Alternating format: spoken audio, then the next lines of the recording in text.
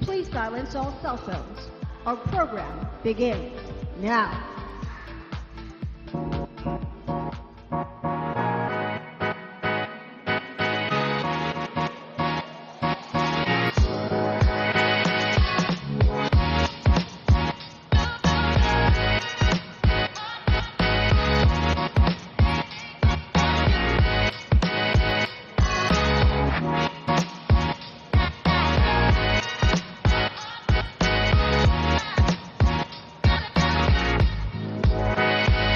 As these things are coming up, we see more and more transactions growing. Verify tiles in aggregate are doing about 1.2 million transactions per second.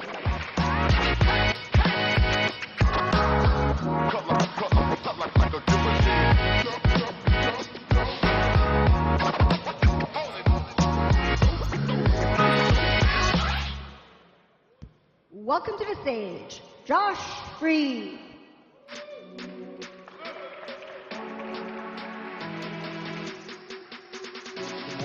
Good morning, everybody. Thanks for being here. Pateo de Galais, the laboratory, day 3. Breakpoint, day 3. Who's pumped? Yeah.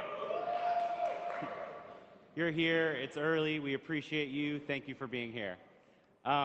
We have an awesome program for today.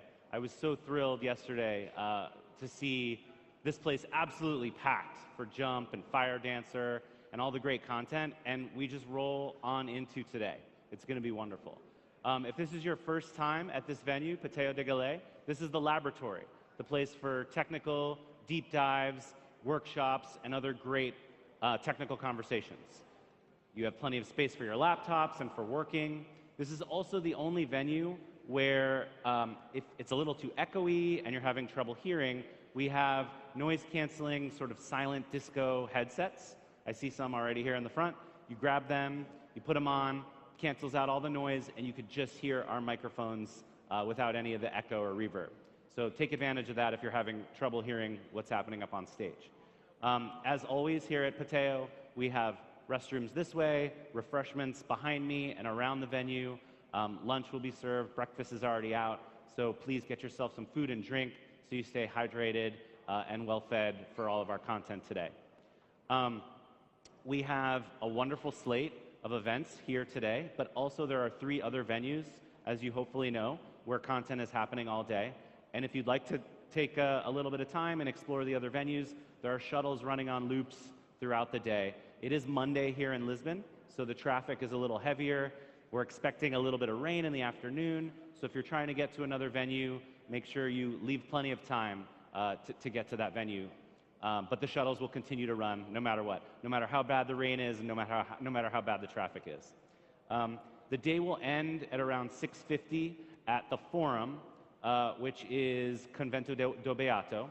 And Raj and Anatoly will sort of summarize Breakpoint, have sort of a closing session, and then a closing ceremony and celebration this evening. You've probably seen it on the slides. An incredible slate of DJs. If you were here last year, the closing ceremony was absolutely insane. I expect more of the same this year. So please be sure to join us if you're not leaving town. Our first talk today is from my friend Chris at Dialect. I'm super, super happy that they're coming up on stage this morning. Dialect is going to talk about smart messaging and notifications. I work closely with them because I work at Solana Labs on the payments team. And notifications and messaging is key and core functionality that many of the wallets in the Solana ecosystem are starting to integrate so that everybody knows sort of what's happening in real time. But Chris is going to talk about use cases well beyond just notifications. So please join me in welcoming Chris from Dialect.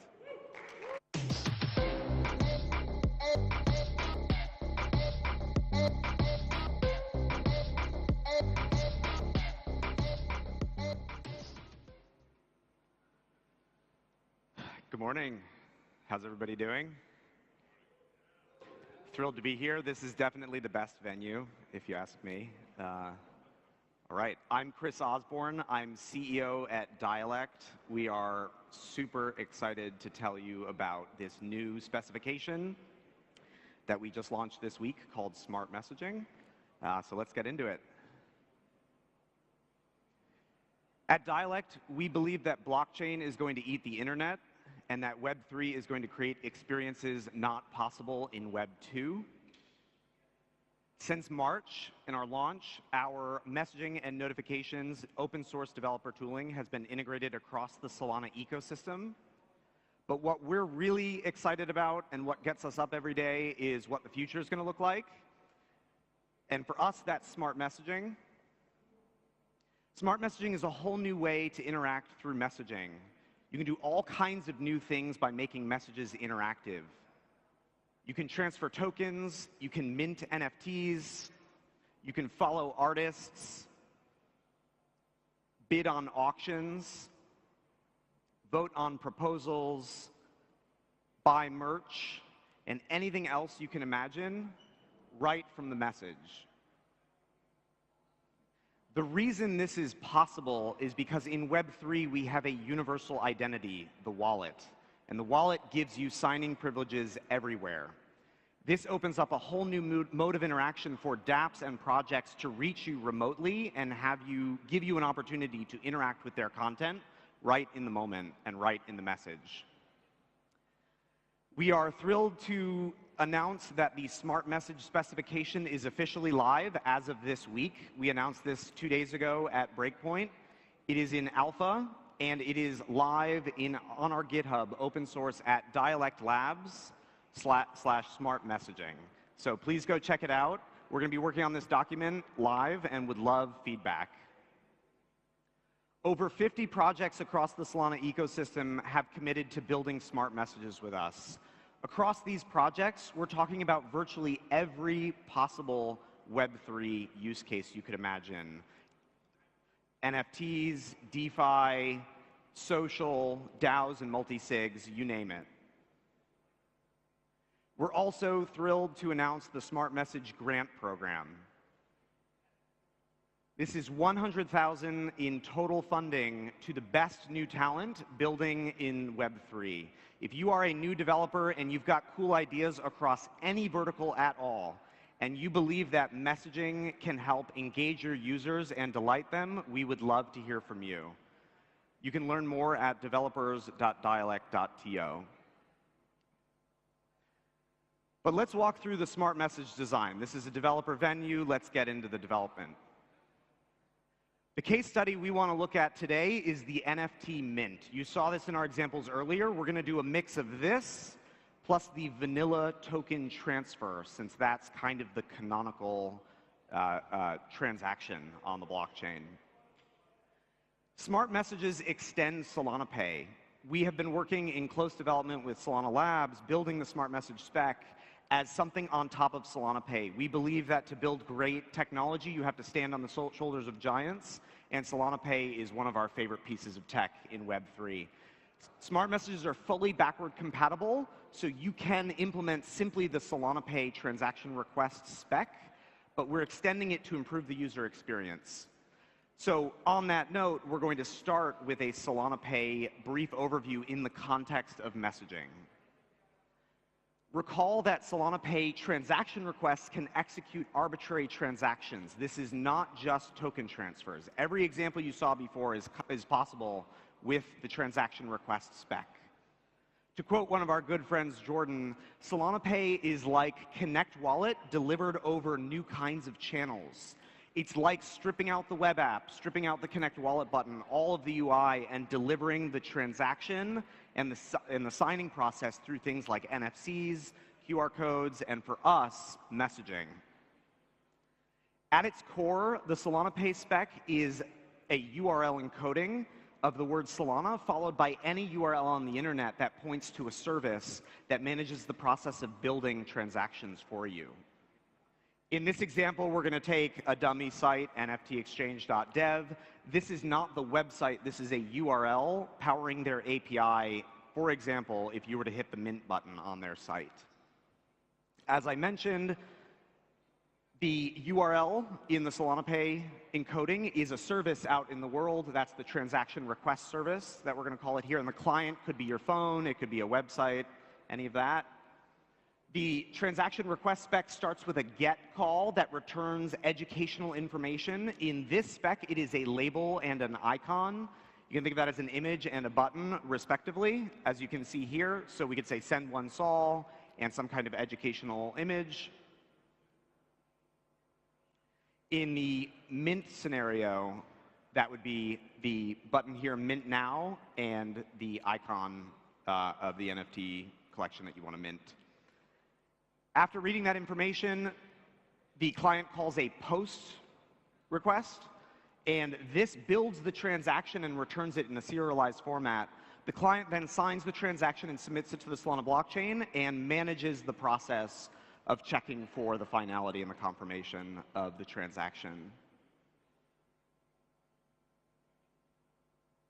Altogether, that's three things: a GET for educational information, a post request to build the transaction, and a submission from the client side.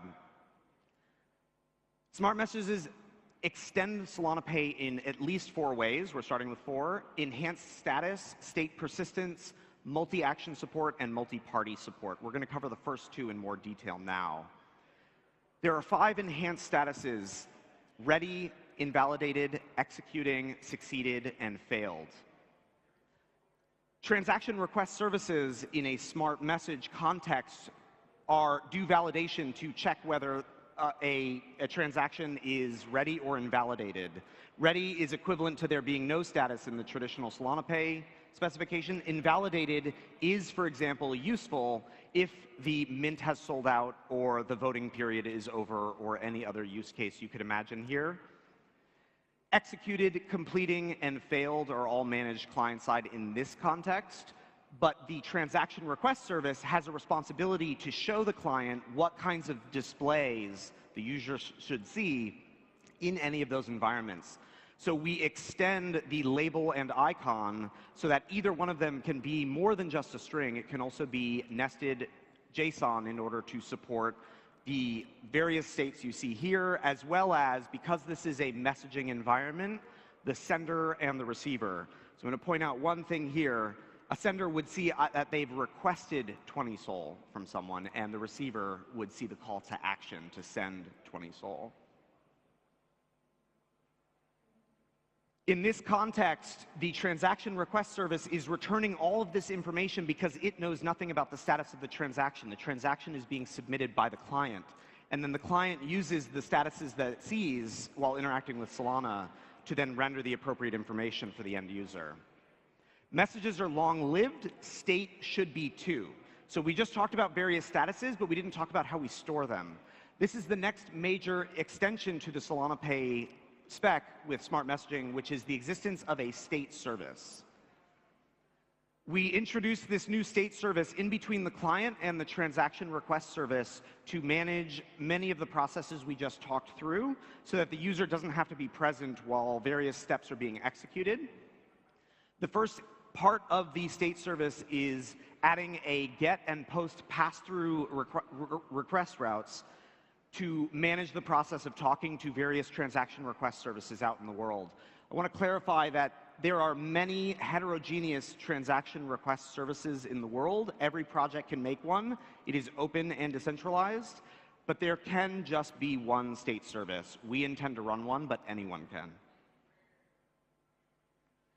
As those calls are made through to various transaction request services, the state service manages storing the metadata retrieved in a database.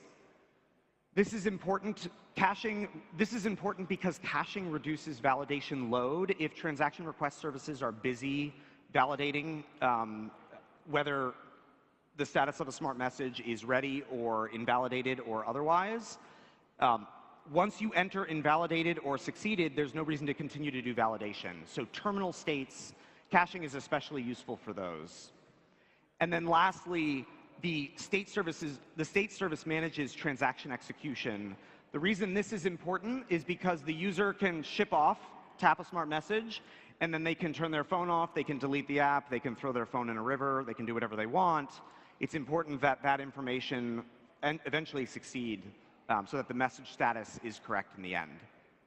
And the last point we'll make on persistence is how is persistence tracked? Smart messages are uncoupled from messages themselves. The Solana Pay spec and the smart message spec are URL encoding of information. You'll see here, the message sent to a user is minting is now live, and then a Solana Pay URL. What we do is we extend that to add a smart message ID. And then clients, when they see this ID, they interpret that as, it is my responsibility to now ship this to a state service, which will then manage the process. The last thing we'll talk about here, there's one more topic, is adding additional metadata. As you saw, the label and icon for Solana Pay is relatively simple. It's educational, but we are mostly familiar with link previews in the world. So the smart message spec also supports titles and descriptions to give users a more familiar experience interacting with these smart messages.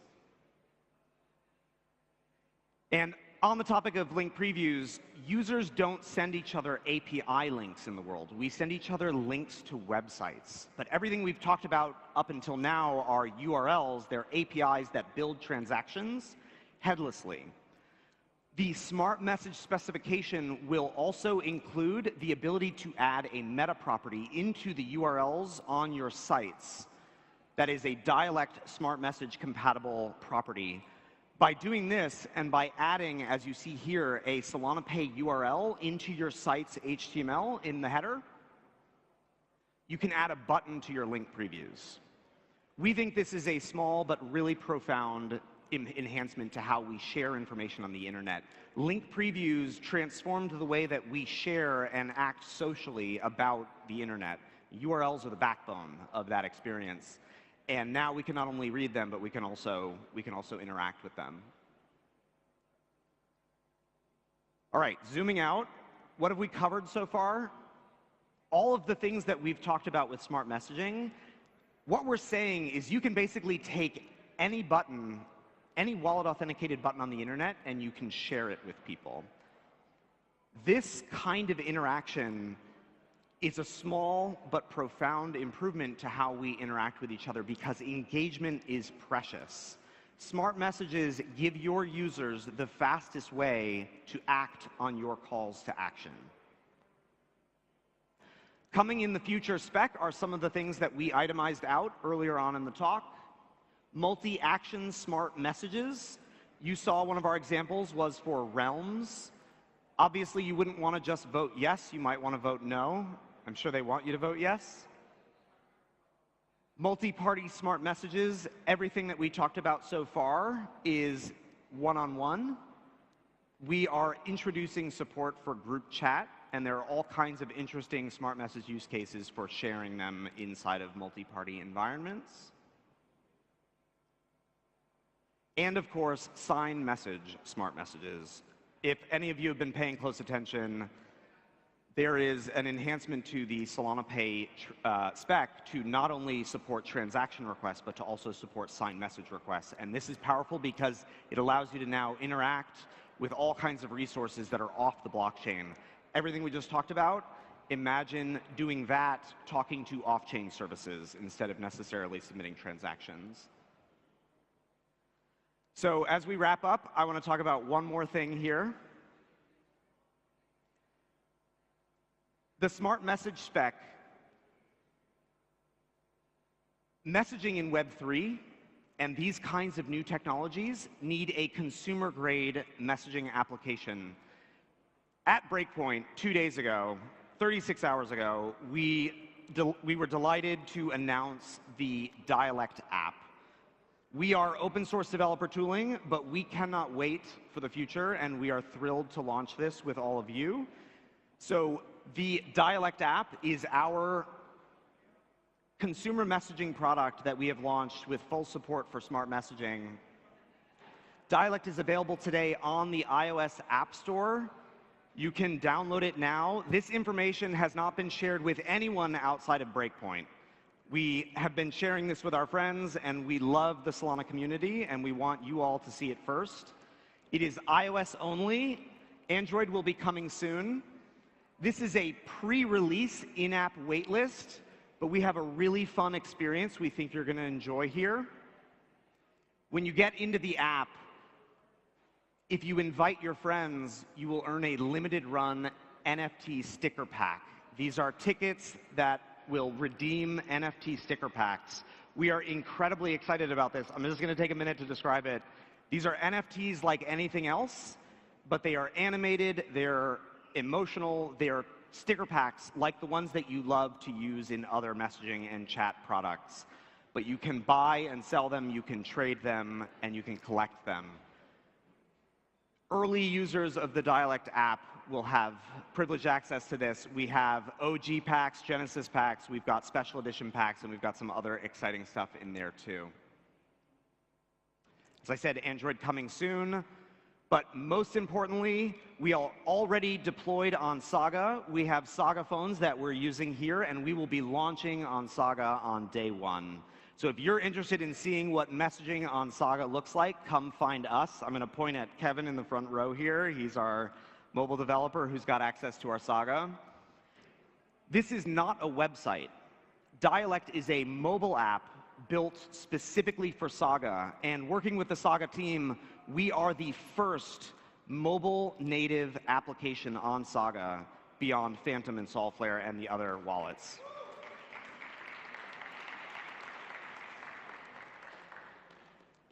It has been an amazing experience for us to work with the Saga and Solana mobile teams. Everything that you saw here, a huge part of the last few months of our motivation was the launch of the Saga phone and Solana mobile. So we're thrilled to be able to present today. Messaging is a mobile experience first and foremost, and we cannot wait to see the proliferation of mobile messaging and mobile apps in general on Saga. Thank you.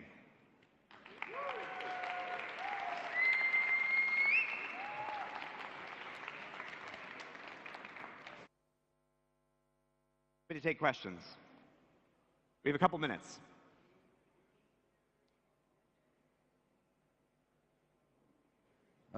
Hey, if I understand correctly, what happened? The state component of this whole system is pretty much mandatory, right? If you add this ID into the Solana URL, then it automatically expects that there will be this state component that will be using it. What are the scenarios when you, for example, suddenly do not have access to this state service at all? You just have the URL, and for some reason, for example, I don't know, the internet just dies for some reason. What happens then?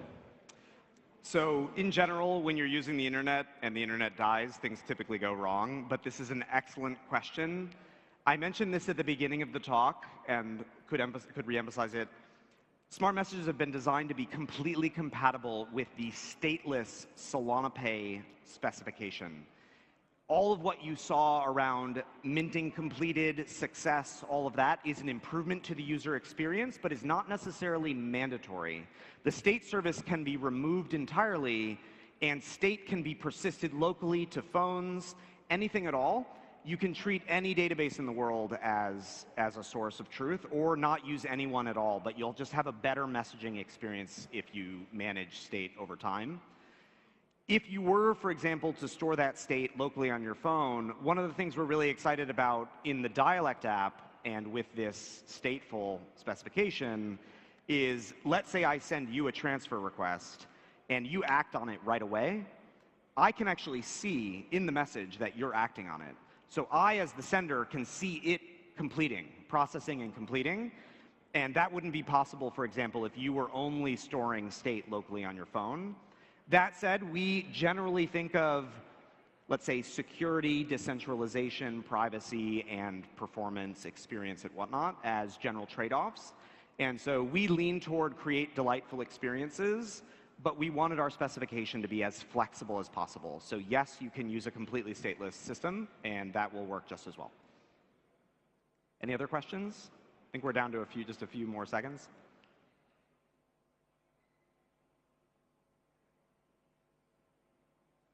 Maybe in a small follow-up. So you're saying that also any database, do you mean the rational database or NoSQL database? What kind of databases are compatible? I think that's probably entirely up to the developer and whatever problems that they're solving for. In general, messaging is very high volume and needs high performance, and so I would lean toward databases like that. Should also clarify, Dialect intends fully to run the state service for the Dialect app, and any other inboxes that are powered by Dialect in the world should probably use that as well. Projects are required to build the transaction request services. You can think of them as like the link preview builders that power all the websites that you love throughout the internet. But we are developers, we're geeks, and we wanted to share a little bit about it. Most folks will not have to think about it. All right, I think that's it. I think we're at time. Thank you. Good job. Well, that was fantastic. So again, I'm Josh Freed. I work at Solana Labs on payments and the Solana Pay protocol. And it's really fantastic to see the protocol that we released just in February of this year used to power things that are not just payments related. I mean, obviously, you can use Solana Pay, as you know, if you've been listening or watching, to buy amazing physical products like these dark mode A6 UI collection Solana sneakers, plug. But you can also build amazing notifications and messaging projects like Dialect is doing, which is just superb. I mean, we couldn't have dreamed of a better, more extensible, composable payments protocol when we launched earlier this year. So we are going to bring up next, in just a few short minutes, Abai from the Helium Foundation. He's a CEO, and Noah Prince, and they're going to talk to us about Helium coming to Solana, which is super, super exciting. I think we're almost ready to go. If you have any questions about this beautiful sneaker that you see up here that I'm demonstrating today, I will be found over here on the left. This is a size 10. You can literally come try on my shoe if you're interested. There's only 1.5 days left to get these limited edition ASIC sneakers. So come find me. I'll literally take my shoes off and put them on your feet if you're willing to give it a shot. We're good to go. All right. So please welcome Abe, CEO of the Helium Foundation.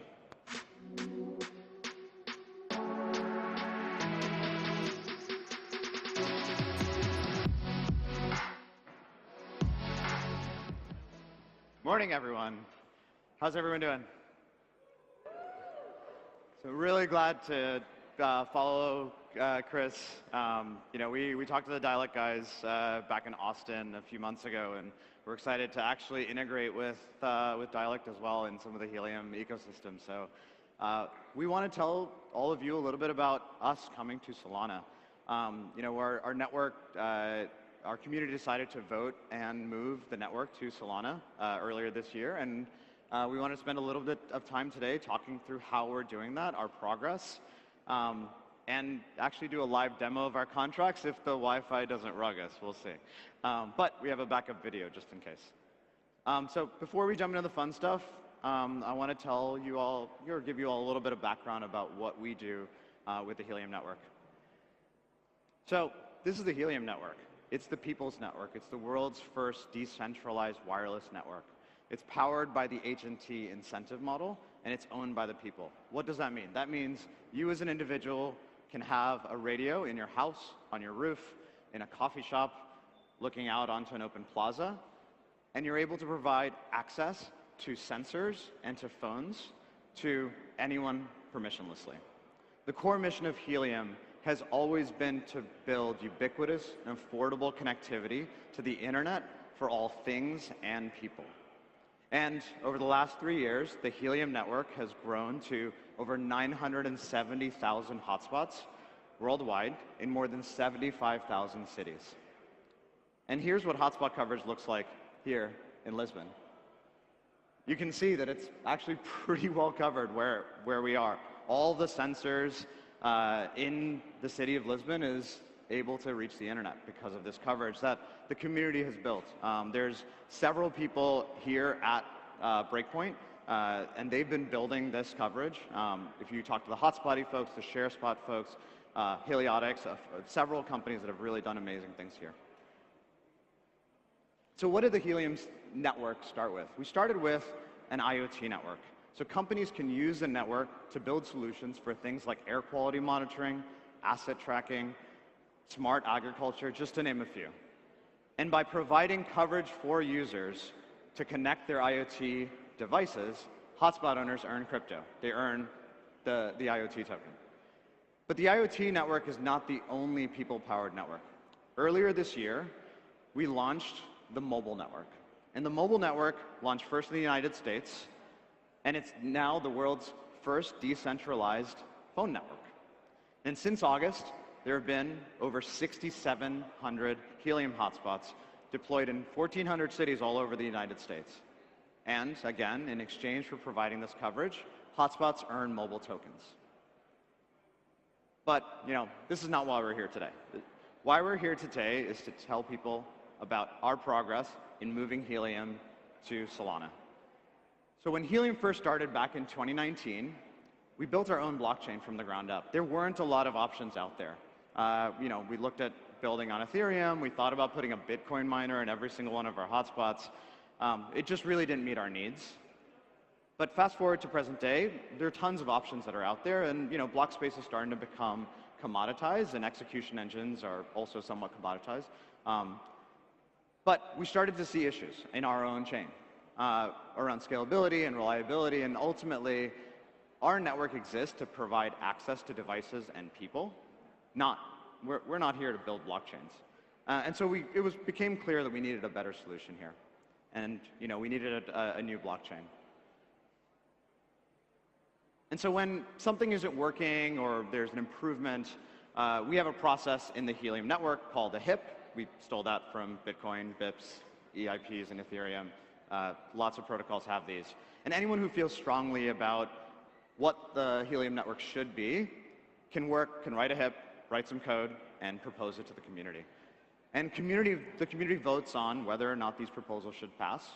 And the 2 stars of the show that happened this year were HIP 51 and HIP 70. And I'll tell you all a little bit about these. So HIP 51 was where we established the Helium DAO. And this really was the reason why we started this process. It gave us the ability to expand Helium into multiple wireless networks alongside the IoT network. And that's how we launched the mobile network earlier this year. And HIP 51 also carved out this idea and sort of proposed this idea that tokens, hotspots, emissions rules, governance all of that can live at a brand new proposed layer 1. And at that time, we started the evaluation of whether or not we should continue to expand the work that we've done on the Helium layer 1, or we should consider some others. And HIP 70 was a scaling HIP that we wrote this summer. And the community passed this HIP in September. And HIP 70 proposes a new architecture for the core parts of our blockchain. Proof of coverage, the system that incentivizes new coverage that's being created, and ongoing coverage before there's actual data transferring, and data transfer itself. And it also proposed, and why we're all here, a new layer 1, Solana. Typically, what we like to do with HIPs in the Helium network is we like to be very opinionated about what we believe the world should be, and rather than sort of like saying, oh yeah, and we'll evaluate 17 different things.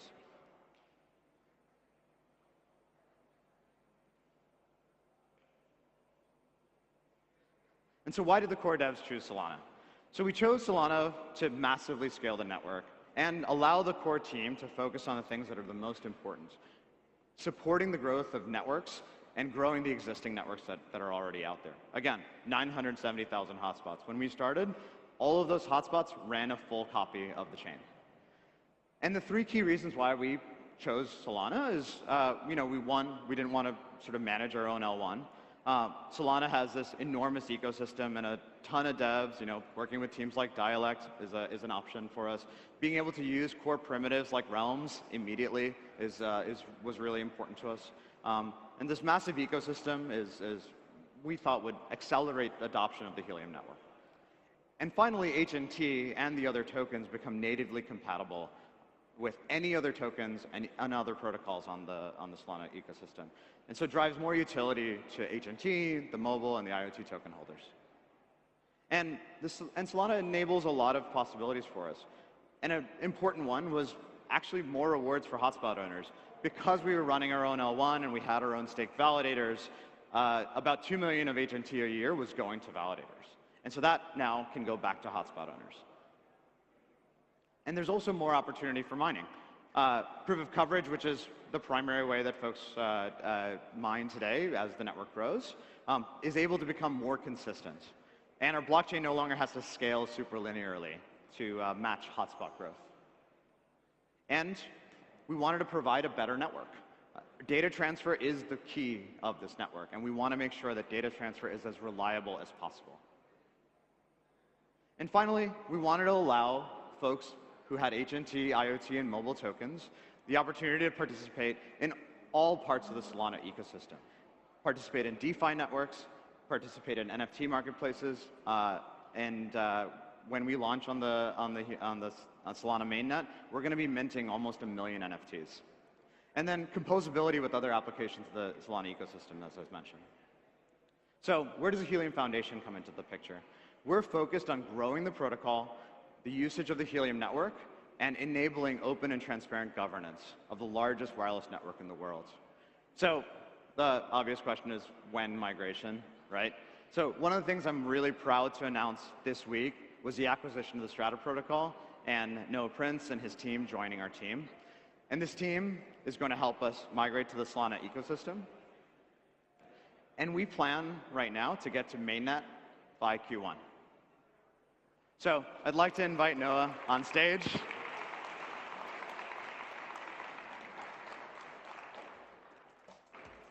He's the one that yells at me if I try to write code, basically. So we're going to do a little demo, and Noah's going to set it up, and you guys will get to see some cool stuff. It's interactive. We should go back to the slides. Oh yeah, can we get one slide back before we switch over to the video? Or yeah, to the. Gotta explain what's happening. There we go. There we go. If you hit that QR code, what you're going to see is 4 fake hotspots that are running on Solana mainnet. So here we go. Jim, how's it going, guys? So, oh no. No, we need the slide back. I've been running. So, yeah, I've been put in charge of the Solana migration for Helium, at least the protocol side of it. So yeah, we're just going to take an entire network, an entire L1, and we're going to push it over there. Can't be that bad. So I've been told by multiple people that you should just record your demos. You shouldn't do them live, and you certainly shouldn't do them on mainnet. We're going to avoid all of that advice. We're going to do it all live on mainnet, because if it's not on mainnet, it doesn't exist. So we got 4 hotspots. So I want you guys all to go here, scan this QR code. You'll be able to click on these hotspots and basically simulate network usage. So pick your favorite one. I know it's like a horse race. Pummel our servers. Don't break them. So we've got the Helium DAO. We've got the mobile sub DAO. Sorry, IoT is not in here.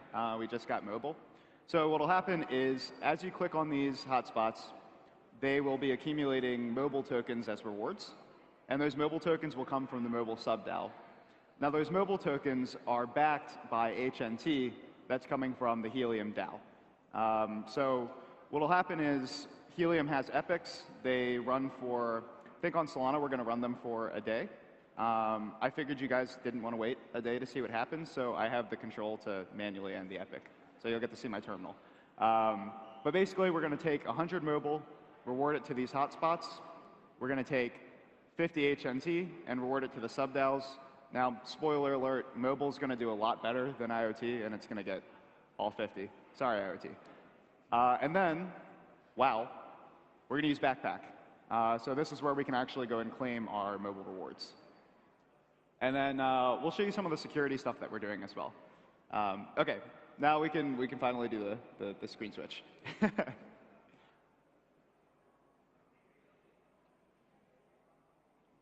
How do we switch? Oh, it'll switch over. There we go. Yeah, it probably takes a bit. So if you didn't scan the QR code, it looks like this. You just get to click the hotspots to simulate some usage. So here we have a Grafana dashboard. I'd like to take credit for Grafana, but no, I just put this together. So we're putting a big focus on security here. So we don't want to be the last to know if something goes wrong with the network. So this is actually running against mainnet, and it's monitoring all the balances of the DAO and the sub DAO. So we've got our HNT balance in the mobile treasury, which is 0, because we haven't ended the epic yet. We've got rewards that are set to be sent out to all of the hotspots. And then we've got all the supplies of the tokens. Another thing you'll see down here is another security precaution that we have. So circuit breakers are really, if you're from TradFi, you're probably used to seeing them. It's this idea, sort of like electricity in your house, right? If there's a huge burst, you want to shut things down because probably it shouldn't have happened. In the stock market, if a single stock tanks by 20% in a day, usually they'll shut it down for like 10 minutes just so everybody can, see if it was legit, right? See if something bad happened. Reality is, we're writing these contracts, we are, having them audited, but you have to have backups. And in this case, right, like the most precious thing in the case of an exploit is time. So these breakers don't work quite like the stock market breakers. They're actually more of rate limiters. But the idea is the same. If more than, say, 20% of the mobile tokens leave the treasury in a configurable window, like 24 hours, we want to slow it down. So you'll actually see these live updating as we go through the demo. But I'm going to go ahead and end the epic. And this is where we'll see if mainnet has forsaken me. Mainnet has not forsaken me, guys. We did it. So we've got our backpack. Going to rug my password here.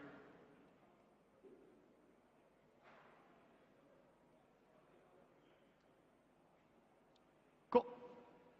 So here are our hotspots. And no pending rewards yet. That's, well, this is what you get for doing demos live on mainnet. Let's take a look down here. We can actually see that 100 HNT has gone into the mobile treasury. 50 mobile is ready to be rewarded. And you can actually see down here that we've got a circuit breaker on the mint authority of mobile. So if this were to run 5 more times, it would actually shut off to keep an exploit from happening. So we'll go here. Well, nothing ever works. All right. I will pull up our recording, which we have in QuickTime here. So generally, this is what it would have looked like. Sorry, guys. So you can actually go through and you can claim your rewards. So generally, the way that we're doing this, Helium has about 1 million hotspots. You get into serious scaling issues if you're trying to send out rewards all the time for every single hotspot. It's just going to like spam the chain with transactions. So what we've created here is kind of a lazy distribution oracle where your hotspots, which are represented by NFTs, accumulate rewards, and they're like a piñata. So you can come to your X NFT, and you can hit the piñata, claim the rewards. You can also claim all the rewards at once. And a design decision that we made here is the oracles don't actually depend on the blockchain at all. So they just have to keep track of the lifetime rewards. So right now, the lifetime rewards for this hotspot would be 20 mobile. Once you claim it, the lifetime rewards are still 20 mobile, but you've also claimed 20 mobile, so on-chain it knows that you're not eligible to claim anymore. Now, if you were to claim, or if you were to accumulate some more in the next epoch, that number would tick up because it's comparing the lifetime rewards to your current rewards. So after you mint these things, you can kind of see the dashboard here changing. Here, I'll just go big screen with this. I'm disappointed that the mainnet demo didn't work, but I always have to have a backup. And this was on mainnet too, just a few hours ago. So now the other thing that we can do after we've claimed all of our rewards is redeem mobile for HNT. So this is kind of the core prospect of DAOs and sub-DAOs in Helium. The idea is that all of the tokens in a sub-DAO are still backed by the main DAO's token. So if you've looked at Strata, it's kind of similar to the bonding curves that we have in Strata, but it's only one way. So you cannot buy mobile tokens. You can only redeem mobile tokens for HNT. So here we have a swap. You can take some amount, burn the mobile, so that'll reduce the mobile supply, and that'll give you some of the HNT treasury. And you can see on our monitoring that the mobile treasury balance will go down, and also as we were claiming, the mobile rewards were going down. Now over here, you'll actually see the circuit breakers taking effect. So it's set to 20% within a day. And since we've burned some in a second here, this is going to jump up. Now, we can also go and we can turn our HNT into data credits, and data credits are what you use to actually pay for using the network. So generally, the virtuous cycle with Helium is that you burn HNT so that you can acquire data credits to use the network, and then people are acquiring these sub-DAO tokens for providing the network. It's sort of closed loop. Now, in a second here, in the demo, now we're going to break the breaker. So if I hit the maximum amount here, it's going to trip the breaker, and the transaction won't succeed. And that's important, because generally, we don't want something to happen where the entire treasury gets drained in one transaction, right? That's probably not legitimate use of the system. And if it were a legitimate use of the system, the rate limiter will let it eventually get drained. We just need time. So with that, that's pretty much the full flow. We've got the full network kind of running on Solana. The parts that are left now of the Solana migration are the actual integration with Helium's cloud, right? So there are a system of oracles that are trying to count all the packets that are used by all the hotspots and provide proof of coverage rewards and kind of figure out that lifetime rewards. And then we've also got some interesting problems coming with taking all of the hotspots and all of the rewards and putting them onto the Solana blockchain. For example, like 1 million hotspots, we represent hotspots as NFTs. That's 1 million NFTs at about 40 cents a pop.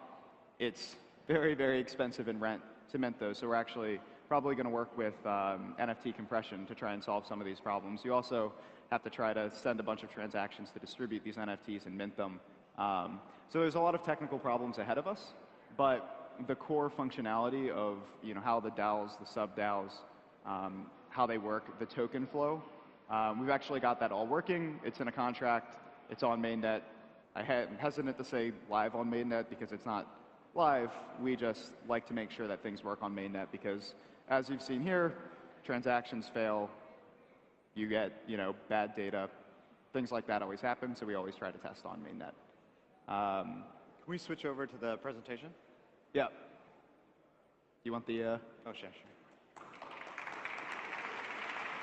So, can we switch back to the slide? Yeah, I'm going to see if it actually picked up There you go. eventually. Nah, it didn't. This one, this one.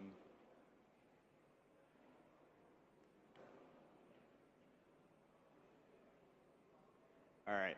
So we published all of these programs in the Helium program library. It's available right now. That QR code will get you access to all of that.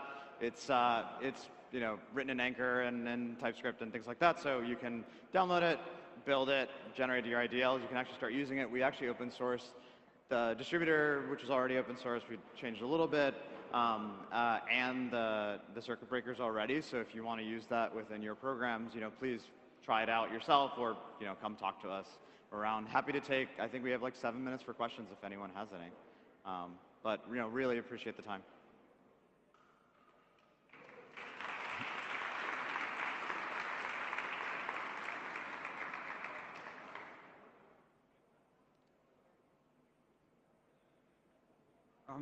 Hey. One question though. So you're right now having two different IoT concepts: the GSM network for mobile and the IoT for actual device communication without any kind of carrier stuff in between, right? Do you plan, for example, to have some kind of unified compound device hardware offering that actually is providing both? Something like VoLTE or anything around that? Yeah, so great question. So the original IoT network that we built was for a protocol called LoRaWAN. And the sort of new mobile network is actually a CBRS-based network. It's a Citizens Band Radio Service, which is a shared spectrum that's available to folks in the United States. But the mobile network shouldn't just be for that kind of network. It should actually be for potentially IoT devices, but also really phones. Yesterday and the day before, the Nova Labs team launched Helium Mobile and sort of announced that all Saga phones in the United States would come with free service for the first 30 days. And so that's really what that mobile network is for. It's for our phones. It's for our sort of general use case. And I think the way that I think about the mobile network is it is not just for the US. It's not just CBRS. Ultimately, it's what else is on our phone. Most of our phones these days have 60, 80 different radios that it can, or say different bands that it can connect to. It can also connect to Wi-Fi, and I really believe that that is the future of the mobile network globally, and it's how it'll expand over time. And yeah, we're working on Wi-Fi as well, and there's a couple of different teams in the Helium ecosystem that are working in that direction today. Hopefully that answered your question.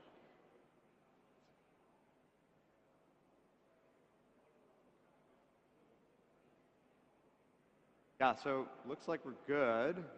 So please find us if you have any questions. Just download the code and use it. I don't know. Noah and I are kind of the opinion is if you can't get something working in 10, 20 minutes, you go try to figure it out and play with the code and figure it out. That's way easier than showing demos. Cheers. Thanks everyone.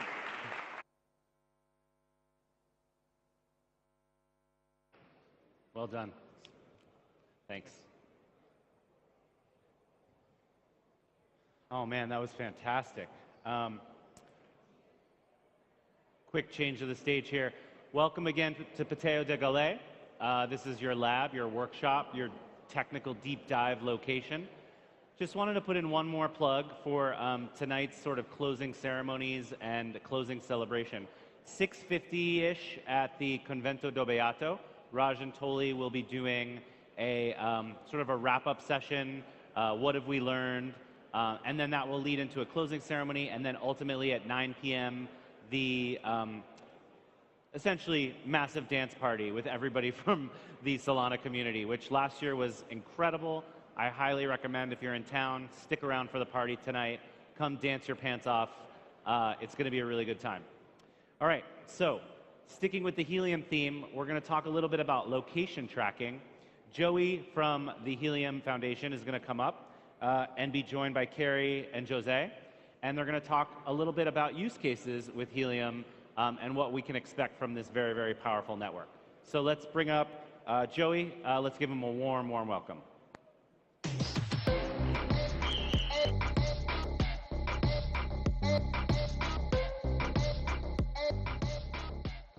Hello, everybody. I'm Joey. I'm the technical director at the Helium Foundation, and Abai is actually my boss, so you get to see the whole team today.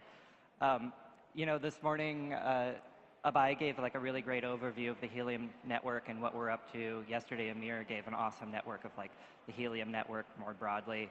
I want to give you a little bit of an overview of what it means to build on Helium's IoT network. Now, historically, I've done some sort of wild demos talking about everything from IKEA hacking an air quality sensor to be on the Helium network to some more wild things like internet-connected chicken coops and supply chain tracking for small coffee shops. Today, we're going to talk with Jose. Jose is one of our partners at Rack Wireless that provides all of the hotspots that enable this Helium connectivity throughout the world. And then also bringing on Carrie from Baxis, who is using Helium in their Solana application to bring all this real-world connectivity into Web3. So I'm going to hand it over to Jose. Thank you.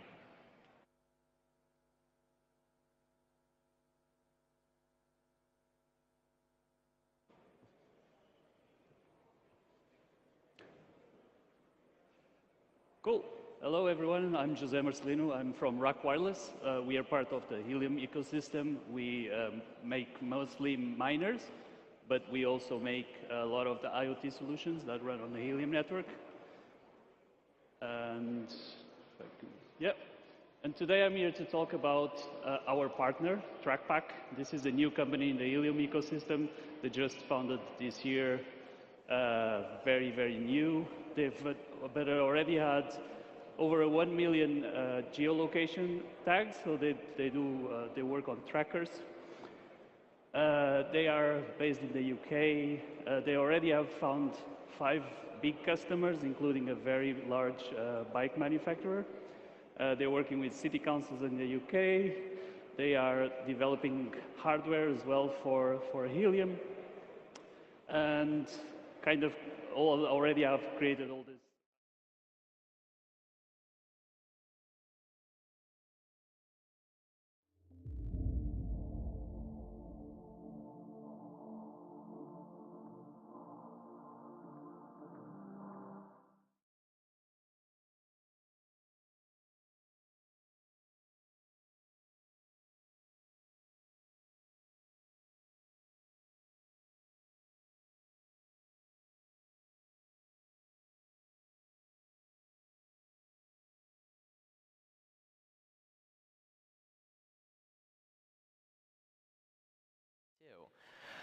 It's been a pretty amazing 3 days. It's been really great to see everyone coming out and sort of participating in this crazy event that we have the privilege of doing every year. So walk you through a little bit of day 3. Again, thank you all for coming out. I know it's early in the morning. A reminder of our venue map. Let's go through some of the cool stuff that's happening today that I'm particularly excited about. So first off, there's going to be some conversations on the technical stage around the migration of Helium from their existing L1 to being a network built on top of Solana. So there's a technical dive by one of the engineers who's been working on that transition. I think that'll be a pretty interesting session. Oh boy, an anchor workshop, a bad pun I have been promoting for days that I hope you all go to and enjoy. And some also workshops on how you can develop with SPL governance and the integration with Realms. Here on our main stage, we have a few cool things going on today. You'll hear a bunch from Ledger. You'll hear from Stripe on some of their on-ramping technologies and some of the folks who are starting to integrate and use that. The migration of sort of the larger ecosystem from being primarily EVM-based in the Web3 space with a few other things like Solana to the SVM actually being extended on Cosmos, on a few other areas, and the SVM becoming a runtime that's not necessarily just unique to Solana, the same way that EVM is not just unique to Ethereum.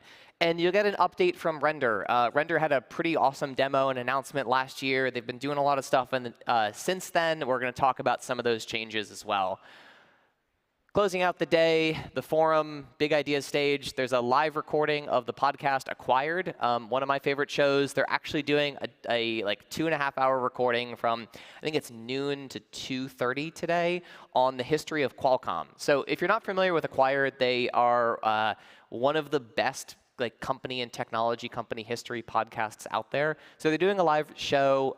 It's free for everyone who has a Breakpoint pass. If your friends don't have a Breakpoint pass, I think it's like $10 to get in at the door. It's pretty cool. It's worth checking out. We'll be talking about how Web3 can be used in sort of protecting human rights and for other things than just financial institutions and governance. So I think that's going to be a pretty interesting talk as well. And we'll, of course, close out the conference there with some closing thoughts from Raj and Anatoly.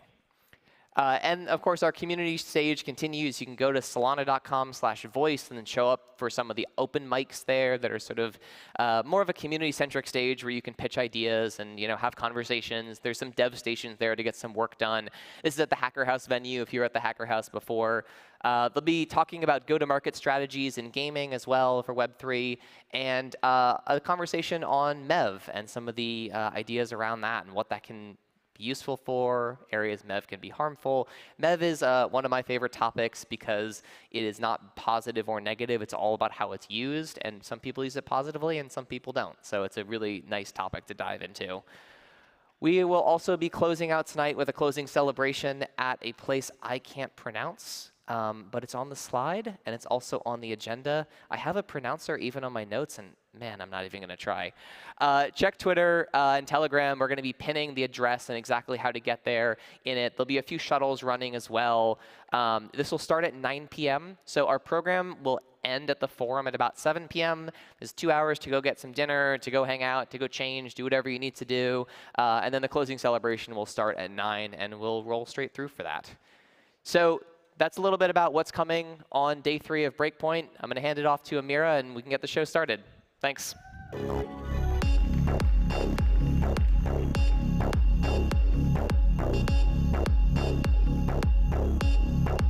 Morning, everyone. How are y'all feeling? Yeah, there we go. I like it. One of the things that I love about Web3 is there's no one in the world that has 15 years of experience in this space. Everyone here comes from something new. And the stories that you get from where folks came from vary dramatically. So our next speaker has a very, very special set of announcements from Ledger. They're going to talk about what's coming soon on this incredibly important product. But before he came to Ledger, he was actually selling train tickets in Europe. And his last job was to help make sure that people could go from place to place on time. That's one of my favorite stories of people transitioning from what they used to do before, from their past lives, into Europe. So I'm going to call him Captain Train, but please welcome Carl Anderson from Ledger. All right, guys.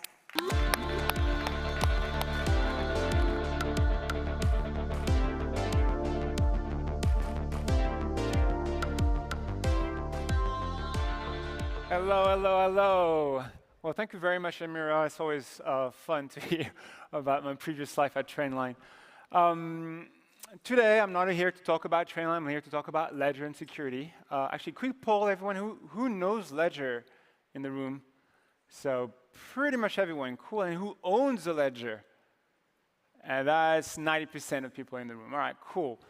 So Ledger is a security company. And our mission is really to secure Web3. I think where we're starting from is the challenge that you're seeing on the screen behind me right now is that the Web2 technology that we have, our phones, our tablets, they're amazing to create it, share and consume information, but they just don't really cut it to actually manage and store value. And that's not me saying it, it's just that we see it hack after hack, year after year. In fact, in 2021, about $14 billion worth of digital assets got stolen. That's how bad it is. And so the world needs security because the world needs self-custody, and self-custody without security can't exist. So that's what we set off to do. And our answer to this is actually building a new generation of technology, software and hardware, to secure your private keys, but not only. And this is what we're going to talk today about. Quick side note as well, probably one of the best kept secret in Web3 right now is that what we're doing for consumers, we're also doing it for enterprises. And so we're also doing that for institutions with Ledger Enterprise. But back to our solution. The main revolution that Ledger introduced is our hardware wallet, Ledger Nano S Plus X. The S was the first one, started in 2016. And the idea here is that we have this secure element, that chip that stores your private keys. And unlike what we're seeing out there, and this is the world first, is that we build an operating system in that secure element which stores your private keys. And your private keys never leave that secure element. The cryptography and the computation all happens on there.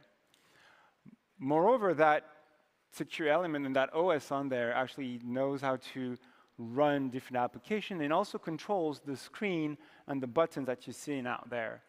And this creates a trusted display, which is also a key element of our offering, so that when you're trading and managing your portfolio with your apps or your laptop, you can actually verify on your device what's shown to you on screen, so that if that application says that you're actually sending your crypto to this address, well, you can verify that on the trusted display, controlled by the secure element, that this is actually the case. What you see is what you sign. So that's the hardware layer, and what we're doing in this hardware layer, we're not doing only for Ledger. It's multi-chain, but it's also multi-wallet, so you can use that with Solflare, with Coinbase wallet, or MetaMask as well. And obviously, we provide our own software wallet on top of it, which is Ledger Live. It's a 4.9-star app in the App Store, and allows you to send and receive and buy, exchange, stake crypto, and offer you all what Web3 can offer to you. So that's the base of the offering. A brand new product and a new tier is Ledger Connect. I think quick poll again. Who here interacts pretty frequently with smart contracts, whether it's DeFi or NFTs? About half the room. Okay, so this is interesting to you, because we're securing the private keys thanks to our hardware and software wallet, but you only as secure as the smart contract that you're interacting with. If that smart contract is built to drain your wallet, the minute you sign that transaction, the minute you sign that message and you give access that smart contract to your wallet, that is going to drain your wallet. And so that's what Ledger Connect is all about. Each time you're interacting with a smart contract, it's kind of like having unsafe sex from that perspective, which is like it's fun until it's not.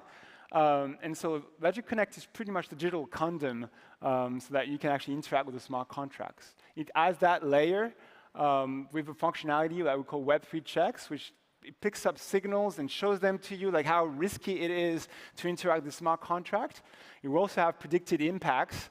So we actually simulate what you're going to do, and we show that to you. So normally, you give a bit of crypto, you get an NFT. But if it's a fraudulent smart contract, it's going to drain your wallet, and you're going to see it, and you can reject the transaction before it actually happens. So it's the Web3 safe sex, basically. And I think the key news is Solana is a first-class citizen in the entire Ledger stack. It will be supported on day one on Ledger Connect. It is already supported in Ledger Live. You can send and receive and stake Sol within that wallet, and it obviously is supported on our hardware wallets, whether this is with Ledger Live or other wallets of your choice. The big news, you've heard about it on Saturday. Emmett presented it, part of the Solana mobile announcements, is that we are obviously working with Solana Mobile to bring Ledger Live to the Saga and bring the Ledger ecosystem and the Ledger security that goes along with it to Saga. So more on this very soon. We're actively working with the Solana Mobile team on that part. And last but not least is all the things that I've told you about. This entire Ledger stack is entirely open. It's open source. You can build your own nano app to run on that secure element in our devices. You can integrate your protocol. You can integrate live apps on top of Ledger Live. And you can also integrate Ledger technology within your dApps. And this is also true for institutions. All that technology is available to you as well. So if you want to build, all the information is available online on developers.ledger.com. We welcome everyone, every project. Please reach out. It all starts on that website. We've got a Discord server, to help out, and we'll help you out in your developments. That's pretty much it for me. If you want to learn more, hit us up online. Follow our Twitter. You can hit me online as well. And I also hang around during the event. Feel free to grab me if you want to talk about building on Ledger, about Ledger Connect, or the Saga. Thank you very much.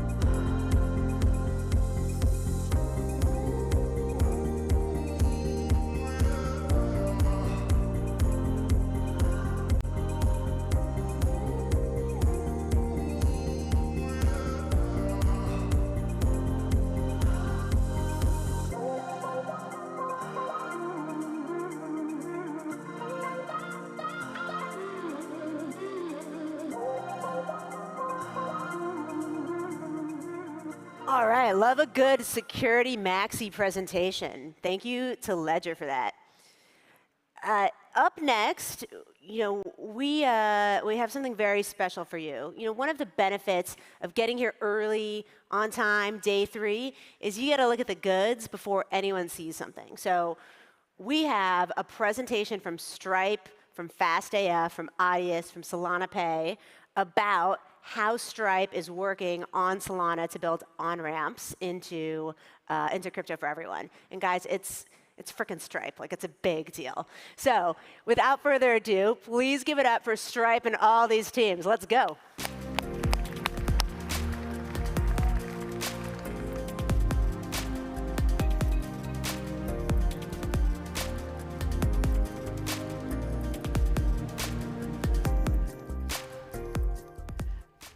Okay, you can hear me perfect. Great to see you all. My name is Akash. I work in product at Stripe, specifically on the crypto team. Now, you're probably wondering what Stripe Crypto does or why the crypto team even exists. And to help answer that, you can kind of think of Stripe in one of 2 different ways. You can either think of Stripe as a payments company or as an API company that builds APIs to solve developers' hardest problems. Now, 10 years ago, when we were asking ourselves that question, one of the hardest problems developers faced was payments on the internet. And so for the last 10 years, we've been focusing on that and building solutions in that space. But when we apply that same first principles thinking to Web3 developers, we end up with slightly different answers. And so we started the Stripe Crypto team to help build tools for Web3 developers specifically. Now, we started this team about a year ago. This was the first conference we actually went to, and here we are a year later. In the last year, we've built solutions across the spectrum. We've built fiat solutions for Web3 companies, things to make ACH transfers, identity, and financial connections easier. We've built crypto as a currency products. A few months ago, we launched crypto payouts, which makes it easier for companies in one country to convert fiat assets to crypto assets in order to make international transfers easier, cheaper, and more efficient. And in the coming days, we're going to be announcing our first truly native Web3 developer tool product. Now, when I say Web3 developer tool, what I'm implying is that we're focusing on the problems that developers who are building native Web3 applications are facing. And one of the biggest problems that we've seen Web3 developers face is the difficulty in onboarding consumers to their platform services and products. Now, the biggest problem is that non-crypto native consumers have a hard time understanding the technical complexity around wallets, message signing, transactions, hashes, et cetera, and it gets in the way of them using particularly valuable consumer-oriented products. And so in the coming few days, we're going to be announcing one of our solutions to help make part of this problem a little bit easier, our fiat to crypto on-ramp. Now, I want to tell you about what makes our fiat to crypto on-ramp particularly valuable and useful, but I think it would be easier to show you utilizing one of our 15 launch partners, specifically Audius. Please excuse internet issues. We're going to fix this. And yeah, excited to be here too. So just introducing Audius quickly. We're a music community and discovery platform that puts the artist in control.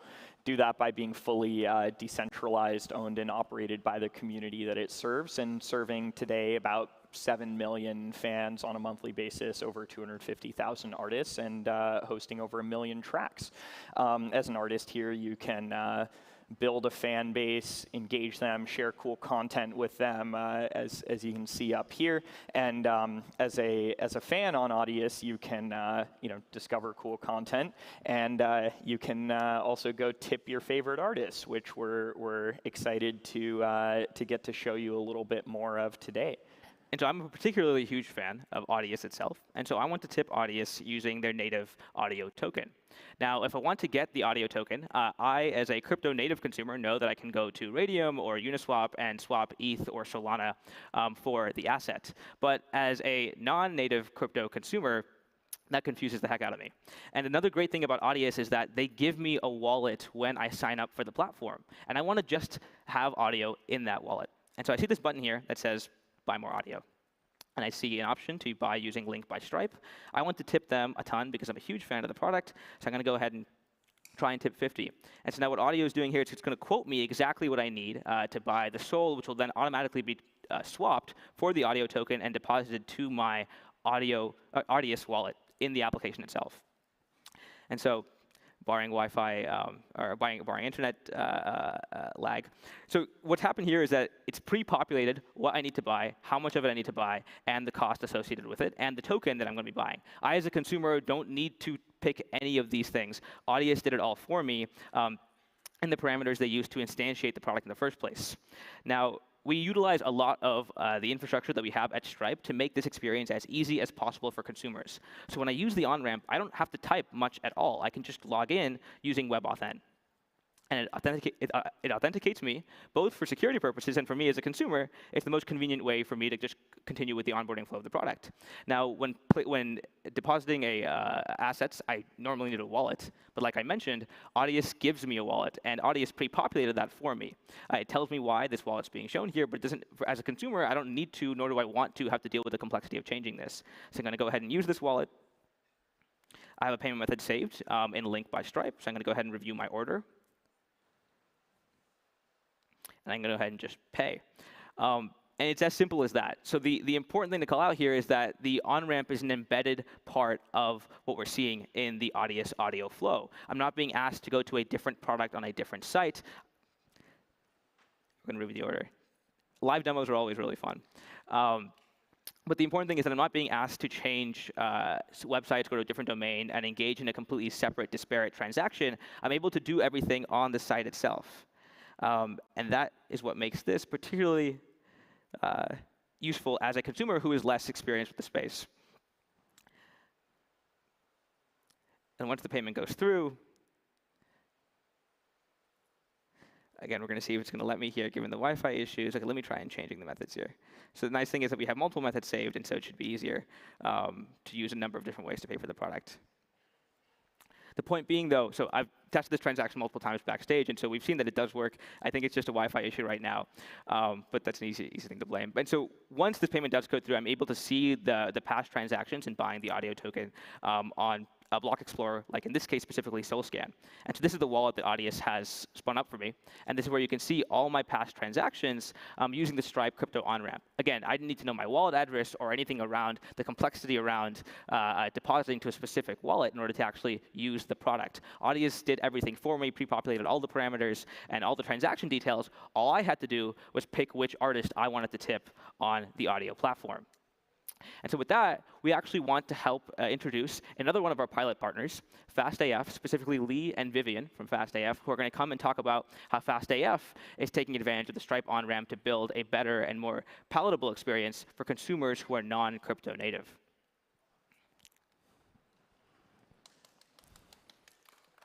Let them continue.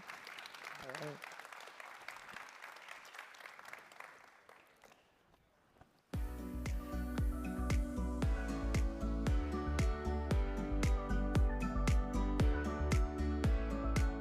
Wow.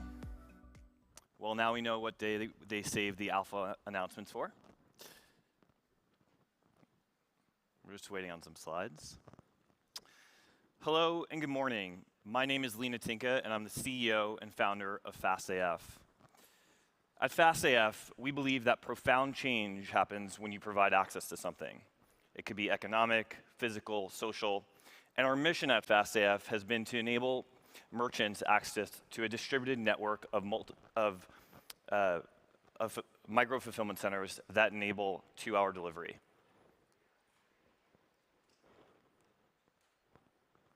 So, our first customer at FastAF was Nike. We enabled Nike to have 2-hour delivery on Nike.com. And I know what you're all wondering. What does the AF stand for? Well, actually, it came out of a brainstorm session with Nike when we wanted to create fast Air Force Ones. And so that's where the name came from.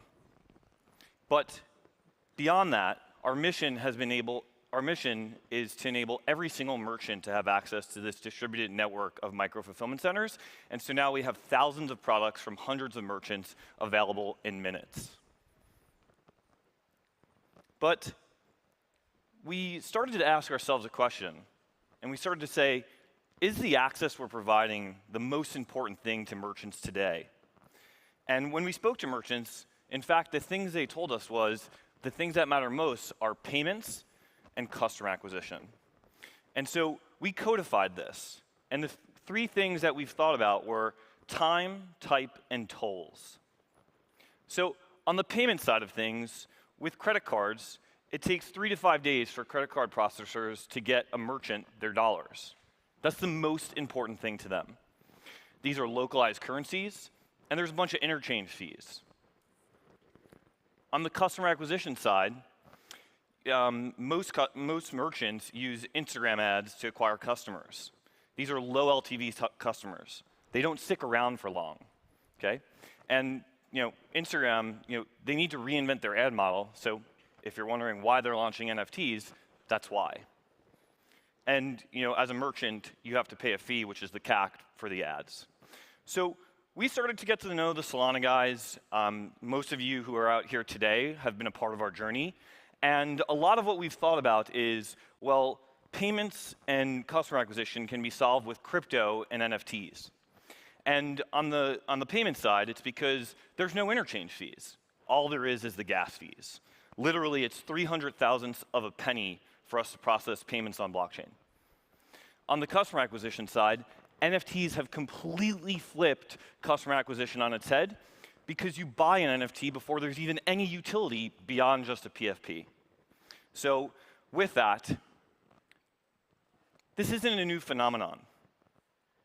American Express has been around for 170 years, and in fact, they started off as a delivery company.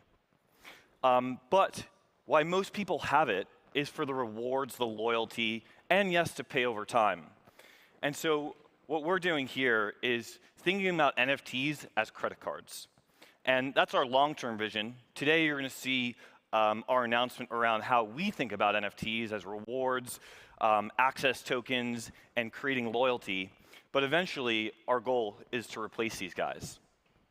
So 3 announcements today.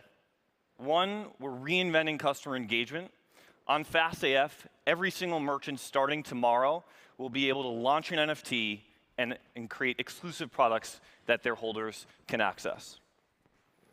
The second announcement is we're bringing real utility to life for NFTs.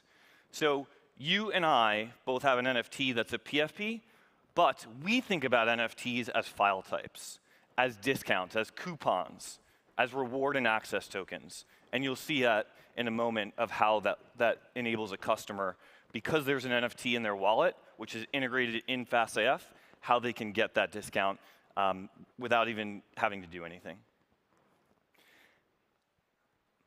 And the last and biggest announcement that we're making today is we are transforming a new era of payments with Link, built by Stripe, on Solana. So here is where Akash and team just showed you how with just 2 taps, once a user has KYC'd across the network, a user can pay with crypto and not even know that they're actually doing it. And so let's talk about why Solana. Well, the speed, the low gas fees, and the future promise of reliability. So for us, Solana has been a part of our journey, and that's one part. The second part is Stripe. Stripe, we have really thought about how do we enable Web3 for non-crypto natives? And their fiat on-ramp does that. And so we're pretty excited, and I'd love to have you welcome our head of engineering, who graduated high school at 15 and graduated college at 19, Vivian Dow.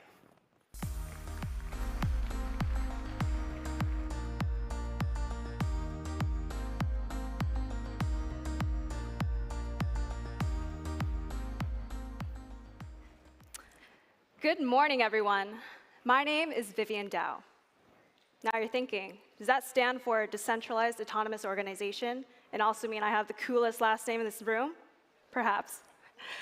I'm the head of engineering here at FastAF Technologies. When we first launched FastAF back in September 2020, our legacy e-commerce infrastructure was completely operating on Web 2 frameworks. Since then, I became fascinated with how to leverage blockchain technology to bring a new marketplace experience in front of users. I ran my engineering team through rigorous daily sprints, mini hackathons, and crash courses so that we can become fully equipped to build on the Solana blockchain. It was quite easy to get lost in the maze of new library upgrades week after week, learning new token metadata language and backwards incompatible changes, learning how to handle that, and endlessly running into obscure minting errors. Nonetheless, we took a step back to understand what was the root issue that we're building for. The fundamental mission that drives our day-to-day engineering decisions was understanding how we can build for a performant, seamless, and elegant consumer experience. Before we dive deeper into the technicalities, I'd love to showcase a preview of what we've been heads down building for the past few months.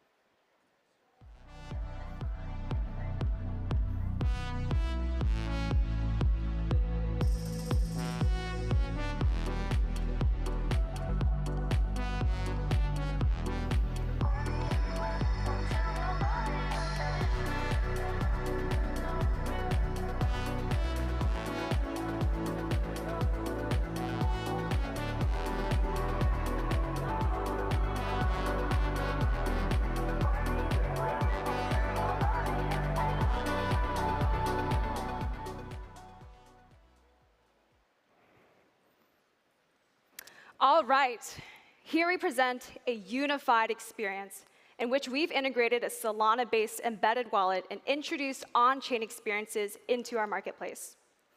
This now brought a new challenge that we had to solve for on a technical level.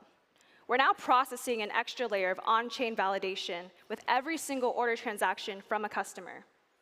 Performance, scaling, and handling high throughput rates was critical when building our end-to-end architecture. So let's take another dive into how we solved for this. Our NFT infrastructure the distribution and minting of NFTs, all of that logic is hosted in a separate Node.js microservice, which acts as a direct proxy for our backend systems to make direct calls to the blockchain. From there, we're leveraging libraries like Metaplex to store all of our token metadata permanently on-chain, and that also serves as the backbone for tokenizing our exclusive experiences and promotions. Our chosen RPC node provider is QuickNode. It contains pre-made fetching and indexing and caching layers to make the entire experience performant. Up next is the actual powering exclusive experiences and how we bring utility benefits to life. We're leveraging libraries like Web3.js and our own custom NFT lock structure in order to interact with these minted NFTs on an application layer. Fundamentally, every single consumer needs to have their own crypto wallet to view, receive, and own these NFTs that they're redeeming. Our chosen wallet provisioner is magic.link. It enables users to automatically generate a crypto address and a key pair with just a phone number in a matter of seconds. Last but not least, our newest feature with crypto payments. We are now enabling users to instantly check out our app with USDC. We are so excited to be the first ever pilot partner with Stripe's newest product, OnRamp. This is going to power the front of house experience for users to instantly convert their fiat US dollars into crypto and add funds to their crypto wallet. These three experiences are just the beginning of how we begin to see and build for crypto commerce infrastructure. Now, let's go use it. We're officially launching live tomorrow as the first ever iOS mobile application where you can pay for physical goods with crypto natively in-app. Thank you. I'm going to give everyone a few seconds to scan this QR code. Come join us on the App Store and see how we begin to build and start the journey of a crypto-powered consumer experience.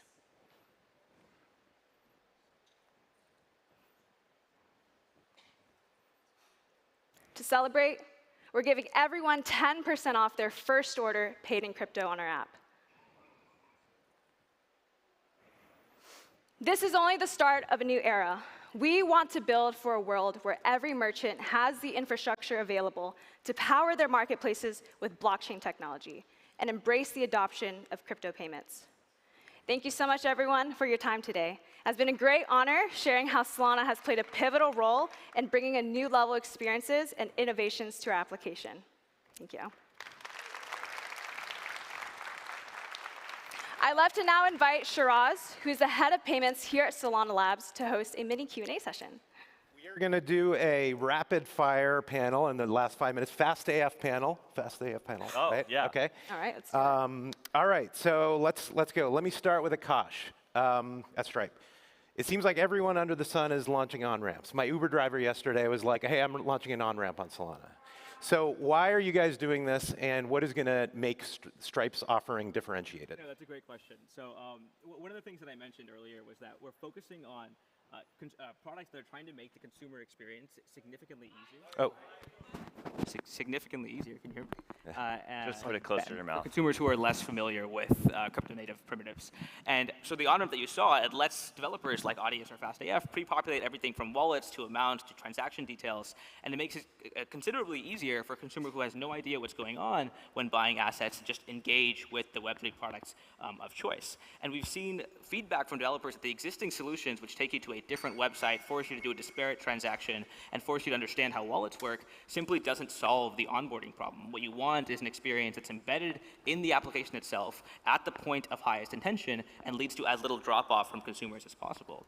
And like what you guys saw is a bit of a secret, but we're launching with 15 partners who are all focused on making the consumer experience easier. You guys heard from Backpack a couple days ago. They are hugely forward in the space and making it easier to use all kinds of dApps in a single place. They're also using the Stripe on-ramp, and that's the kind of product that we're gearing the on-ramp build towards, and that's what we're excited about in awesome. the coming days. So consumer experience, that's a good segue. So for Lee and Ronil, I think one of the very cool things that we saw is you guys have an experience with self-custodial assets, but is it very Web 2 friendly? So question is, how does seamless on-ramp kind of play into that UX, and how is kind of Stripe helping out in that experience? Because my first experience with digital assets was kind of the degen, like seed phrase, all this sort of stuff. But you guys have taken that away. Yeah, with FastAF, you sign up just using a phone number, and with Magic, you do the same thing, but it creates a wallet for you. So we don't come from the crypto world. We come from a world of creating products for consumers, and so we wanted to make it so they didn't even realize they were creating a wallet. They don't need this seed phrase, and so that's kind of how we think about it. For us, we don't want people to know, hey, this is crypto. We just want them to get the benefits of crypto. Reneel? Yeah, I couldn't agree more with that. So I think building Audius started from first principles and tried to say, how can we build a user experience that is welcoming, accommodating to users of all different backgrounds and understandings and expertise. I think that's what's helped us grow to the size that we are now in terms of usage. But first and foremost for us, I think that started with educating users only on what they need to know to be able to get the benefits that decentralization can provide. And you don't need to manage a seed phrase and go through all these cumbersome steps to be able to get the benefits that self-sovereign decentralized tools can provide you. The Stripe on-ramp was really key to that here for us because you can now end-to-end load value into your wallet, spend in the Audius experience without ever touching any crypto address yourself, right? There's no copy and paste. There's none of that, right? You just get to click top up and you're good. And you can go along about your day in the same way that you would expect to in any traditional Web 2 experience. All of that with a self-custodied wallet backing it. I think a good thing to add here is on the merchant side, it's super important as well. And I think, why don't you talk about, what are we doing to enable merchants to accept crypto but never actually hold the crypto? Right. So we'll be partnering with Circles, new payments intense API. It essentially allows merchants to accept crypto on their platform, but then it sends the funds to an omnibus wallet account. And then from there, it can instantly send and process as an ACH payout to the merchant's account itself. Awesome. 30 seconds. So big problem with UX and on-ramps is decline rates, especially with credit cards. Is there something Stripe can do, some secret sauce to make that better? Yeah, no, we're acutely aware of that being one of the biggest problems that people are seeing right now. It's very painful if a consumer gets through your entire experience and then gets declined at the last minute. We're working with networks, issuers, all sorts of partners in the Stripe ecosystem to make sure that we can solve this problem. Generally, with the high-level goal being optimized conversion. Right? If you're using the Stripe on-ramp, we want to make sure that it means that your product has the highest conversion possible when forcing an on-ramp flow. Awesome. Guys, this is awesome. We're bullish on payments as the killer use case, so really excited to see this stuff coming online. So thanks, everyone. Thank you.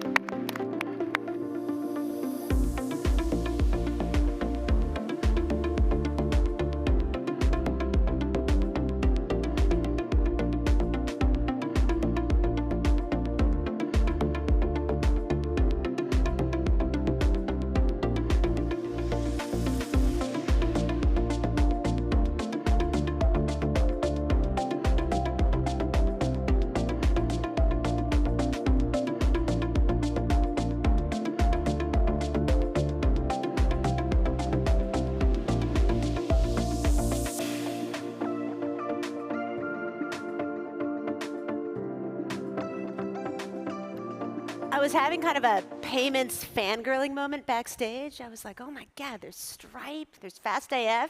What a cool crew.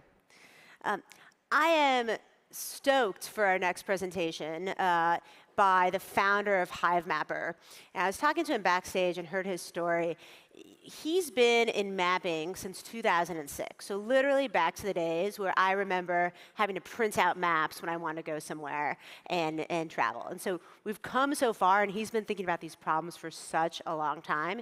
He knows what he's going for, and he has come to the conclusion, independent of anything else, that Web3 is the way to go for solving such a big mapping problem. So I am pumped for y'all to hear what he has to say and what the future looks like for HiveMapper, because it's going to be a big year in 2023.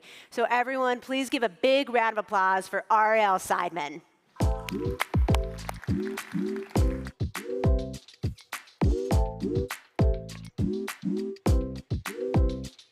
All right.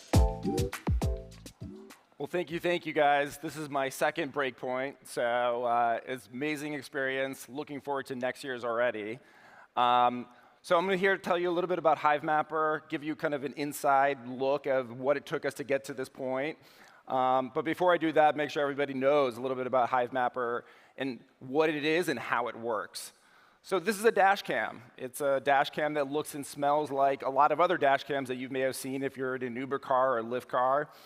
But it does two very, very special things. So the first thing that it does is it actually collects imagery that forms the basis of this decentralized global map that we're building together. Okay? So all of that imagery, all of that location data that is coming off that dash cam is ultimately making it up to HiveMapper, where we're building this global map. The second thing that it does, it actually mines crypto, and it mines honey tokens, which is the cryptocurrency of HiveMapper.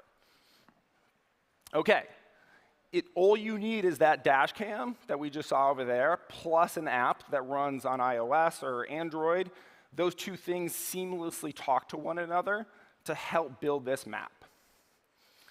And so ultimately, you get rewarded for doing something that you do every single day, which is drive, or many of you do every single day, which is drive. So we're not asking people to go out there and drive for the purposes of mapping for HiveMapper. We actually discourage it. We do not want to put additional cars on the road, but if you happen to be an Uber driver, Lyft driver, if you're just going to, to work or to a soccer game or wherever you need to go, this is going to reward you for doing something that you're already doing. And so what do you earn? You earn honey tokens. And so the really cool part about this is that it's now live.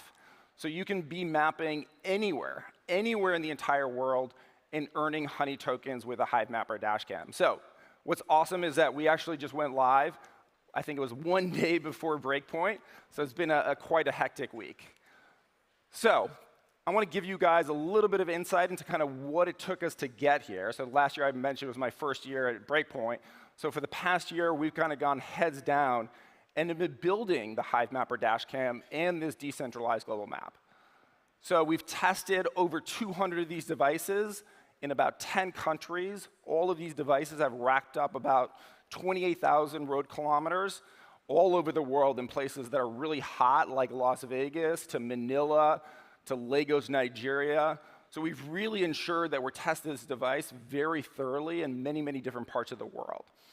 The longest drive that we've done is about 8 hours. So somebody drew it from San Francisco, where we're based, all the way down to San Diego. All right, so we've been taking pre-orders for the dashcam since April, when we kind of came out of hiding. And so there's about 6,000 pre-orders that we're now in the process of fulfilling. People have ordered these dash cams from over 66 countries and roughly 2,100 cities. You can go buy one today. And when you buy one, we'll hopefully start to ship them. Well, we're shipping them out every single week now. So if you buy one today, you'll probably get it by the end of December. OK, so when we built this dash cam, we obviously were building a dash cam for the purposes of mapping. And we wanted to make sure that the device was actually supporting the three key priorities of the map: coverage, freshness, and map quality. I'm going to take you through how the dashcam actually supports those three major priorities. So this is an image taken in rural Pennsylvania.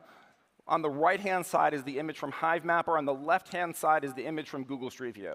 The cars are in the exact same position, OK?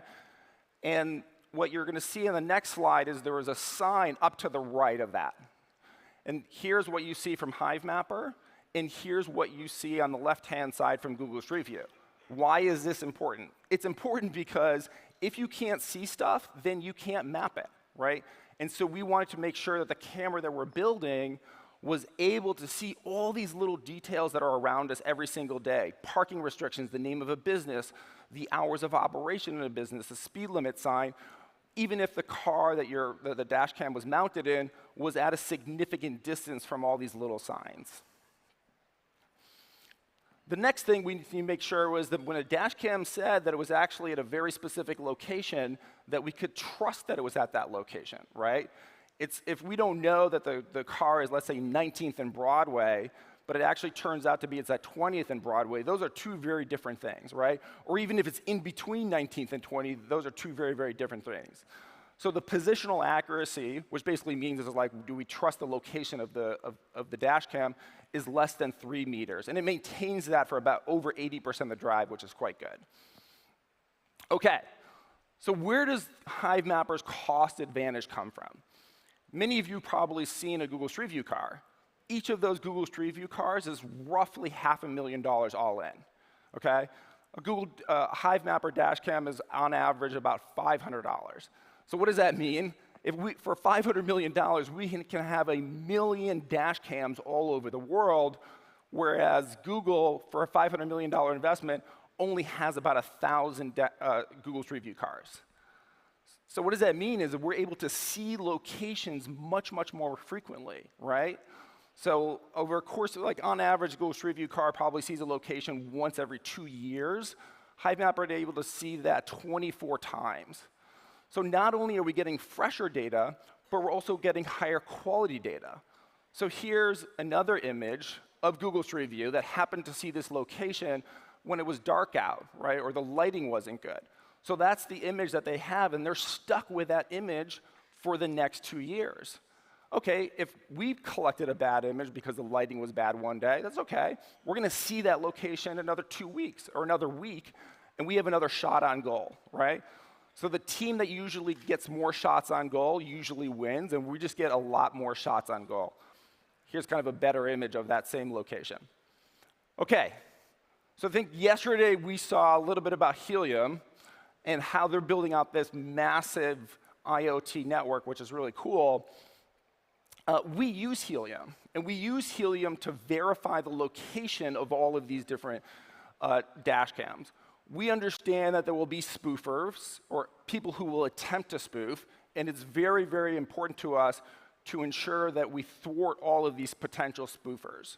And so we use kind of multiple layers to do that. One of those layers, which is a very important layer, is embedded inside of the HiveMapper dashcam, is support for the Helium network. So we've been at HiveMapper for a while, and I want to share with you a little bit about 2 different case studies of before we had the HiveMapper dashcam, we were using a third-party dashcam.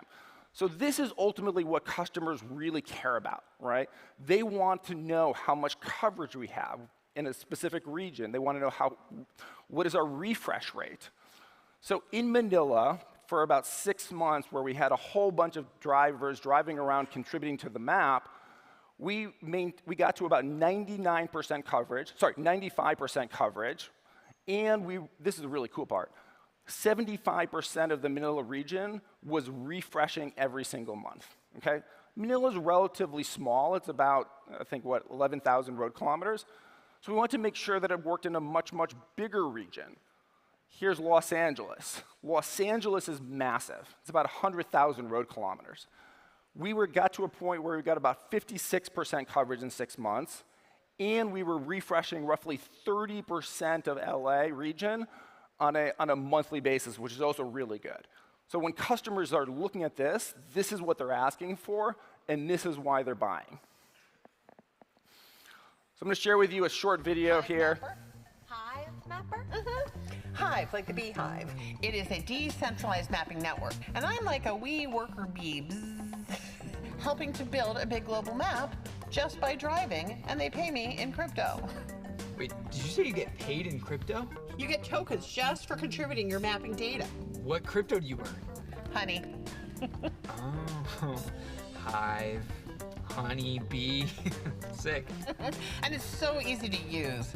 All you have to do is place the HiveMapper dashcam in your car. It automatically uploads street-level images via the HiveMapper app. And then the app deposits honey cryptocurrency into your account. Just for doing something you do every day? Nah, that seems too good to be true. Well, they said the same thing about sliced bread back in the day, but it was true. And it's the same for HiveMapper.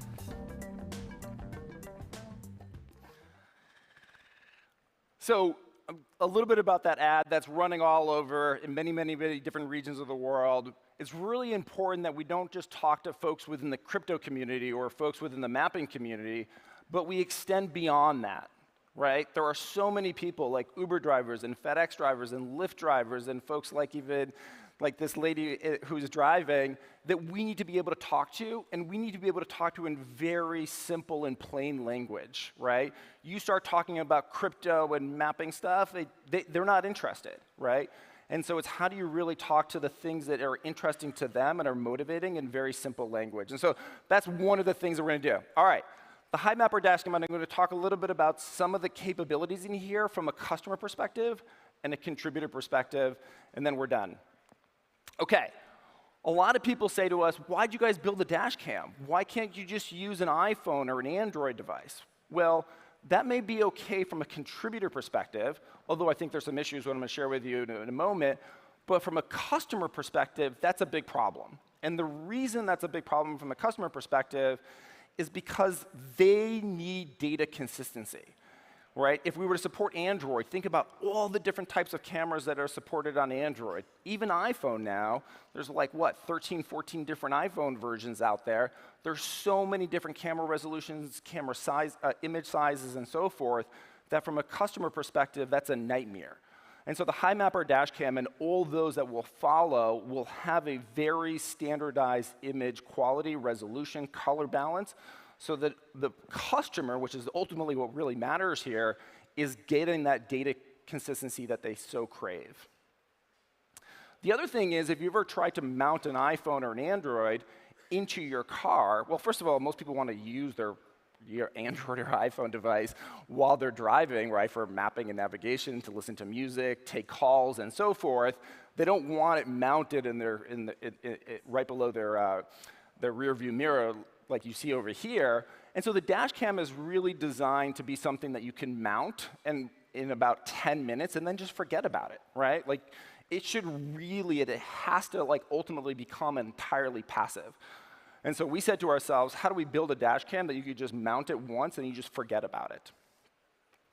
And the other cool thing is that the data from a data upload perspective is entirely passive. So the way this works is all the dash cam imagery location data gets moved to your iOS device or your Android device. And then when you connect to Wi-Fi at home or the office, it will automatically upload it. So it's kind of like, if you have like Google Photos upload, it'll just automatically upload the data for you at night or when in the middle of the day. Okay, the last part here that I want to leave you with is privacy. This is really important to me personally. I do not want to create a global location surveillance system. And so when we think about privacy from the perspective of the contributors, but also everybody else, right? This dash cam is taking pictures in the real world. If you happen to be walking by, we will automatically blur your face. I want to ultimately go further and just blur your entire body or remove the entire body from the images. Okay, so that's number one. Number two is we also think about it from the contributor's perspective. Right? If there's 1 million people out there mapping, we don't want to know who these 1 million people are. And the reason for that is because if somebody comes to us from a government is maybe not super friendly, says, who's that person who's mapping? I want to be able to say with a straight face, we don't know who that is. So we don't want any personal information from the people who are contributing. So all the usernames that are being generated in HiMapper are anonymous. And all the GPS data that's actually being collected is fully encrypted. And so this is really important. If you start to rethink the process of building maps and you say to yourself, how do you do that from a very, very privacy-centric, you start to build the map in a very, very different way than I think it's historically done by Google and others. So thank you guys so much. This has been wonderful. Appreciate your time. Have a great rest of the Breakpoint.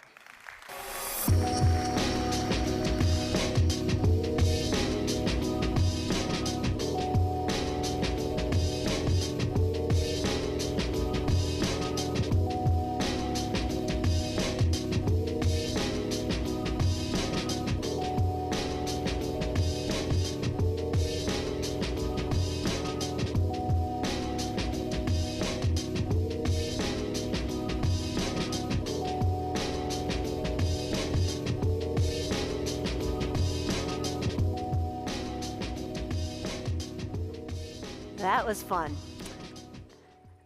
So our next conversation is with Marina from Neon Labs and Courtney from Solana Labs. And they're going to answer a really important question, which is, when Neon on mainnet? So please give it up for Marina and Courtney.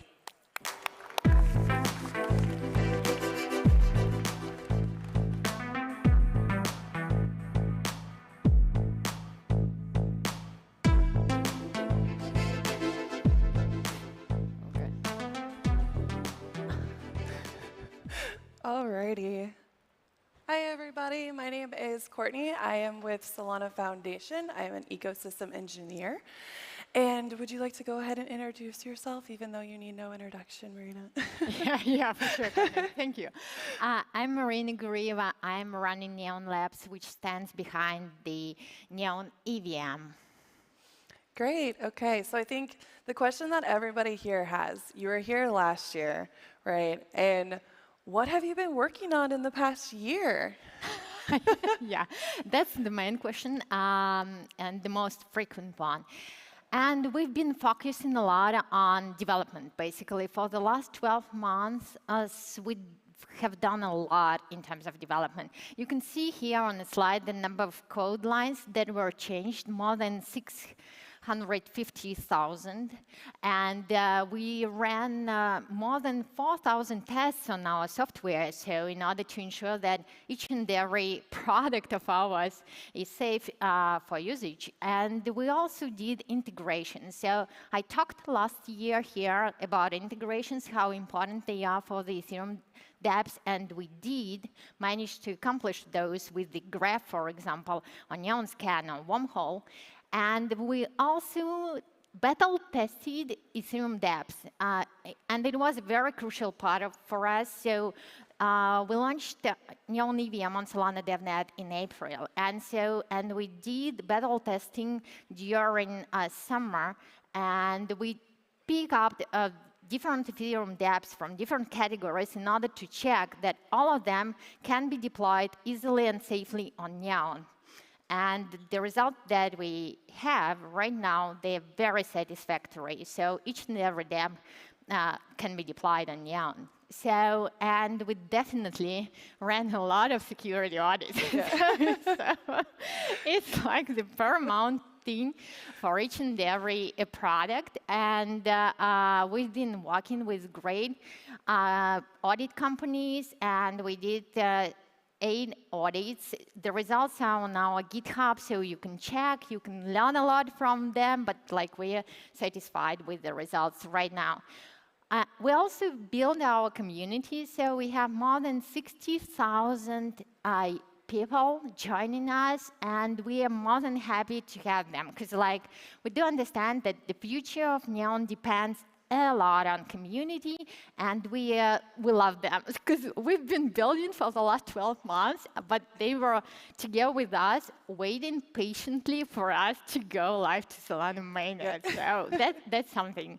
And we also had a lot of conversations with different Ethereum dApps ready to go to Solana by Neon. And so we have all of them in our pipeline. That is so exciting. I come from the Ethereum world, so building from EVM to Solana, and I've even used Neon. I deployed a dApp using Neon, and it was so easy, so seamless. Deployed, I was like, wow, this is it? Like, I did it? Like, this is great. But OK, so what challenges did you come across in the process? OK, a lot. So we have a very talented engineering team, but like even for us, it was a bit too hard, I would say so, because like you should understand Ethereum differs totally from Solana. It's like you took 2 different like galaxies and you compare them, and this is like how we see Ethereum ecosystem and Solana ecosystem understanding both of them quite well. So here you can see some of the challenges that we like resolved successfully. I would love to mention one of those, and this is the number of accounts that can be packed into one Solana transaction. So when the partners of ours started testing a fork of Aave in summer, so they ran into a huge issue. our deposit functionality needed more than 100 Solana accounts to be packed into one Solana transaction. And you might know that the standard limit for Solana was in summer 32, and they had just implemented V2 Solana transaction functionality, which allows now to put 64 Solana accounts into one Solana transaction. And so what we did a lot of optimizations. Basically, we enabled support of Solana functionality, and then we also managed to pack more Ethereum contract cells into one Solana account. And thus, we reduced the number of Solana accounts needed for deposit functionality or further to 58 accounts. So now we can, this functionality can be run easily on Solana mainnet. So, and we are very happy that Solana just shift this V2 functionality to mainnet after our kindly request. Yeah. That's great. Okay, so the next question. What have you built? Can you share some of these stats with us? Yeah, for sure. This is how our product looks like. So it's not just a single EVM contract, which is a Solana dApp, essentially. We also have proxy server that wraps Ethereum-like transactions, Neon transactions, into Solana transactions. Because Solana doesn't deal with Neon transactions. It deals with standard Solana transactions, in which inside we have Neon transactions packed. So we also have a very nice thing, tracing API, which is needed for the graph node, and which we built in order to enable the functionality of the graph.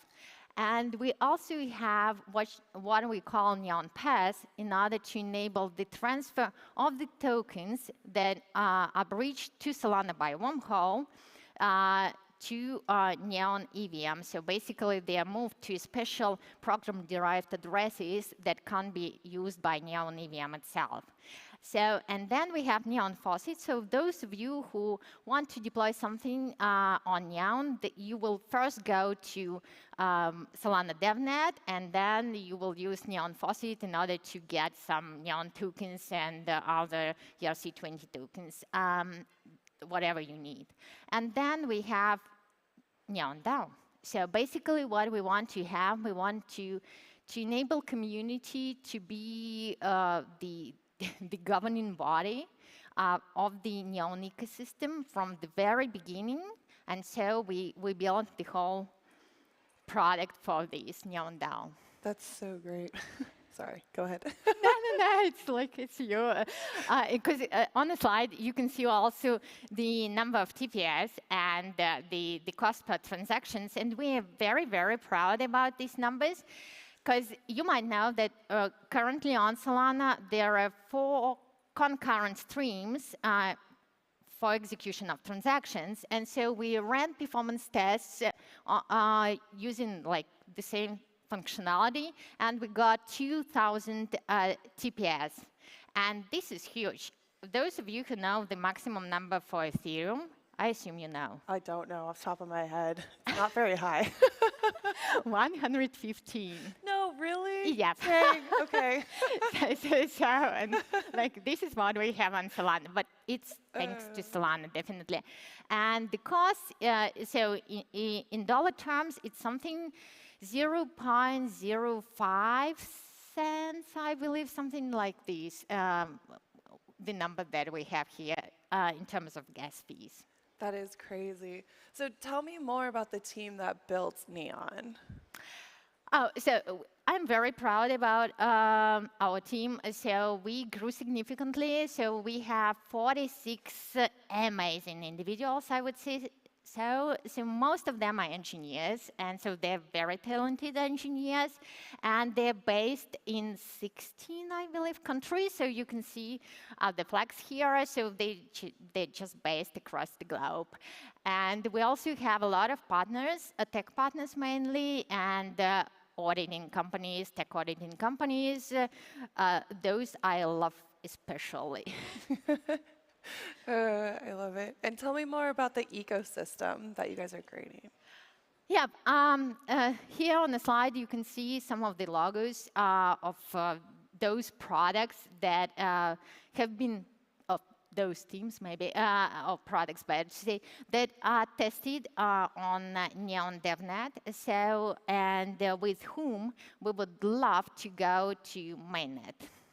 Nice. All right. So I'm pretty sure the next slide is the one that everybody has been waiting on. Neon on mainnet. When is it coming? The 12th of December this year. So yes, let's go. Okay, I'm excited for this. Yes. Yeah, I do believe that the foundation will launch this in this December, and we will see Neon on Solana mainnet finally. Oh, that is so exciting. My screen just froze, so give me just a second. We'll go ahead and hop to the next slide. So what's next for Neon? More engineering work, I would say so, but our engineers have already started working on this, on interoperability. Basically, what we want to have at the end is the smooth communication between Ethereum dApps deployed on Neon and Solana programs, and vice versa. So basically, we want users to move between two ecosystems, all like natively, easily. And this is a very tricky engineering task, I would say so. But then this is something that we're excited about as an engineers. And so basically, this is what we will have next year. Oh my gosh, this is so exciting. Okay. So I believe this next one is how to build. So if a developer like myself, any other developers that are out here are like interested, how does it work? How can they get involved? Easily. So you join our Discord channel, so you message to our BizDev guys, and James is here, and Nick is here, so, and then like you're a part of our team almost. So we will start talking to you, and so we will help you. We have all the docs available, so, and the engineers are available for answers to any of your questions as well. Okay, great. I believe that is all the questions that we have. So thank you very much. Did you have anything else that you would like to share?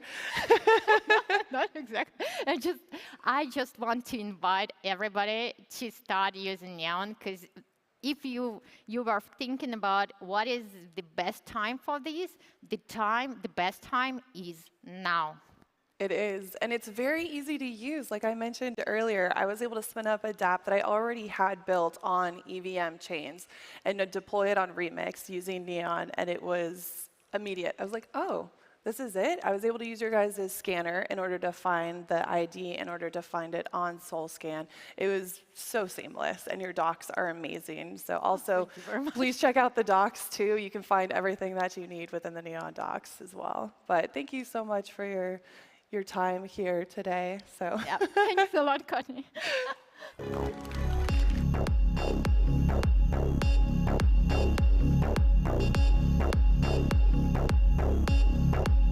Fun. Ooh. Those ladies are so much fun and such incredible engineers. So it was great to hear from them. Right now, we have a 15-minute break. So go out, get some coffee, come back. After that, we have a couple of really amazing sessions to get us through lunch. So we'll see you in 15 minutes. Thanks, everyone.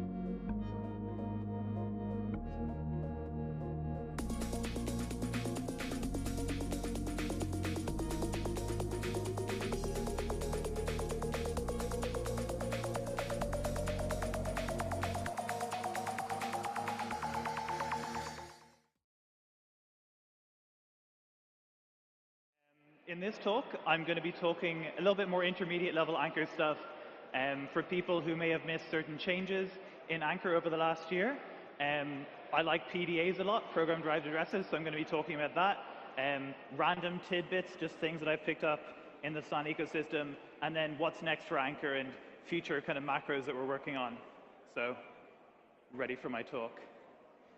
So again, you probably already know, but Anchor is what you'd use to write smart contracts on Solana. You can write it using the normal Solana default stuff, but Anchor makes it a bit easier. It adds a bunch of macros to write a bunch of like, what do you call it, boilerplate code. And it also makes it easier to write a client to interact with those smart contracts. So there's the TypeScript client, but there's also Rust clients and Python clients with AnchorPy. And so who am I? I started working for Anchor in the last sort of month or two. I'm sort of becoming like the new maintainer, so I'll be writing a lot of the new source code for Anchor and all that kind of thing. All right, next slide. So new features you may have missed. This is the best one that I liked. No more hex codes. This was a big issue in the Discord where you would get a random hex code from your program log and you'd have to decrypt that and figure it out. But there's no more of that. You should be seeing a line number from your program, like an actual error message, and if you have a values comparison, you're also going to get that as well. So like let's say you're comparing two public keys, it will show what was the right one, what was the wrong one, and it becomes a whole lot easier to debug all of your stuff. And if you're not seeing this, they're in the program logs. So you either need to try catch on your transaction, or you really need to use no pre-flight checks, this kind of option when you're setting the transaction, and then look into the program log directory to see this error. But if you're not finding it, come to the Discord and we'll try and sort you out. Yeah, this is another big thing just addressed in the previous talk. Auto-derived or auto-inferred program-derived addresses. One of the biggest hassles, I guess, when writing a program is making an SDK that will gather together all of the public keys that you need. And if you write your PDAs, your program-derived addresses, using a certain set of seeds, like there's a specific format that you need to use, and all of the formats are listed out on this PDA derivation lib.rs file. If you use those formats, then Anchor in the client will be able to auto-generate those public keys for you, and that saves a lot of time. And then recently, that's also been extended to include the has-one relationship. So if you've got a has-one relationship, like I have a certain account, it will auto-infer what that public key is, and you no longer have to worry about passing it in manually. So it just saves a lot of time and effort.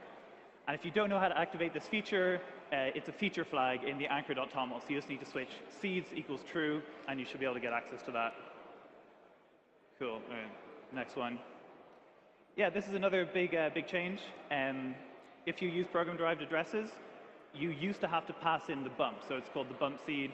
It's Anchor enforces that we use the canonical bump seed, right? So you start at the number 0, and you iterate up to 255, and you stop at the first one that gives you a public key that falls off of the curve or whatever kind of like crypto shit that involves.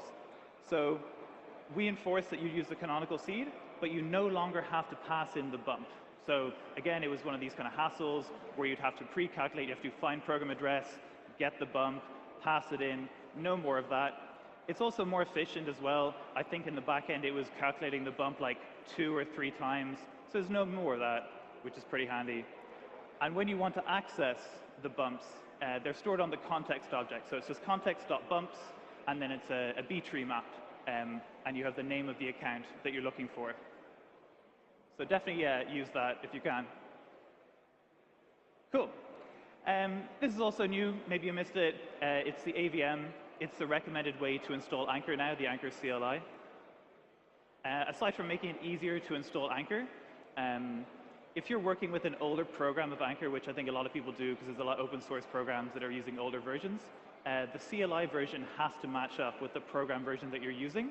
And this makes it super easy to switch between versions. So if you want to go back to version 14 or version 20, I think we're on version 25 at the moment, AVM, which I assume stands for Anchor Version Manager and not Virtual Machine, then that's what you should do.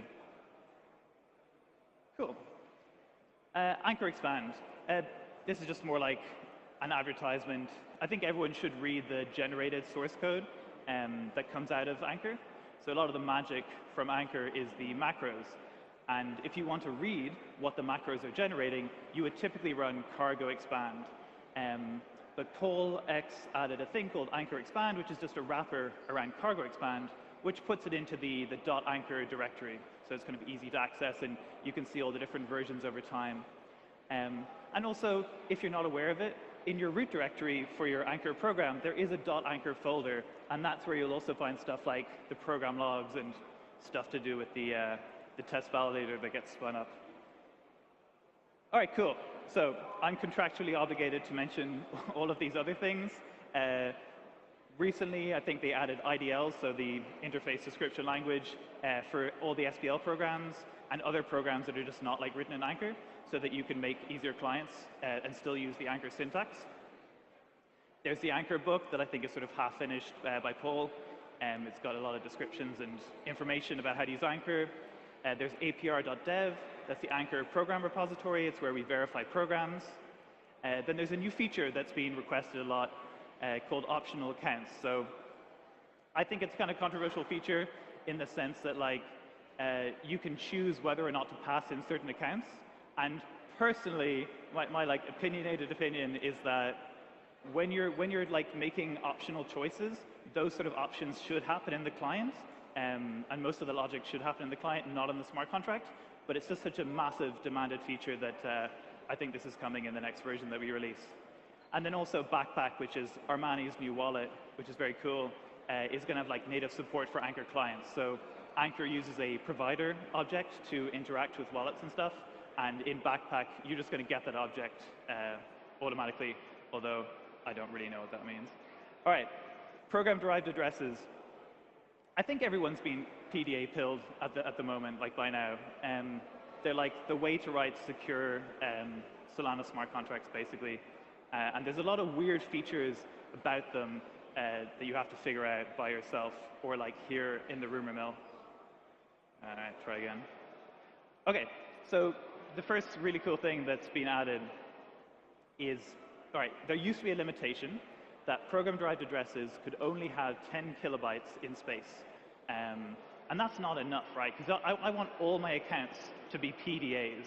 So for example, Serum, all of the Serum order books would be at least 60 kilobytes, if not more. And now with Realloc, you can allocate 10 kilobytes, up to 10 kilobytes, every instruction. So you can have like 12 instructions, I think, per transaction. So you can just pump that all in there if you want to. And Anchor has support for this using Realloc, these Realloc constraints. And it's really recommended that you use the Anchor constraints.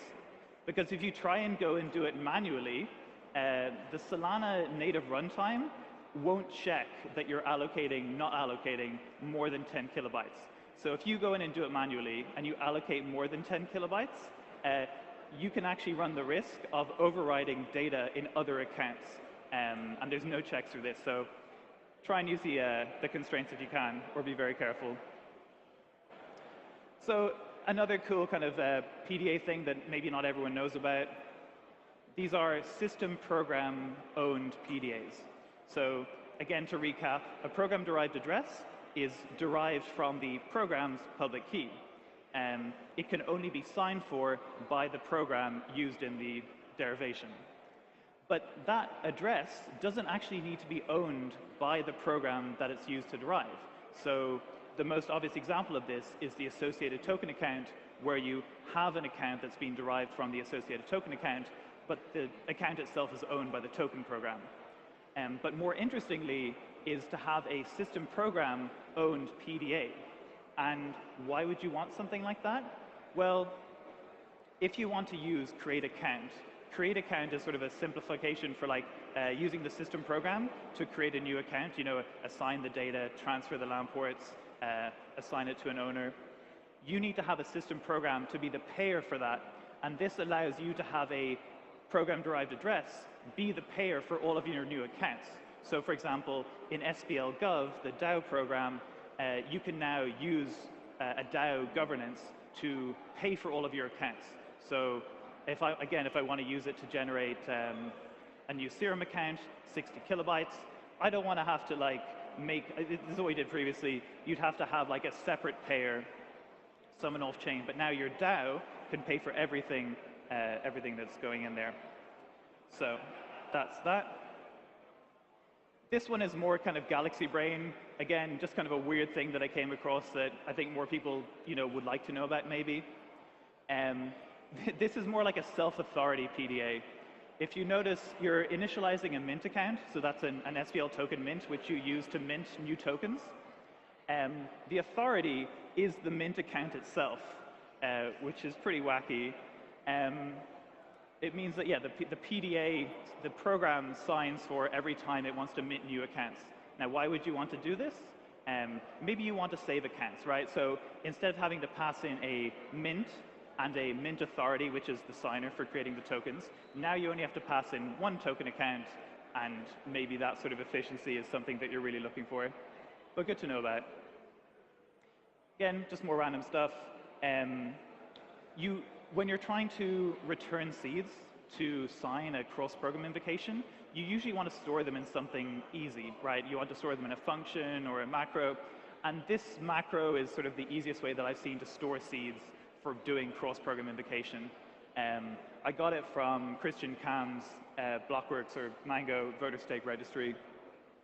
And it's the nicest one because there's a lot of awkwardness if you're trying to make a function that will return the seeds because of how references and slice references and U8s and all this stuff work in Rust.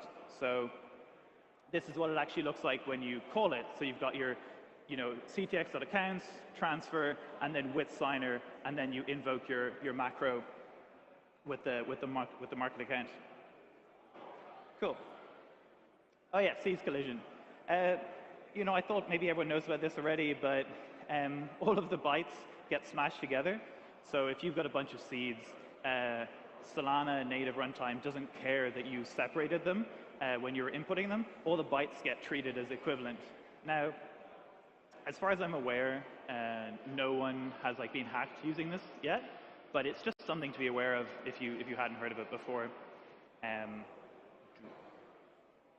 I don't think no one checks it basically. So again, more just random tidbits. Duplicate accounts. So Anchor, this is one of the kind of foot guns, I guess, left in Anchor. It doesn't check that you're passing in the same public key in multiple locations. So if you're repeating the account, it doesn't check for that. And so the story behind that was kind of funny recently, somebody made an airdrop program. So they wanted to just give out, 0.1 sol to a bunch of people, and they would get the wallet so that someone would sign up for the Phantom wallet. They wouldn't have any kind of Solana at the time. And they would call this program. And the program looked relatively well written.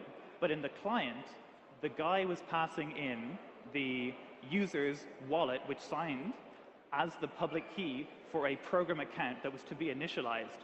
So this then turned that account into a programmed-owned account, and it effectively bricked the wallet. So you can't use your wallet anymore because the account is owned by another program. Now, I don't know, there's some details about whether that should be possible because there are checks when you're using create account that there are no LAMP ports in the account. So I don't know how he did this, but that's just one kind of weird example. And then account types. There's lots of account types in Anchor, and you should really know them all. Some of the ones that I don't think that people are necessarily as aware of, there will Signer. I think a lot of people know about Signer, but system account. So if you've got a system account, an account that you know that will be owned by the system program, for example, if it's going to be a payer or a signer, but not actually signing, then you would use system account. So just reminding you of that. And then obviously Box. You'll know about Box because you'll run into it when you try to Google, why do I have a stack heap error? Why am I running out of stack memory? So there's not many documentation for Box, but there's a lot on the Discord from people running out of memory. That's just highlighting that one. Cool. And so similar to the accounts is the constraints. Compared to the accounts, I would say the constraints are relatively well documented. So I would really recommend you just go through the docs, the Rust docs, and just read about all the constraints. I just picked my favorite bits that I don't think everyone knows about. Anchor doesn't check whether you have the mutable constraint.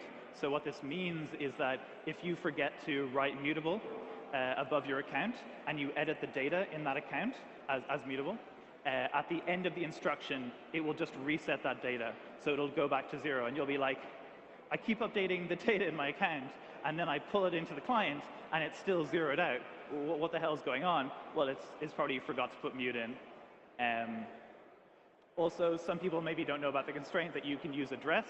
So constraint equals account.key equals some account.authority is kind of a painful way to write it. So instead, you can just write address equals some account.authority.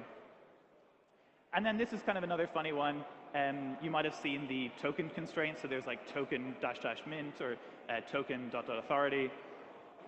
And you can use those interchangeably. So you don't just have to use them with initialization. You can actually use them to check, does this token have the correct mint? Does it have the correct authority? So you can use them individually. You can use them with or without mint. And you can actually use them with public keys or with the accounts themselves. And any combination of those things should work. But if it doesn't, come tell us and we'll see what we can do about fixing that. Let's try next one. Again, this is another thing that's becoming a little bit more widely known as more programs get built using it. It's just a different layout for your programs that I think is a little bit cleaner. I think Jet was one of the first ones to do it, and then a bunch of other people as well.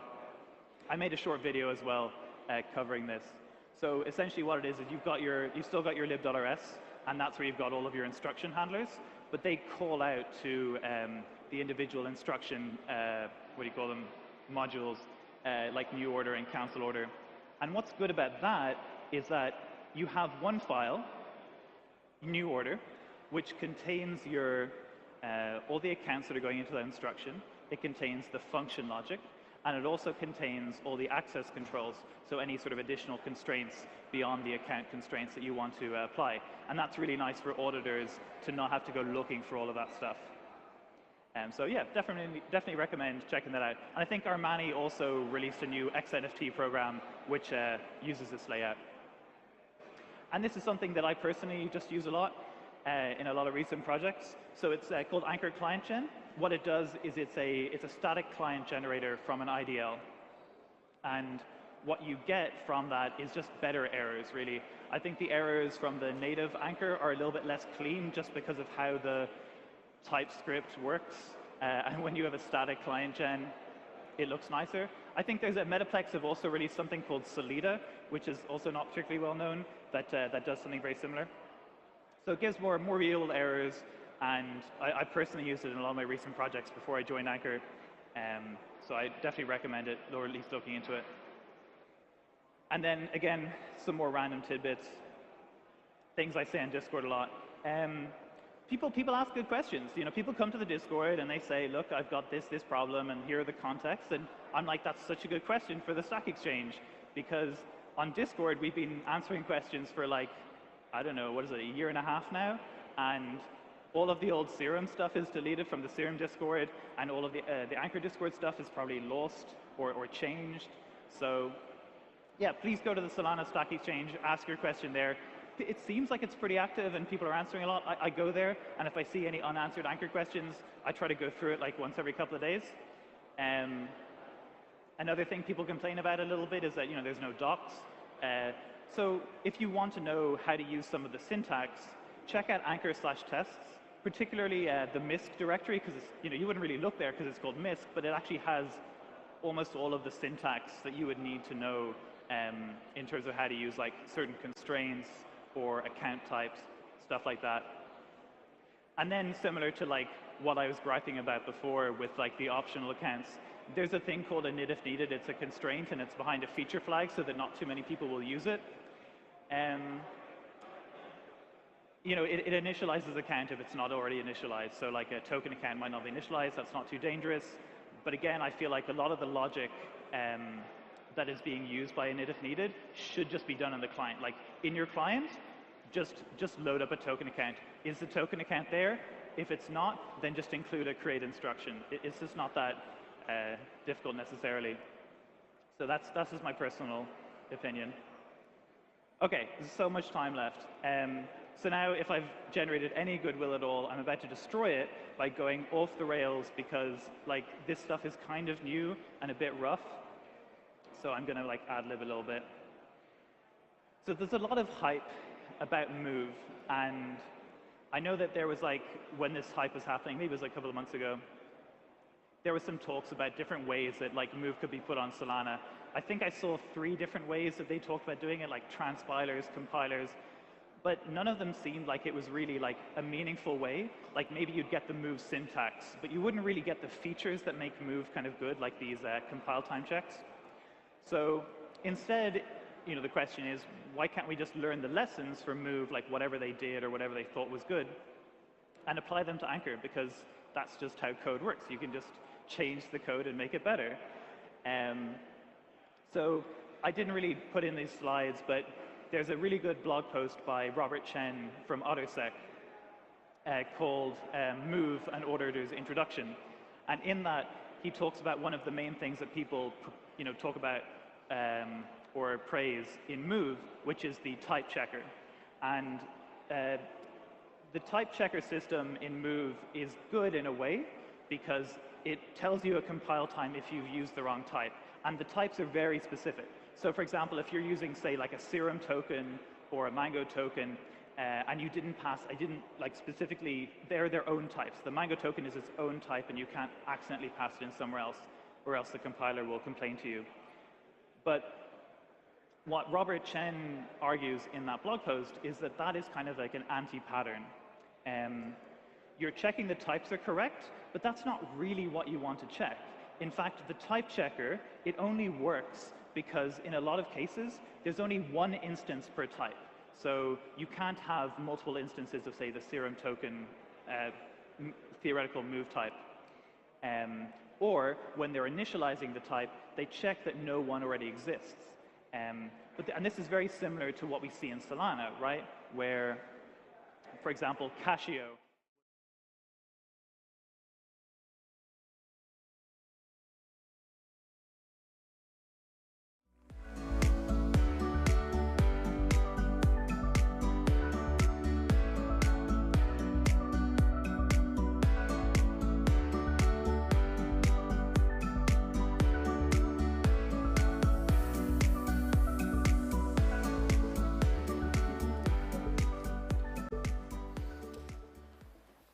So awesome to be here with you all. I'm Dana from Solana Foundation in University Relations. So obviously, onboarding new users is very important to me. And I am super excited to be joined by these Gigabrains and OGs today. Andrew from Republic Crypto, Prakash from Chingari, Sinlin from Web3 Auth, and Trevor from Steppen. And we're going to jam about what it would look like to onboard 1 billion new users and if we can even do it. So I wanted to start by asking you guys to kind of introduce yourselves through your own Red Pill experience. Who onboarded you and what did that look like? Anybody want to take it first? Yeah, so hi, nice to see you all here today. I'm Trevor, I work as head of business development for Steppen. And the first time I got involved with crypto was I bought 1 Bitcoin back in 2014. Fortunately, I didn't hold it too long, and then I was kind of in and out through some of like the bull and bear cycles since then. Hi, my name is Sinlin. The first time I got into Web3 was when my friend introduced me about the existence of extension, which as a mainstream user, I would not know that existed. That's where I got my first wallet and never looked back then. I'm Prakash. So my Red Pill kind of goes a very mixed way. So until 2015, I was like a medical doctor. So, but I wanted to double down on tech. Like we wanted to be one-to-one, many than one-to-one. So it wasn't until 2019 that I could actually build products out of crypto. So that's when my initial Red Pill moment started. And later on in later 2020s, I think I found the non-EVMs a bit more really challenging to explore in R&D. And yeah, I think that's when my double learning on Solana architecture kind of began and before joining Chingari. Hi, I'm Andrew Durkee. I'm head of Republic Crypto. I have a little different version, I think, than everyone else. I was red pulled by an engineering buddy of mine who read Satoshi's white paper in 2009, December 2009. He found it in an anti-government libertarian IRC chat. And by early February in 2010, we had a pretty aggressive mining operation running. So we were off to the races at that point. That's wild. I mean, I discovered, we talked a bit backstage, obviously, and I found this out. One of the questions I was going to ask you all, and I am going to ask you, but is there one resource that you wish you had found earlier that would have changed the game in terms of your onboarding experience? And Andrew answered that with me. He's like, well, I started with the white paper. I'm like, oh. But if anybody else wants to jump in on something that has. Yeah, that's a great question. Actually, I was thinking of one resource that's been incredible and what has brought everybody here, meeting everybody at crypto conferences and networking events. So I was going to say one resource was probably networking events and like seeing and meeting people who are actually working in the industry. Like when I just like traded one Bitcoin and then I kind of got involved, or some tokens, it was really abstract and like you know, I didn't know like who was behind the scenes, like why are people building in this industry and what's going on. So when I started really going to Solana hacker houses earlier this year, I was like, wow, there's some really incredible people building in, you know, in crypto and the industry as a whole. Yep, so for me, I think it's more about also the community. That's why many DAOs exist and people like reach out to the younger crowd from the university to onboard them. I think exposure and the community really helps to bring people on. Yeah, and I think adding to Andrew's answer, I think it's hard to be more OG than that. But yeah, apart from that, I think for me, I would like to have seen more crypto conferences and hacker houses oriented. I think that's something Solana has done really well. So yeah, I think that kind of resource where you can learn from a very basic point of view, that's how you can encourage more builders to come to the scene as well. Yeah. So let's get into something like a little deeper. 1 billion users. How are we going to do it? What's the app that's going to push it over? What is it? And if it happens, can we actually handle it? Yeah, I can jump into that first. I mean, the reality is no one can handle a billion users. You can take all the existing blockchains across the board, and they wouldn't be able to handle 1 billion users a transaction. But I mean, I think the goal is about looking forward. And we, at least on the Republic Crypto side, we continually look at infrastructure. You know, there's plenty of app products that are coming out that are proof of concept, that are kind of pushing the envelope forward. But if the infrastructure is not there from a custodial standpoint, from a legal standpoint, from a technology standpoint, it won't really matter. And I think that's really the opportunity in this room is who can continue to build the infrastructure that allows this thing to actually get to where it can handle 1 billion users. Yeah. Yeah, I was going to add to that.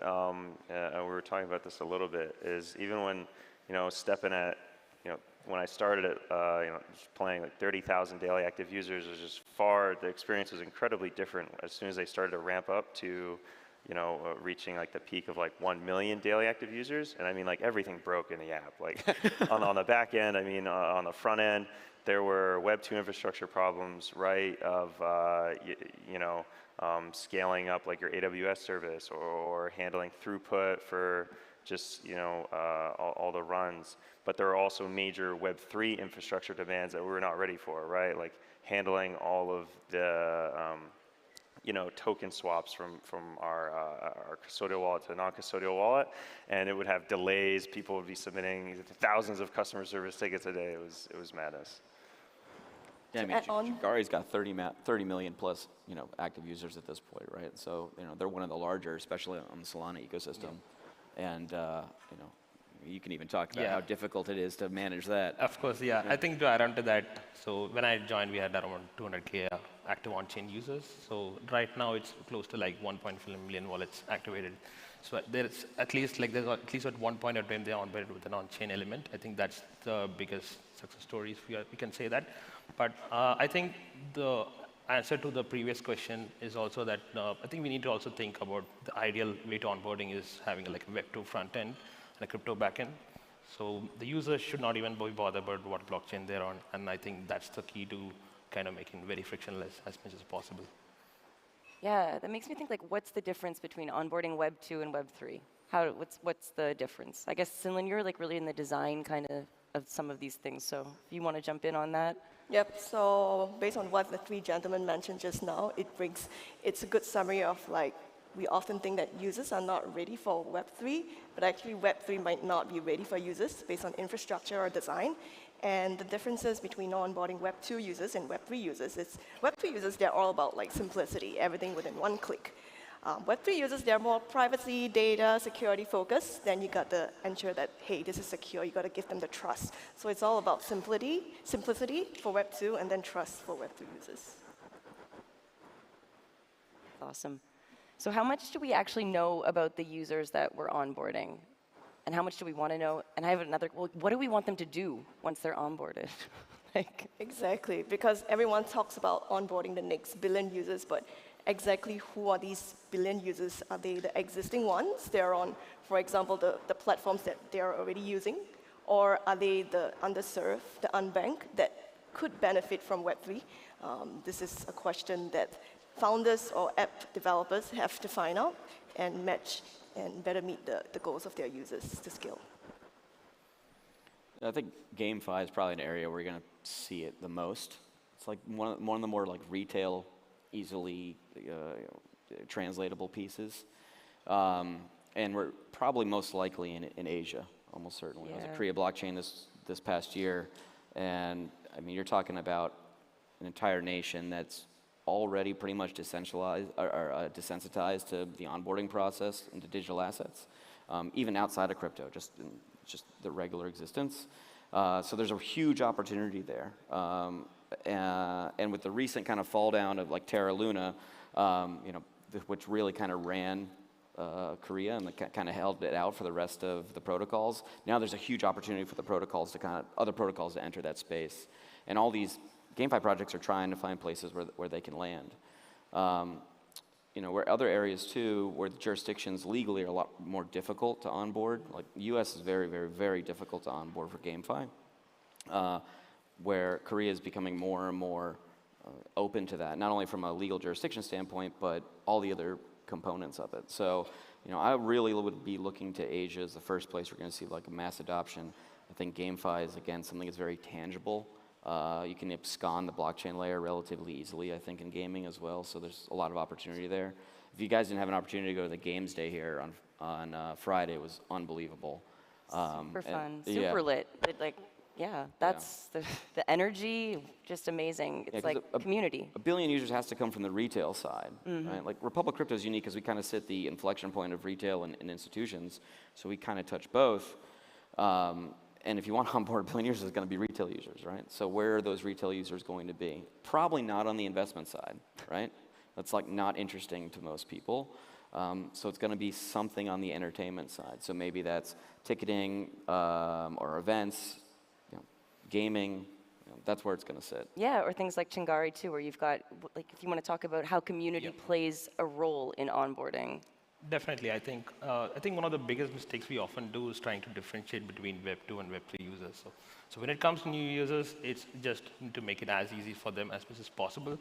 And of course, you have to understand that like onboarding has to be like Web 3 native all the time, right? So you have to make them comfortable, infuse elements, especially engineering with product design as well. It's very much relevant, like how she's also been there.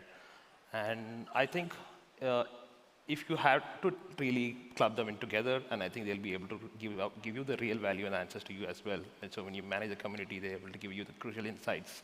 So I think community gives us half the answers because as a firm, we can build 3 billion products in a year. But we also want to involve the community involved in terms of giving us crucial insights, how we can make it better for the users as well, right? What's STEPN's geographical demographics? Yeah, so I was going to say games are definitely where I would say see a ton of potential for onboarding from the Web 2 industry to Web 3, right? And for STEPN, we have a very global, diverse user base in several countries of the world. We have huge like French communities. We have huge Korea communities in Australia, where we're founded, and also the US.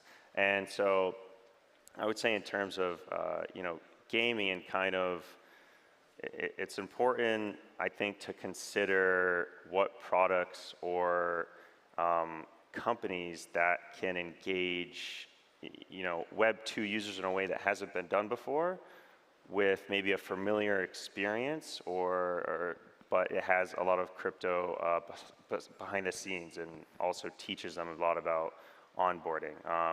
And so with STEPN earlier this year, we saw,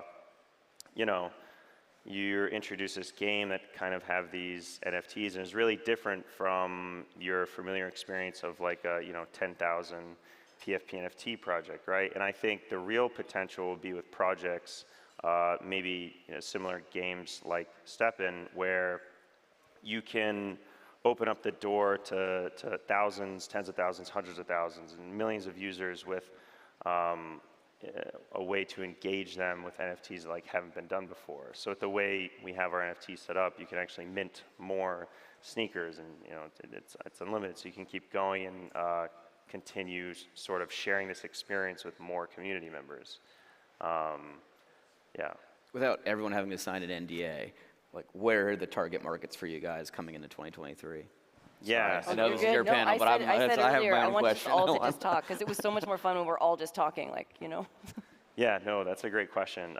So for 2023, we had some major partnerships we were really excited about this year. So earlier we had our initial game offering on Binance with ASICs back in May, which was an incredible experience, our first major Web 2 partnership for STEPN, which I think really touched on, right? We have this, unique game with NFTs that really hasn't been done before. But I think which was really key and crucial to forming this partnership is, becoming a partner with a Web 2 brand that's familiar with a user base that we're really trying to target, right? In Web 3 fitness and lifestyle. So, when we saw ASICs, people were basically going crazy, like they were looking for some more familiar brand to kind of take the first step into Web 3 with us. And then recently we actually had another partnership to do a co-brand NFT with Atletico de Madrid. So now we're really getting in touch with some of like the major soccer fans who maybe were playing the game, and some of the other users in Europe. And so actually one of the next major areas that I would love to target. I mean, I'm a little biased because I live in the U.S., but I would love to see like a major, partner with a major marathon association, let's say, or some sports association, another sportswear brand, or the New York Marathon was yesterday, right? Yeah. So we actually we had an expo. We had a booth at the New York City Marathon, so we're starting to just like get in front over there and start to mingle with them, which was really awesome. But hopefully we can look to kind of really deliver the Web3 experience of doing like some fun co-branded NFT, let's say, or something else even, maybe in-person community events. We've seen real success from like a community perspective with all of our offline events, where all of people from different countries and different cities in the world get together and go show everybody like their sneakers, like their STEPN sneakers, and they hang out and do like some run at the same time. So we're really looking to do more of that as well. I think Trevor's really touching on a good point. The reality is that that type of onboarding is not going to come natively from a Web3 company, right? It's going to come in collaboration with large Web 2 companies that already have mass distribution abilities. The Instagram announcement the other day, for digital collectibles, they're not calling them NFTs, I think they call them digital collectibles, is a good example of that, right? And I think that's kind of just the tip of the iceberg. So when you guys are building out, your Web3 products, I would be very cognizant of who the right Web 2 partners are for you to help increase your distribution and access to that, potential 3 billion users. Oh, absolutely. When we saw the OK Bears and Air Jordan do this, they did a high school basketball game, and it's an amazing way to see people like activated. It's a really exciting. I agree with that sort of Web 2, Web 3 bridge for sure. Yeah, and also to Sinlin's point earlier is there's going to be there's going to be a demand, right? Like we're going to have to be ready to prepare infrastructure for this, familiar user experience. Like even with STEPN, it's pretty easy to register and for the app and things like this. But like, it's the first time they're creating a wallet. Like they have so many questions that, like, what do I swap here? Like, how do I do this? How do I do that? And I don't think we're like there yet, where it's just like turnkey for somebody to just like dive right in. How far away are we? I don't think we're there at all yet. I mean, we just started, we're just getting to like the tip of the iceberg, right? Like, STEPN, I think has, like I said, we reached some million DAU, but that's like, that's not gonna take us to 1 billion yet.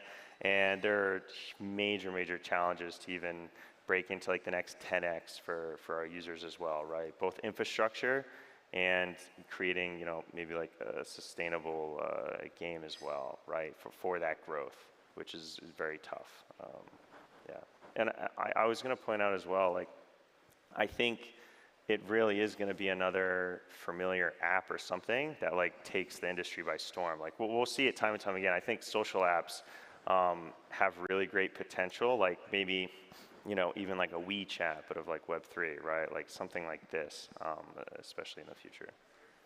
Yeah, just to add on to that, I think the ideal onboarding process as well, right? So if you need to decide, like if the users need not go through the seed phrases aspect, I think you should totally do it. So that's where firms like Web3 Auth are very crucial in that phase. And of course, and as builders also, we need to take a step back and how do you make it for users to onboard, right? So not a lot of times we kind of always think about Web3 native users. And we don't really, the ideal way to Red Pill companies to actually take the route, like make it easier for onboarding. And even a couple of weeks back, Chase was tweeting the elephant in the room that we don't have users in crypto. Well, hello, that's because you're not at Chinkari. So I think you have to use, of course, the middleware of apps, right? That's going to be the very crucial to onboard new users. So I think often we should always take that experimental step back and see how can you make it really useful for the users to onboard as well. And that's where the community also plays a big time in bringing them and red pilling the entire community as well. Yeah, when we're talking about 1 billion users, you're talking about commercial viability, right? For sure. And we're just not there yet, right? And to make something commercially viable, especially from a data transfer technology, and that's what we're talking about, that's what this is, right? This is what blockchain is, really data transfer. It takes humans about 20 to 30 years. You had radio came out in 1889, wasn't commercially viable till the 1920s. Television came out in the 1920s, wasn't commercially viable till the 1950s, right? You had TCP/IP came out in 1970, wasn't commercially viable till 1995 when it rolled out in Windows 95, right? And this is not a technology issue, it's a human conditioning issue. Now there's something that's really unique that's happening right now. There's a direct parallel from the rollout of TCP/IP and what we're seeing from blockchain. So in 1983, TCP/IP became the standardization for internet building, right? 13 years after it was originally invented. And here we are 13 years after Bitcoin's created, and we're starting to see standardization take place, almost like a direct parallel to what we saw in TCP/IP. So it's not crazy to think that we're still 5, 7+ years out till till we see true commercial viability. We want it to be commercially viable. Everyone here wants to be the adoption layer, but we're not. We're the infrastructure layer, right? It's the kids next, right? Every 13-year-old on the planet has only existed in a world where Bitcoin's existed. In 3 years, every 16-year-old will only existed in a world where Bitcoin's existed. 16 is generally where you become a developer, you become interested in it. That's the adoption layer. That's who's going to build a lot of the adoption products. And so the trick is like, can we ensure that they have all the tools necessary, right, in order to build? And that's what you're working on the university programs. Sure. So it's your job to make sure that they have all the tools necessary. I got you the next A lot of pressure, Yeah. and that will happen. I think it can be faster than that, like 25-year mark, right? Things with, one thing that's really unique is, listen, all coding is done in English, right? So there's a globalization factor. This is all open source, so people can all build together and collaborate together. These are things that can move that needle a little bit faster, but inevitably it's a generational shift in order to kind of drive that adoption long term. Yeah, we were talking, I see this so clearly because, when I started thinking about universities, I wanted to go in and be like, let's change curriculum, and it was really difficult. But then now I'm at the grassroots level working with the students at their student-run blockchain clubs, and these are all kids who did not find the resources they wanted to learn. They are self-starters, self-educated, and they are like on fire, right? It's amazing.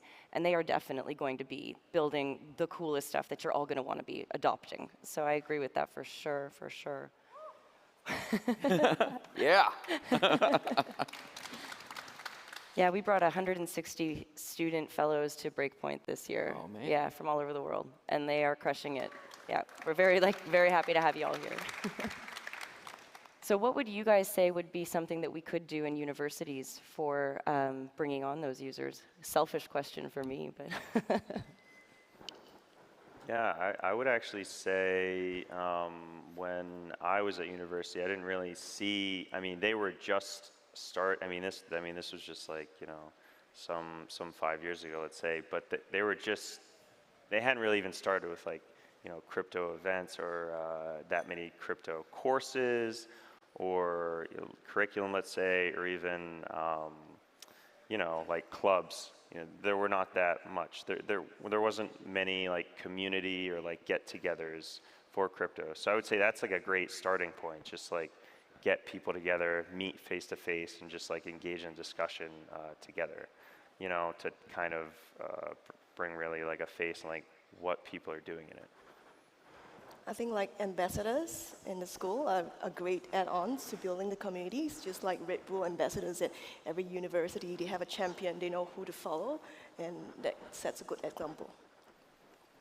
I think to me it'll be like a lot of DIY stuff, because until you're a power user, you're not going to see the Red Bull movement, right? And maybe even one step further is like lose your first life savings, a part of your life. I think that's the one way to also look at it, because when you do it yourself and learn from it, you have to consider like the first tuition fee. Then of course there will be no stopping the students. I think you should keep in mind that it's not just engineers. Yeah. It's a common mistake that's made. I was going to bring this up backstage, we ran out of time. A lot of it's targeted towards engineers, like the validator programs that we talked about. And I'm a big fan of putting validators at universities and then using the rewards of those validators to help drive interest from the students and letting them experiment and play around with the infrastructure side. But that's the engineering piece. Yeah. And that's great and that's important. But don't ignore like the business side. Don't avoid the PR side, the ESG side. Like it's agnostic, right? Blockchain touches all industries. It's vertically agnostic. So like.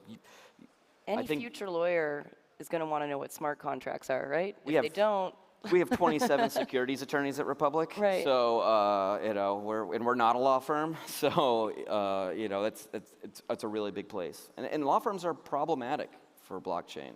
Mainly because law firms themselves are not motivated to push the envelope, right? They're risk averse. They're helping manage risk. Hester Pierce has talked a lot about this on the US side, is that the law firms have held the industry back, right? The reason that we have so many attorneys at Republic is because we believe that we can navigate the space better than outside counsel in a lot of ways. Yeah, no, but I just mean like future lawyers, like young kids thinking about that, they're probably thinking about smart contracts, or they should be.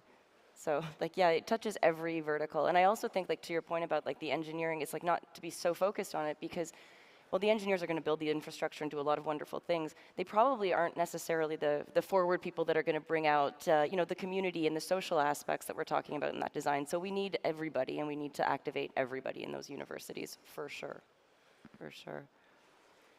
We're running out of time, but I do have like one. I just want to ask if anybody here, I want to leave like space to ask the audience for one question too. But before that, if anybody here has ever founded a company while drinking Mexican car crashes.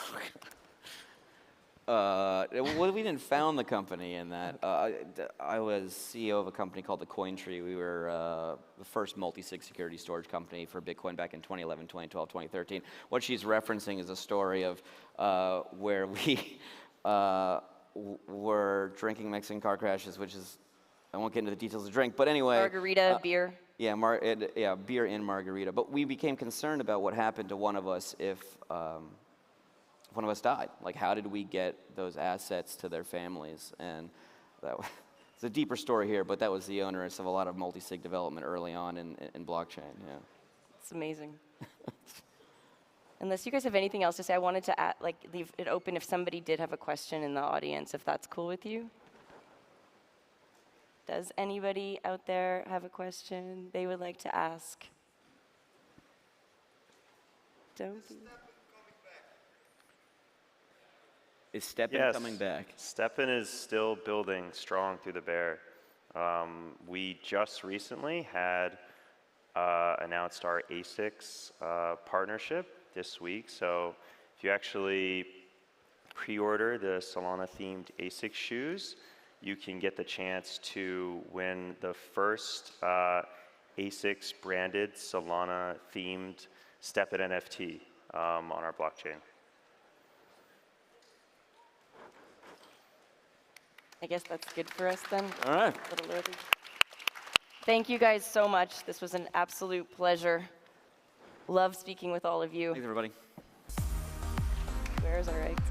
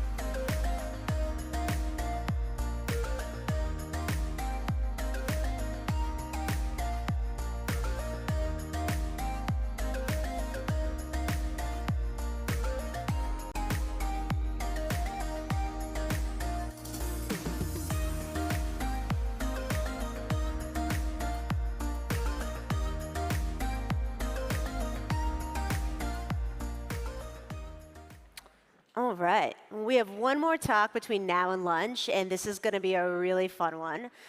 Jules Erbach is the founder of the Render Network. It's a really incredible decentralized GPU computing system, and they use all that GPU power to create really amazing graphics. So I never thought I'd be able to say this before, but they've actually won several Academy Awards, Render Network has, because they just create really cool, amazing graphics. They work on the Marvel movies, work with people, like all kinds of really incredible artists. So without further ado, Academy Award winner, Render Network, and Jules Erbach.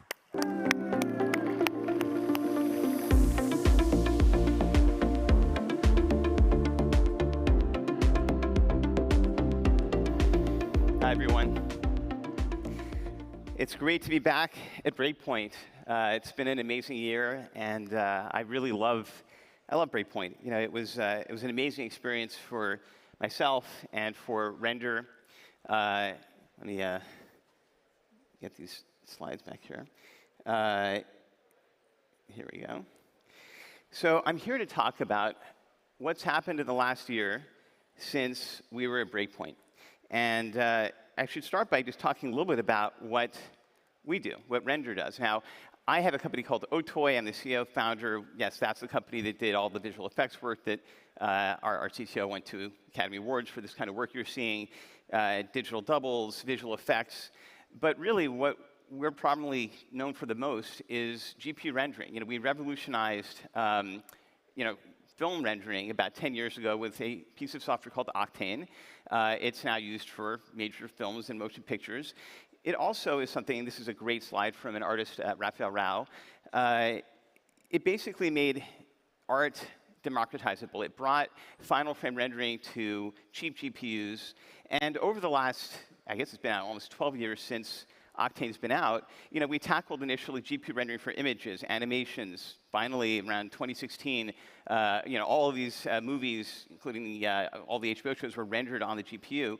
And now we're heading into a world with real-time rendering, AI. It's really kind of hard to predict, how massive GPU computing is going to change things. And if you look at the last 10 years, this is me on stage with Jensen, the CEO of NVIDIA, announcing cloud rendering, right? Because we always knew that there was a problem. You want to have more GPUs available on the cloud. And 10 years ago, there really wasn't any GPUs. Amazon was the first ones to deliver that, and we went on stage with Jensen, and we showed a scene from the Transformers movie, rendering in Octane, on Octane Render Cloud, and 80 GPUs. And it was a very proud moment for us, because it really was the beginning of what became the Render Network. Today, what we've discovered is that even with Amazon providing those GPUs, or Google and Microsoft and others, we don't have enough to satisfy everyone. And we do have partners. Google came in as a partner. Eric Schmidt's on our board of advisors. She's the one that made that happen. Microsoft as well. And it still turns out that decentralized GPU computing is a much larger addressable space than what you can get on the public cloud. And that's because it's expensive to put GPUs in a data center. Now, when we look at the next 10 years, when you think about how crazy things have gone in the last 10 years, and we went from having that data center to being able to render some of those things on a phone. And I'm looking at these important trends. So unlimited computing, AI rendering, we're seeing some important steps now with AI art, generative art. And of course, I'm here because we strongly believe that crypto and Web3 and provenance is going to be a huge part of how art and content creation gets made, and also mobile. Mobile is a really important piece because we're going to have millions of artists using all of this extra compute power, right? We can't put a high-end 300-watt GPU in an iPad.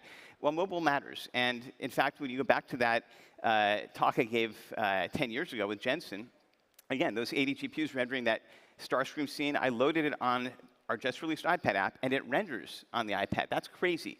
So one of those high-end GPUs is now not as fast as what you can put in an iPad M2, but we still need more compute power. Now we need to render at holographic display resolutions. Those displays are coming. And in fact, we're working with a company called Lightfill Lab. As big as we think the AR space is going to be, people probably won't want to wear glasses if they don't have to, right? So the Star Trek holodeck is a huge inspiration for render.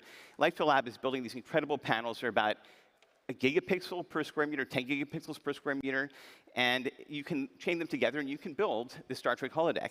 This is how we simulate content on the displays. We basically have to sort of track your eyes, but on the real displays, you're shooting at so many rays of light that you do get back effectively a white light hologram.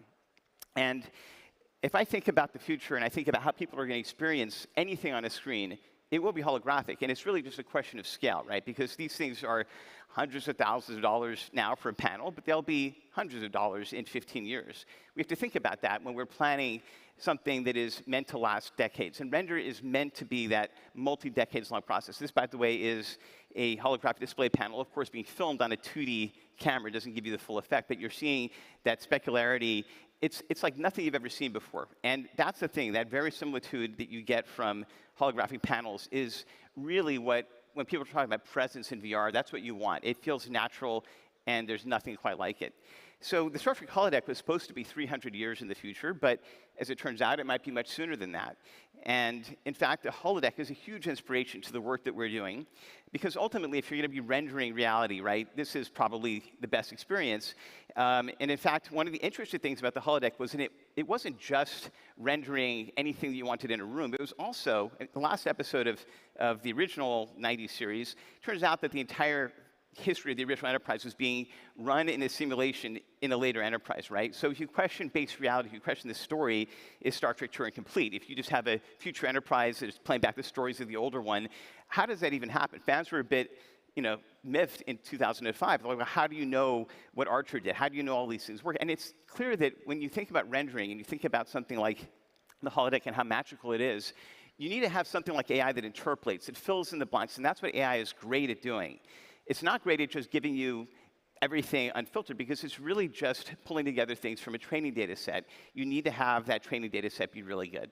So let's talk about Solana, why we're here. I have to say that since last year, as I've gotten to really know and work with Raj and Toli, I mean, I love this family. I love being part of the Solana family. And we're here because we really want to share our vision for where we both parties see all of this going. Render started out as, built around my company, Otoy's GPU Render. It is massively different. This year for us has been about decoupling Otoy and even our own Otoy's tech from the Render network. Render now has a foundation. It's just put in place. So governance, DAO, all these things will be handled in this pretty decentralized way. In fact, we have votes going on now for governance for a new token model, which is likely going to be Burnham-Mint equilibrium that was suggested by one of the members. And with Helium's announcement, I think we've got a very good model that is likely to be the one that we follow, and that's great. Obviously, Helium's working great on Solana. I think that that's going to be super helpful because the render network itself, right, is still in some ways limited, especially for NFTs. And this is why Metaplex is such an important partner as well. You know, gas and these things are a bit wonky, a bit crazy. The other decentralization really isn't on the crypto side. It's also about partners that can use the render network besides us. Now, we've built 26 different integrations. These have been there forever that allow you to take your 3D scene, send it to the render network, and it spits out this open source format, and it renders in Octane. But a year ago, we announced we're going to bring in not just other renders, but other 3D formats. Some of them are closed source, so it's not like Blender where you can just go and drop it in. That's complicated. Running that on decentralized nodes is very complicated, but we did it. A huge number of users use Cinema 4D, and I would say the other GPU renderer, besides ours, we love our Octane so much, is Redshift. Redshift is a great renderer, and it's a GPU renderer. Like Octane, it was created back in the day, and we're almost really the only two that started out on the GPU side of things, but it is very different than Octane. It does bucket rendering, it is a biased renderer, but it is the best in that world. And so if you combine that with Octane and Redshift and soon Arnold, you have a pretty powerful system running on the render network, and it's more than just what we've started and contributed. So I want to show you the very first render job that's not just running Redshift, but also running a C40 file. This C40 file, you could just drop onto the render network, and you don't have to export anything. It just goes right in there. And when we're talking about driving user adoption on the render network, this is going to help enormously. This is Redshift, right? Bucket rendering, it's not progressive. You get back little squares, but it's mapped to Octane Bench, and it works, and you get back the image. And what's amazing about this 15 seconds that you've just seen is that all of this software, none of it is OTOYS, right? So the render network is now supporting somebody else's 3D file format, somebody else's renderer. Yes, there's a tax on the render power that you have to spend to use Redshift and Cinema 4D and Maxon, but this is a model for others to follow. We have Autodesk. Autodesk is actually an investor in my company. We're bringing Arnold as well. Arnold's the other major renderer out there.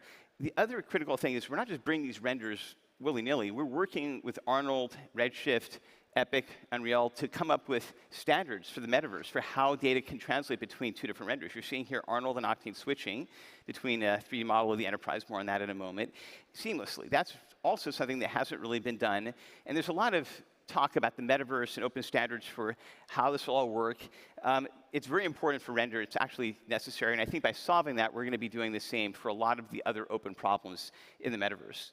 There have been some great movies being rendered on the GPU. I'm very proud of one of them, which is the Star Trek motion picture. It was filmed in '79, but it's been redone with effects redone for 4K. And it was rendered in Octane. And you're seeing major movie studios that are not just rendering in Octane, but also using the render network, Tier 2 and Tier 3. These are average people's machines to process jobs. Not only did we work and have our software used on the Star Trek film and productions, but we also were doing a project for the Roddenberry estate, which is essentially, the story of Star Trek, and it's using all these incredible assets. When we did that, Apple saw what we were doing and invited us to be in the keynote, which is crazy. I was in the Apple keynote last year showing the work itself, the Roddenberry archive work. Thank you, CBS, for letting us do that. What's interesting is this was running in Octane. These files were all created on the Mac, but when the frames were being done and they were set as layers, there were render nodes that were rendering those files for the Apple keynote video. It's crazy. And since then, we did another video short. This one came out in August. And that also was just featured in the Apple keynote, which I'll talk about, the new one, which I'll talk about in a minute. Let's watch that video. It's everything you're seeing here, CG, was rendered on the render network.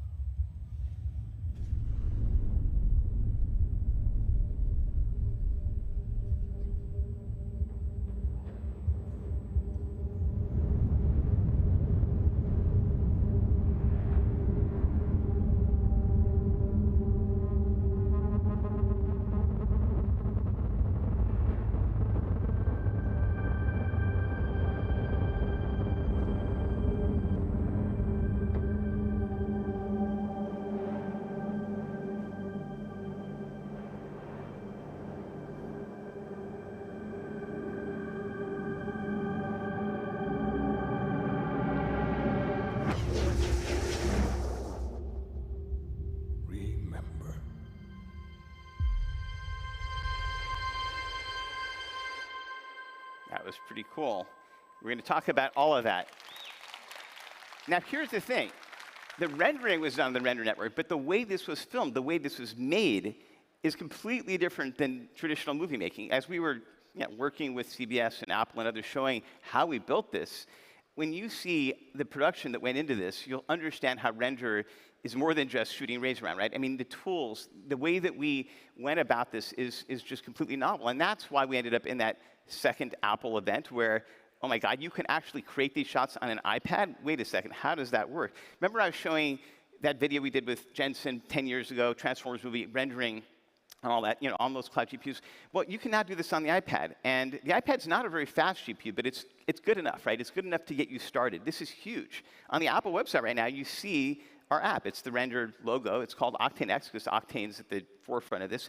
And here's the video from the Apple keynote and also on their page. And it shows the very first shot that you guys saw on the iPad. So you can do final frame rendering. This is huge for the render network because why? Well, first of all, the iPads now, there's tens of millions more people buying an iPad that can actually load these scenes, and it only has one GPU, but they can at least load them and they can send them to the render network to do final rendering, right? That's very important. This is an iPad. This is moving that shot around. It's very grainy, very noisy. You need to render this at 4K. You need to render it with 1,000 samples. Render network solves that problem for you.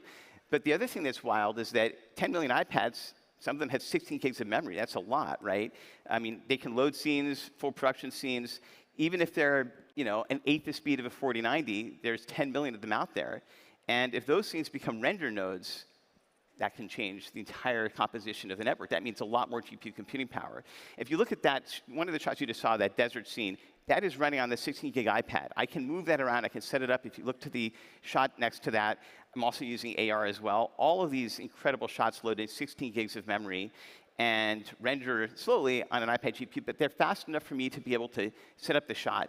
And of course, the iPad, unlike a computer, does have ARKit built in, right? Same thing with a phone. And of course, the app that we put out on the iPad is coming to the phone, is coming out to the Apple TV and others.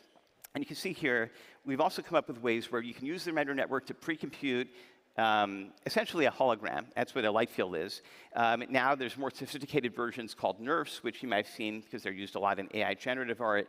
And with these pieces, with these switches, we also have a real-time renderer called Brigade. On the phone, in AR, you can actually do really fast, noise-free rendering. And we have those two modes. And this is also another important piece for how we imagine the render network being used not just by professionals and even artists that have learned how to do this, like people, right? Taking a PC, has a laptop, uses Octane for Cinema 4D. But there's a whole generation that just has a phone. And those phones now can do production rendering. We make it simple enough now to be able to almost just have one button, right? Especially on the phones. You don't want to learn Blender. You don't want to learn all these crazy things, 30 years of legacy 3D software. You want that power, but you need to be able to deliver that to people in a way that's really easy. And the amazing thing for us is that we're living in a time now where AI is probably going to make that happen, both at the very high-end professional level and for the average user. And we'll show that as well shortly. As I said, every single app that's going out for the iPad and soon for the Apple set-top box, as well as the and the new one has an A15, is a node, right? It's different than the render nodes now, which basically collect jobs. This can do live rendering. You can take your Mac app, your render app, and you can use that to connect to a PC, and vice versa. You can sling your own render power to your own devices, and of course, you can then do that on the blockchain as well. So this is how we're going to expand rendering and distribute it in really remarkable ways. So not just offline rendering, not just live rendering, but also you're seeing Blender. Blender is streaming to the new app, and the app is delivering the rendering power. So if you have a phone in your pocket, but you're using Blender on the PC or vice versa, you can sort of bridge these together. You can also mix that with different 3D packages. We also have been developing technology to stream in terabytes, gigabytes of data. Like normally to render the moon in Octane, you need all that data to be in memory. With Nanite, which is based on technology that Unreal developed, and we've adapted that for production rendering, you can stream in 10 gigabytes of geometry over a 500 megabit buffer. And that means that even if you have low memory or you're on an endpoint with not a lot of bandwidth, we can still send this data as you need it based on what's being rendered. And it works great, of course, with an SSD, but it also works over the internet. And this is also going to expand significantly the amount of render nodes we have and also how easy it is to send data to the render network. We have delta syncing. We also have an SDK, and we've been bringing on partners to create various different tools and modules. A lot of what you saw in that Roddenberry piece was done. In fact, these are some of those scenes, right? We reused them. They're done in Cinema 4D and World Creator, which is a tool that we bundle, rendered, of course, in Octane. The artist's name is Aaron Westwood. He is an incredible artist and was more than happy to help with the Roddenberry project. But the tools to create these scenes are pretty straightforward. And once we get onto the iPad and iPhone world, it's our job to really make it so that these kinds of things, while they're easy to render, because you can just load these on an iPad and they will render just like this, we have to make it easy to create. And all of the AI prompts and all the things you're seeing, those will help. And we're working on those right now. The other thing that's significantly important for render is assets. We need people to be able to, one, claim ownership of a 3D model, their face. Lightstage is our scanning system, right? We have hundreds of people that have contributed their face, and that's owned by them. So if there's a remix or a re-render, we know what to do with that. We can basically turn that into something that is licensed. We also have tools for generating physics, lighting, fire, sculpting, and again, Unreal virtual production for the Star Trek piece. We did a lot of work in Unreal. This is running Octane in Unreal. We can bring in now other renderers. And no matter what tool you're coming from, no matter how you're using 3D, the render network will be there to support that, right? We're also working with NVIDIA Omniverse. And as I was mentioning earlier, AI is such an important part of how all this comes together, especially for the next 10 million, 100 million, billion artists. So CEO of Google posted this tweet a few days ago, right? And it's showing, if you haven't seen this, it's basically showing a block of text, and the video is following along, and it's AI rendered video. And what's really happening is it's rendering about 3 frames a second, and there's basically interpolation that's making that look really good. And AI is great at interpolating. You can give it a blurry image, and it'll give you back a photo. But the truth is, that's not exactly what you want for the holodeck. You don't even want that really for high-end art. What you really want is something like this, which is what we've been building. So every one of those nodes, those little colored boxes, represents something, an asset in the 3D scene, geometry, a texture, the sky, displacement. Those things we've been training AI on, and we can also load in straight up just stability diffusion, right, if you want to do that, and feed those into the scene. And we built an SDK. I was talking about neural objects, NURS. We can render directly to NURS in a very optimized way. And that's important because really AI doesn't work in triangles and textures. It works in latent space, right? It's almost like a dream version of what a 3D model is. And it's actually somewhat less precise than a good 3D scan, but it can be very convincing. And what's important about this is that when you're doing an operation, if we're sending the Starship Enterprise, and this is an AI remembering what the Enterprise looks like, we can mix that and blend it together in ways that you can't really do that easily with 3D data normally. And that's where AI tools are very powerful. As I mentioned before, one of the job types we're adding to the render network, stability diffusion, right? They just raised $100 million. They're running on 5,000, 6,000 A100s. That's about 2 to 3 million Octane bench. We have that on the render network every day, right? And we can deliver that and many more types of AI jobs at a fraction of the cost of what it takes today. And that's also super important as we're talking about scaling this to tens of millions of people on an iPhone or iPad. These are showing the different AI things you could do just within a normal 3D scene. You can use scattering. You can generate AI for procedural data, not just an image or not just in painting. And I think that it looks beautiful. I mean, we're seeing really the need for having a material library is going away. Even geometry, which is tough. So a lot of the simple text to mesh things are too simple, right? I mean, we need something that is much more domain specific. That's why we're focused on faces. When you look into how we did that Star Trek production, you'll see how we've been applying that. And on the iPad and the iPhone, where there's just minimal interface, we really do need something like, voice input, right? That helps a lot. And now that we have text to, image, geometry, object scene, it really is going to be really easy for a lot of people to pick these tools up. Let's talk about NFTs, because really, Metaplex is a big part of why we're so bullish on Solana. We've talked about before why Metaplex is such an important partner. There are things you can do on Metaplex and on Solana that are just very different than other ecosystems. And I would say that one of the main goals that we've had from the beginning is we want to deliver live streams to the render network, right? You saw some of the streaming that you can do peer-to-peer. Well, you can do that for an NFT as well, and we want to be able to deliver finalization of your scenes, your data, but also a live stream that allows you to edit that. And doing this has been really tricky, but the Metaplex team, Solana, they've been really helping us at a protocol level, but also opening these things up to OpenSea and others. And we're going to show some examples of how this is going to work. So NFTs have been created on Render Network forever. I mean, Pax, I don't know, I think he's made $100 million of NFTs on, multiple hundred millions on Render, Beeple, of course, as well. And, you know, there's just tons of great artists that are using the system to do final rendering, but also to create provenance, right? I mean, everything that Pack does is recorded on chain. And this chain is not just a flat data point. It can be used for remixing. When we add live streaming, so this is an NFT that was created for streaming, and it's all running in a browser, right? So there's nothing to download. It just runs on a node on the Render Network.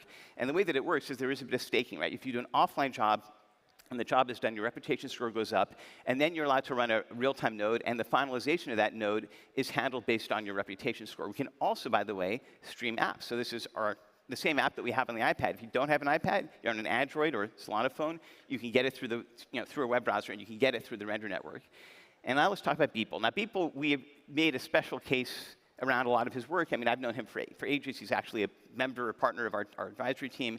And we've been building something called the Beeple Archive. We've also been doing the Roddenberry Archive, the Alex Ross Archive. But with Beeple, all of his 5,000 or so everydays that are done in C4D, which we now support directly on Render, it's not about selling those NFTs. It's about his work as an artist being represented on chain and the composability around that. So I asked him, we've been talking about how to leverage the Beeple Archive. The Beeple Archive exists. It's done. It's like Alex Ross's physical paintings. They're out there, right? The everyday collection that was sold for $79 million is a snapshot of all that. So I asked him for this scene. It's one of my favorite scenes. It's one of his everydays. And we're playing around with what does it mean if you own that NFT? Now, Beeple owns the NFT, but if you were to transfer that, does that mean I can load it on the iPad app and edit it, or in the web browser and change it?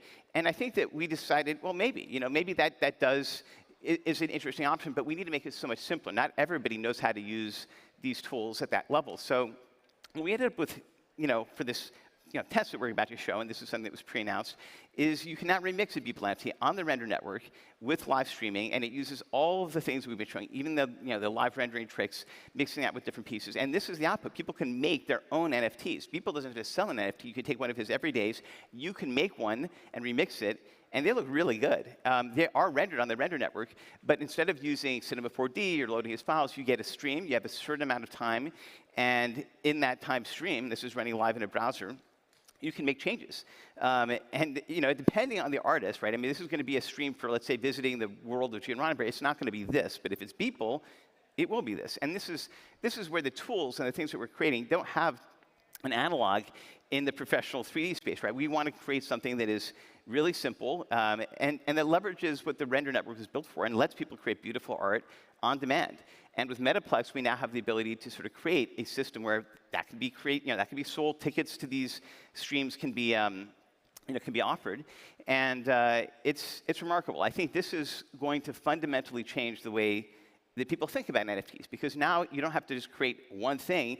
Anybody can take somebody's last creation and remix it. And this is not some simple, SVG file. I mean, this is a full 3D scene that gets rendered in a full production renderer.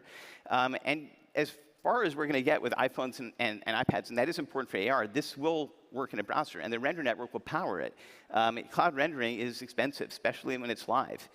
And it can also handle all the different things you might want to do. You can have generators, you can do procedurals, it can be rarity. There's all these different models. We'll put these slides out so people can look at them later. But it's really exciting, and we're super excited. Mike's excited as well with this technology. It's going to be sometime next year when we put this out there, but this is how we both see the future of NFTs developing. I want to talk about something important, which is open standards, right? The open metaverse. We're part of a group called IDEA, which is standardizing everything we're doing on Render. That is part of an even larger group called the Metaverse Standards Forum. And we definitely don't want to have one company, right? We're all here because decentralization is important, control how this goes.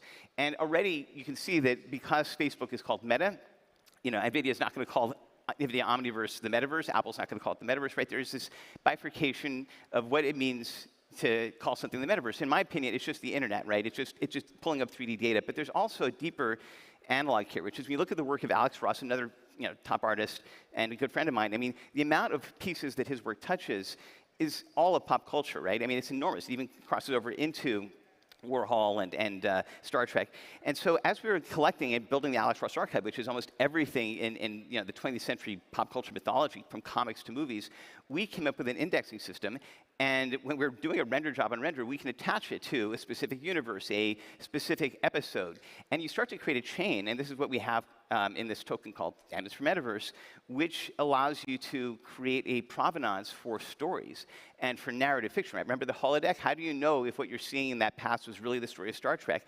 Literally, the Roddenberry Archive is telling the story of Star Trek for the future holodeck, with everybody that's involved trying to make sure that we get this right. And that provenance for physical art, for storytelling, I mean, heck, even the story group at Star Wars or Star Trek has to go to Memory Alpha or Wikipedia, right, to find out what's what. And so we have all of these documents, all of the free files we've been creating for the Roddenberry estate. And I want to close out by showing the Roddenberry Archive project. Now, you saw the video that we showed earlier that was also featured by Apple. But this is the behind-the-scenes part, which is really almost a fascinating, deep insight into the meta-commentary of Star Trek. Not just the story, not just the actors. So one of the goals of the project is we have the in-universe version of Star Trek, what happens in the universe as it were, right, versus the 11-foot model of the Enterprise in the Smithsonian. And we are building the life-size Enterprise digitally, but it is a digital twin. And that's what Apple showed in that first keynote, right? But you have Kirk's coffee mug, you have everything that went into that ship. We do have the plans. We hired all the people that worked on the original Mr. Scott's Guide to the Enterprise, so we know how the ship is supposed to be built, how it looks, and we've even built a simulated universe to run it in, right? I mean, all these planets are not texture maps, they're all procedurally generated. The interiors, as we get inside the ship, of course, now we have to think about people. They all work. Like, the entire ship runs according to the laws of physics of Star Trek. And that also isn't going to be radically different when we do Marvel stuff or DC stuff, which we've done a ton of work for DC with Batman and the like. And so when you think about coming up with standard 3D asset formats, but also a standard physics format, a standard way of linking stories, narrative events, information theory, right, it becomes really important to understand all of that through projects like these. And just the concept of visiting the world of Star Trek or Star Wars or things that you loved is what the metaverse, I think, in some ways promotes or could deliver.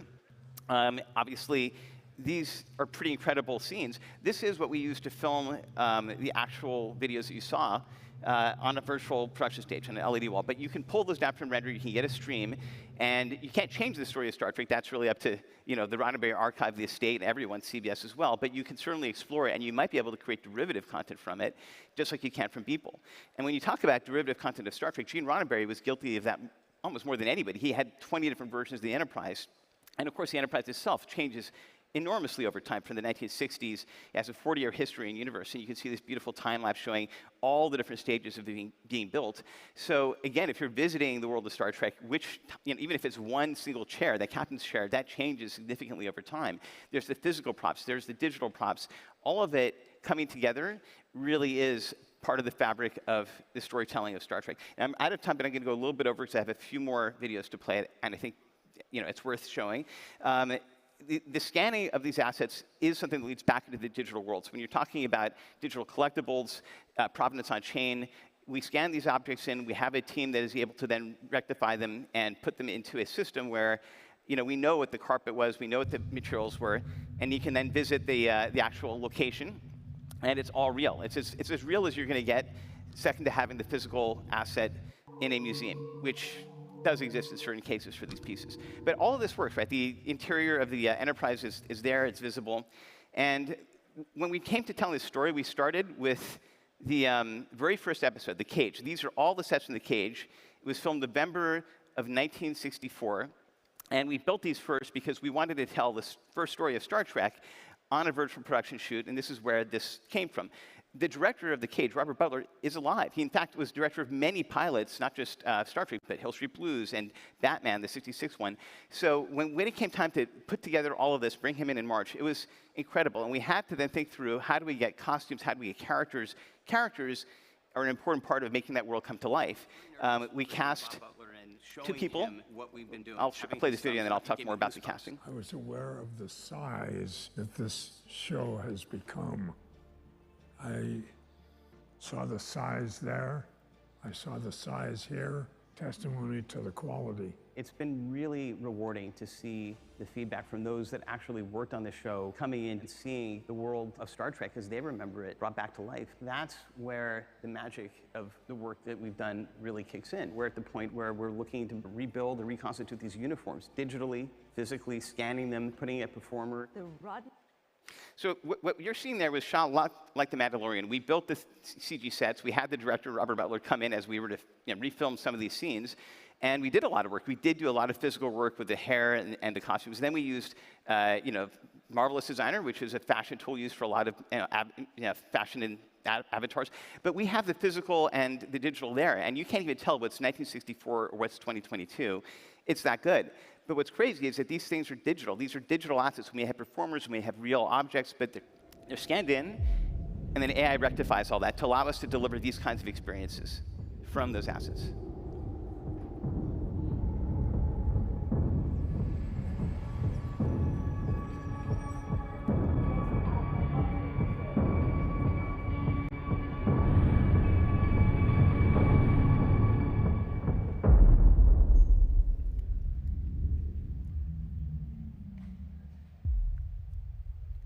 All rendered on render, by the way, of course. And that world exists. We've been building out all the Star Trek history for so long that we now can tell those snippets and the stories. When it came to the last piece, Spock, you saw that at the end. They got a lot of gasp, and it was something that really did garner a lot of attention in the industry as well. And last year at Breakpoint, I showed this very slide saying, we talked to Adam Nimoy. We're going to do a CG Spock. We didn't end up going for that. We ended up hiring 2 performers to play Colt and Spock, which are the 2 characters from the original pilot. And in the case of what we're doing, we're aging them up through decades. And we found that actors really needed to perform these roles. Even if we put a ton of prosthetics on them, which we did for Spock, it didn't quite get us all the way to something that looked as close to what you saw. So the eyes, for example, needed to be CG. And we actually built a CG model. We sculpted it out of the light stage hands that we had done from previous subjects. And then we applied that live as we were filming the 2 actors. Spock, this is what I was seeing through the viewfinder with the digital eyes overlaid live and using AI to track all those moves. This isn't a deep fake, it's something else altogether. It's AI-assisted rendering, and it's being done while I'm filming. If you imagine that being applied to things on the iPad, all those different pieces, this is insanely valuable for a filmmaker. This is as well. What I'm showing here is the 2 of them. As they were being filmed, they were scanned in, right? And I have an asset. I can even load this on the iPad where I can move the camera around. I can get to final frame rendering. But these are people, right? This is a snapshot of what they were doing on stage. And it's completely digitized, like to the level where I can render it and it looks like I filmed it. This is incredible. This has never really been possible before. What we won 2 Academy Awards for was a static version of just heads, not 2 bodies in a performance doing this very same thing. And what we learned from this, and this all is really recent cutting-edge tech, is that maybe we don't need green screen or an AR wall like the Mandalorian. Maybe that tech is outdated, and there's something better on the other side of this. And that's where render comes in. That's where we did all this. It's like, let's shoot it on a green screen. Let's do this shot 3 different ways, AR wall, green screen, and then let's scan her in and put her in a render job. And we're seeing there on the bottom, it's so much easier. It looks so much better than anything done with green screen or even an AR wall, which has severe limitations. This you can do on an iPad, and more impressively, once she's scanned in, right, in costume, this is like a statue, right? It's scanned in, it's from a pose, but it could be relit, and it looks perfect. But what we did is that her walk cycle could be trained. So as she moves, as a closed move, we can then apply that to a performance that's just filmed with a normal camera, and then it gets applied in the short. That's what you're seeing in that very first piece. This is how AI is going to work on render. This is how it's going to work in virtual production. And when you look at how good these results are, it's incredible. We're just at the early stages of all this. So we're so excited for how the future of content creation is going to work. We think that render, and of course, everything we're doing with Solana and Metaplex is at the center of that. Thank you so much, everyone. I love Breakpoint. It's great being here, and hopefully I'll see you around. Thank you so much. Thank you.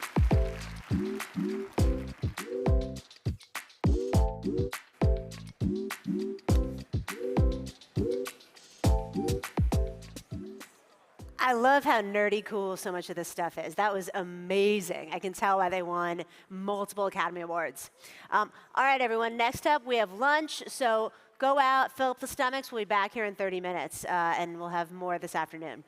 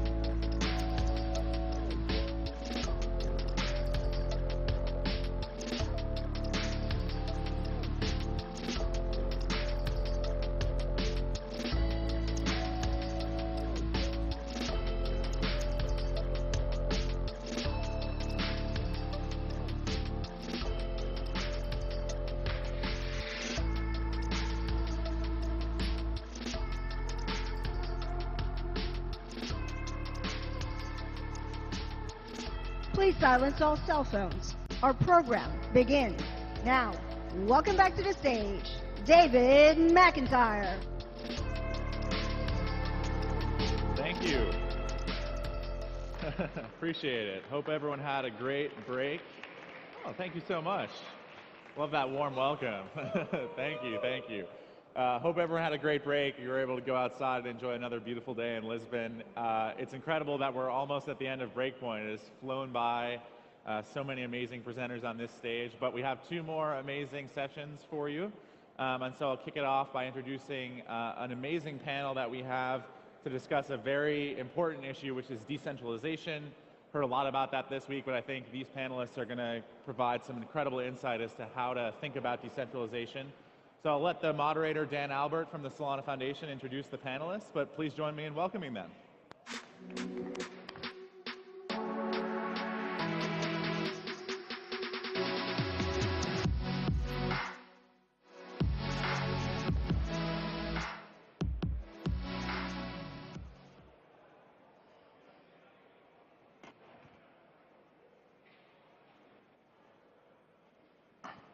Hello, everybody. Happy day 3. We made it. This is incredible. My name's Dan Albert. I'm the Executive Director of the Solana Foundation. Thank you, everybody, for coming. Thank you to everyone who's made this production possible. So I want to talk about what is sometimes a rather contentious and a little unsexy topic, which is decentralization, centralization, or lack thereof. Depending on your perspective, this is a good thing, this is a terrible thing, and no one on Twitter can seem to agree on it. What I wanted to talk about here is, like, what is decentralization? Why do we care? Why should people care? What can we do at the Solana Foundation as the broader Solana community to promote decentralization? And how do we think about this, right? How is Solana doing?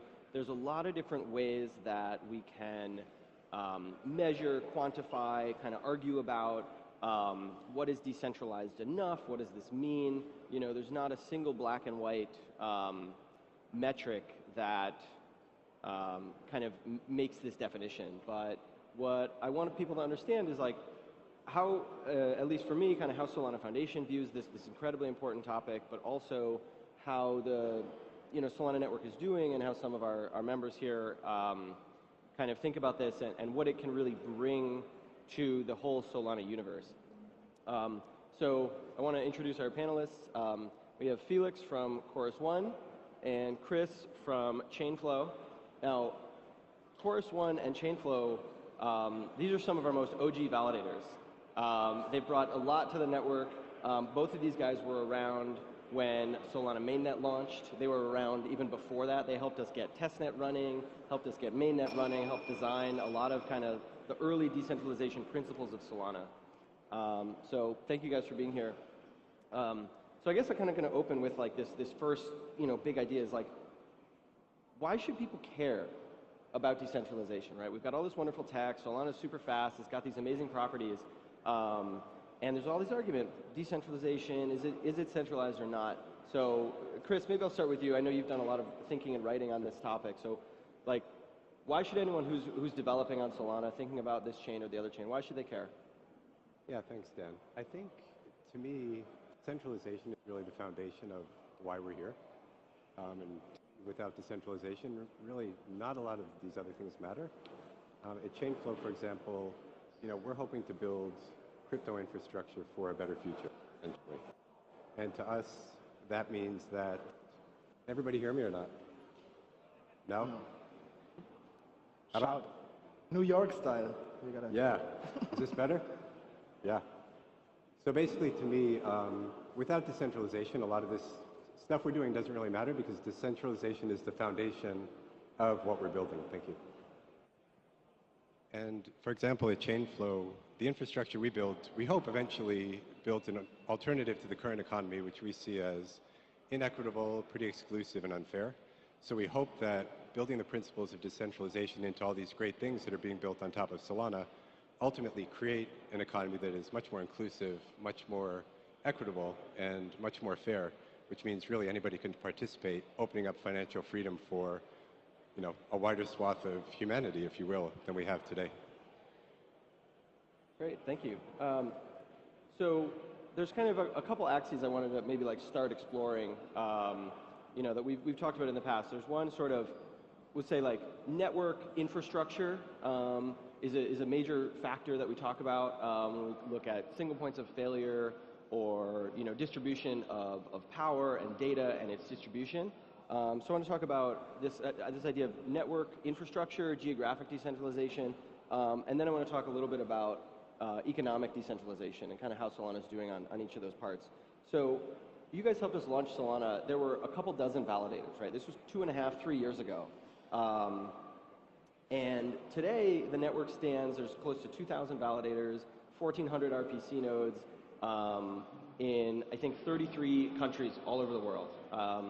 So I think we're doing pretty good.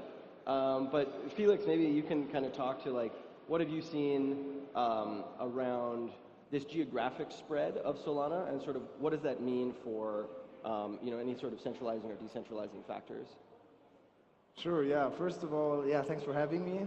Great to be here, and great to see a second Breakpoint being such a success, and being back in Lisbon where I actually stay, so it's awesome.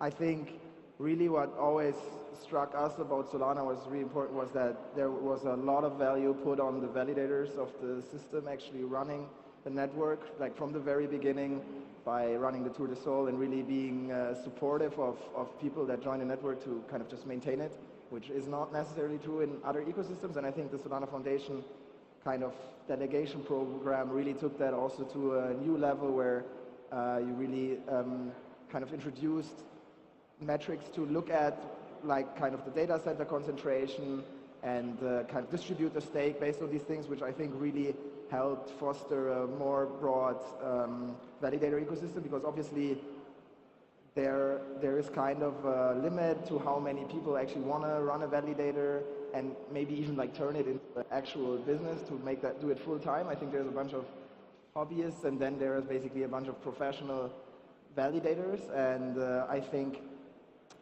the Solana Foundation does a great job at trying to bring people that maybe want to run on Node on their own, kind of kickstart their journey into becoming a professional validator. And you can obviously see the success of it in the geographies and just the number of validators that are out there. Surely with Solana, I guess one of the issues is you actually need very good network and the infrastructure or hardware. So that makes it a little bit harder to run it all over the place. So you have kind of a concentration, obviously, in the US and Europe. But I guess these are things that hopefully will be solved in the long run as the other regions like Africa and stuff maybe will get more better infrastructure there to have also more validators in such regions. But overall, I think very good trajectory and amazing work so far. So thank you. Yeah, and just sort of follow on point on that. This has been and still remains the core tenet of what Solana Foundation is here for, is to continue to foster the decentralization of Solana. And that comes in many forms. And we initially, have focused on the validator network itself, helping more validators learn how to operate on the network, how to get stake through Foundation's delegation program. As Felix mentioned, there tends to be, and we see this in a lot of proof of stake networks, concentrations in North America and Western Europe. We've been working with a number of service providers, some of whom are here, they're in the back corner, go say hello, that are really Solana friendly, they're very crypto friendly, and want to help spread the validator infrastructure to the far corners of the earth, to wherever the users are. There is a need for Solana nodes, Solana infrastructure, Solana RPC operators, and so Foundation has really been advocating with a lot of these big companies who really knew nothing about crypto a handful of years ago, to understand sort of the unique needs of the network, to help bring more avenues for our users. So Chris, I kind of want to talk about this idea of economic decentralization. There's one metric we often talk about, Nakamoto coefficient.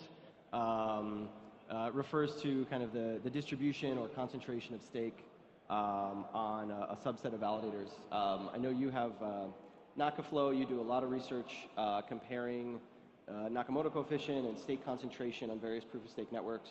So maybe can you kind of talk to what this is, why does it matter, and how does Solana compare in sort of the broader proof-of-stake crypto ecosystem? Sure. So I guess in the shortest version is the Nakamoto coefficient is the number of validators that control 33% of stake on the network. And in the case of 33% gives a lot of power to those validators that control 33% of stake on the network. So we feel the Nakamoto coefficient is a meaningful metric of essentially how decentralized stake on the network is. Again, it's not the only metric, and we'll get into some of the other metrics that matter too. But we find that it's often difficult to talk about decentralization. And we think the Nakamoto coefficient is one way to get the idea of decentralization across to a wide variety of people. And it's also a pretty easy metric to compare. Well, it's a metric to compare across networks. So we have a site called nakaflow.io, and we monitor the Nakamoto coefficient on about 15 different networks. And for Solana, Solana's consistently at the top, which is good news. I looked today, Solana's at about 30, so that means 30 validators control 33% of the network. And when you look at many of the others, 30 is consistently at the top. Most of the others fall around, you have everything from very low single digits, like 2 or 3. There's another consolidation around maybe 6 or 7. And then once you get up to 30, 30 is looking pretty strong comparatively. There's one other network that, one or two other networks that bounce around up there too, but 30 comparatively to the other networks we track look pretty strong. Can you maybe speak to a little bit, what are some of the limitations of looking at this particular number, right? It serves as a useful metric, but kind of, can you maybe elaborate, like what parts of the story does this sort of just numerical metric fail to, what parts of the story does it not always get across? Sure. So when I think about decentralization, I think at 2 very broad levels. The first level is the capital level, and then the next level is the infrastructure level. So the Nakamoto coefficient starts to tell the story at the capital accumulation level. And capital accumulation has typically been a barrier of entry, in the current economy, so I watch that carefully to see if it'll continue to be a barrier to entry in this new economy we're building. So it starts to tell a pretty good story at the capital layer. However, I looked today, of the 30 validators, in the Solana Nakamoto coefficient, there are probably about 10 that are running anonymously. So we really don't know who is running those nodes. So it could be that there's one entity that's actually running multiple validators within that 30. We don't know.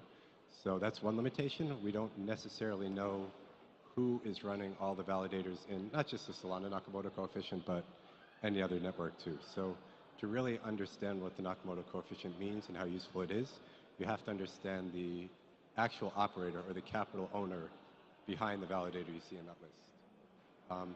The second part, I'd say that the Nakamoto coefficient we show is really the capital Nakamoto coefficient, the infrastructure Nakamoto coefficient that tools like Validators app will start to show the second really important vector when it comes to decentralization, which is the infrastructure layer. And that is basically saying things like, how many validators are operating out of which provider, how many operators are operating out of which data center. And as we've seen recently with what happened with one of the biggest providers, Hetzner, or previous providers, Hetzner, this matters a lot too. So the Nakamoto coefficient, when you're talking about capital accumulation and capital distribution, is one vector, but infrastructure is another big vector, if not as important a vector. Yeah. A common criticism that I think we tend to see on Solana and externally a little bit more broadly on proof-of-stake networks is this, seeing this capital flow to, the highly staked validators, because people say, oh, well, these stakers, don't care about decentralization or maybe are just uninformed or have different opinions. There's kind of this common theme that it's not just capital concentration, but it's access to capital, access to being able to run your own validator, to participate in the network either through, reading blockchain data if you're running RPCs, APIs, or the ability to join the network and be a block producer. One thing that I think Solana in the early days had received some criticism for is that the technical and the hardware requirements to run a validator are quite high compared to, I'll say, earlier proof-of-stake networks. And this is true, they are higher. And the reality is hardware gets cheaper, internet gets faster year over year. And so this is, we want to come in with the strongest tech, the most innovative tech, and that requires kind of pushing the boundaries on a lot of different fronts. And hardware was one of them, where we can squeeze out this performance that we have on Solana. And a lot of people have argued in the past that this is a centralizing factor on Solana. The cost to run a validator is quite high. The operating costs are high. The intellectual barrier is high. Felix, I'm wondering maybe kind of what your thoughts are on that. Is this a driver of centralization on Solana, or a different take? I think there are basically trade-offs, right, that every network will make in terms of how much they want to enable decentralization. Obviously, one of the factors there is how much hardware or how hard is it to run a node on really that hardware level, or and there obviously it is more required of you to run a Solana validator than maybe one Ethereum node. This is obviously kind of also an architectural choice of Solana and how it can achieve such a high throughput, because it is maybe more limited and you don't need to have so much communication overhead. So one of the maybe also untold stories going a bit back is that kind of the more validators you add, the more vote transactions there are, the more kind of slower the block times potentially get. So there's really this trade-off where you want to kind of be somewhere in between. You want to have enough nodes that it is decentralized, whatever that means to you. So the Nakamoto coefficient might be one of the metrics there, that you basically don't want just a few entities to be able to halt your network or something, but you also want to add so many validators that the network gets super slow and the applications can't run on it anymore. So I think finding this balance is something that we also try to help people do. And I think there are multiple tools, for example, to calculate how much would you earn if you're in a certain validator in the set. You can maybe calculate your operating costs. You can see the vote fees, how much you would be paying, and then basically as a validator you need to figure out if that's profitable for you, right? There's a certain break-even point essentially of amount of stake that you need to be profitable, and then I guess for you as a validator this might be the calculation that you need to do to kind of figure out, should I join Solana network? Do I have the chance to get into the set and stay on top of this break-even line essentially? And I guess the network or foundation and the community at large can kind of maybe communicate with each other what is the level of number of nodes that we find reasonable, that we need to actually be decentralized, because there's obviously this trade-off, decentralization and performance. Right. So one kind of train of thought I've been debating with some folks recently is this idea that decentralization as an ideal is wonderful, but I think decentralization should also be profitable. I think people should be able to act in their own self-interest, as people naturally do. They want privacy, they want security, they want the ability to have create business models and revenue streams and make money and just have a prosperous life. And how can people seeking in their own self-interest, advance decentralization? And one of the things we've been talking about is, like you said, requirements to run a validator are high, but if someone can, say, make a capital risk and says, I'm going to put in the time to invest in learning and research and acquire high-quality hardware, and I'm going to run my own node, put a shingle out there, work to attract stake, because they want to succeed on the network. This would hopefully and naturally increase decentralization if there is, a path to victory, a path to profit, basically, for people who want to run their own node. And so I would actually argue that decentralization will be an emergent property, or I'll say further decentralization and self-sustaining long-term decentralization of the network would be an emergent property of a well-adopted and successful network with lots of users on it. So how do we get there? Two kind of big tools that have come up in the last year or so are stake pools and MEV, which can provide additional possible stake, revenue streams, and provide sort of a more competitive landscape for validators to differentiate themselves.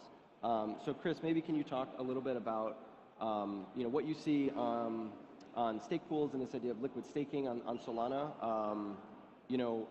Is it beneficial? Has it succeeded in providing these opportunities, and kind of what work remains? Sure. So I think the algorithmic stake pools are a really good idea.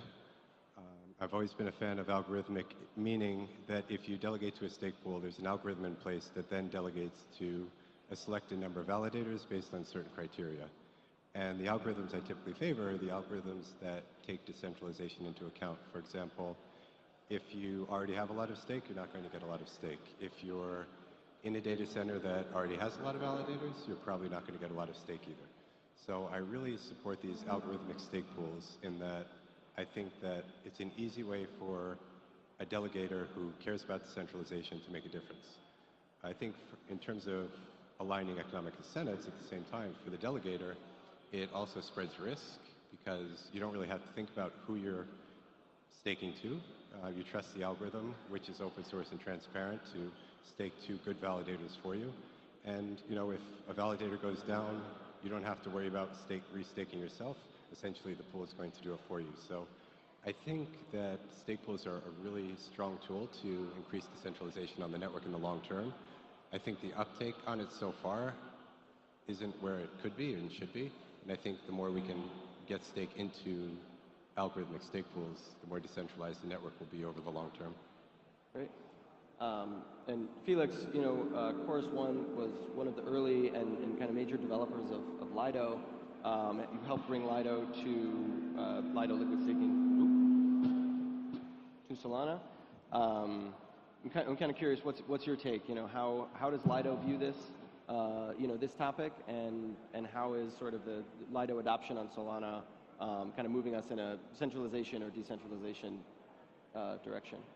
Right, yeah, totally. I think, generally speaking, right, stake pools enable what you said, like basically distributing based on some algorithmic choice. Lido has so far kind of taken another approach to stake distribution, which is more governance-based and kind of looking at the operators by evaluating them subjectively on like different criteria, and also trying to generate a validator set that is diverse and professional in its operations. And I think maybe like one of the core, like I guess, issue or things that can appear in a stake pool that is algorithmic and really like looks a lot at the performance.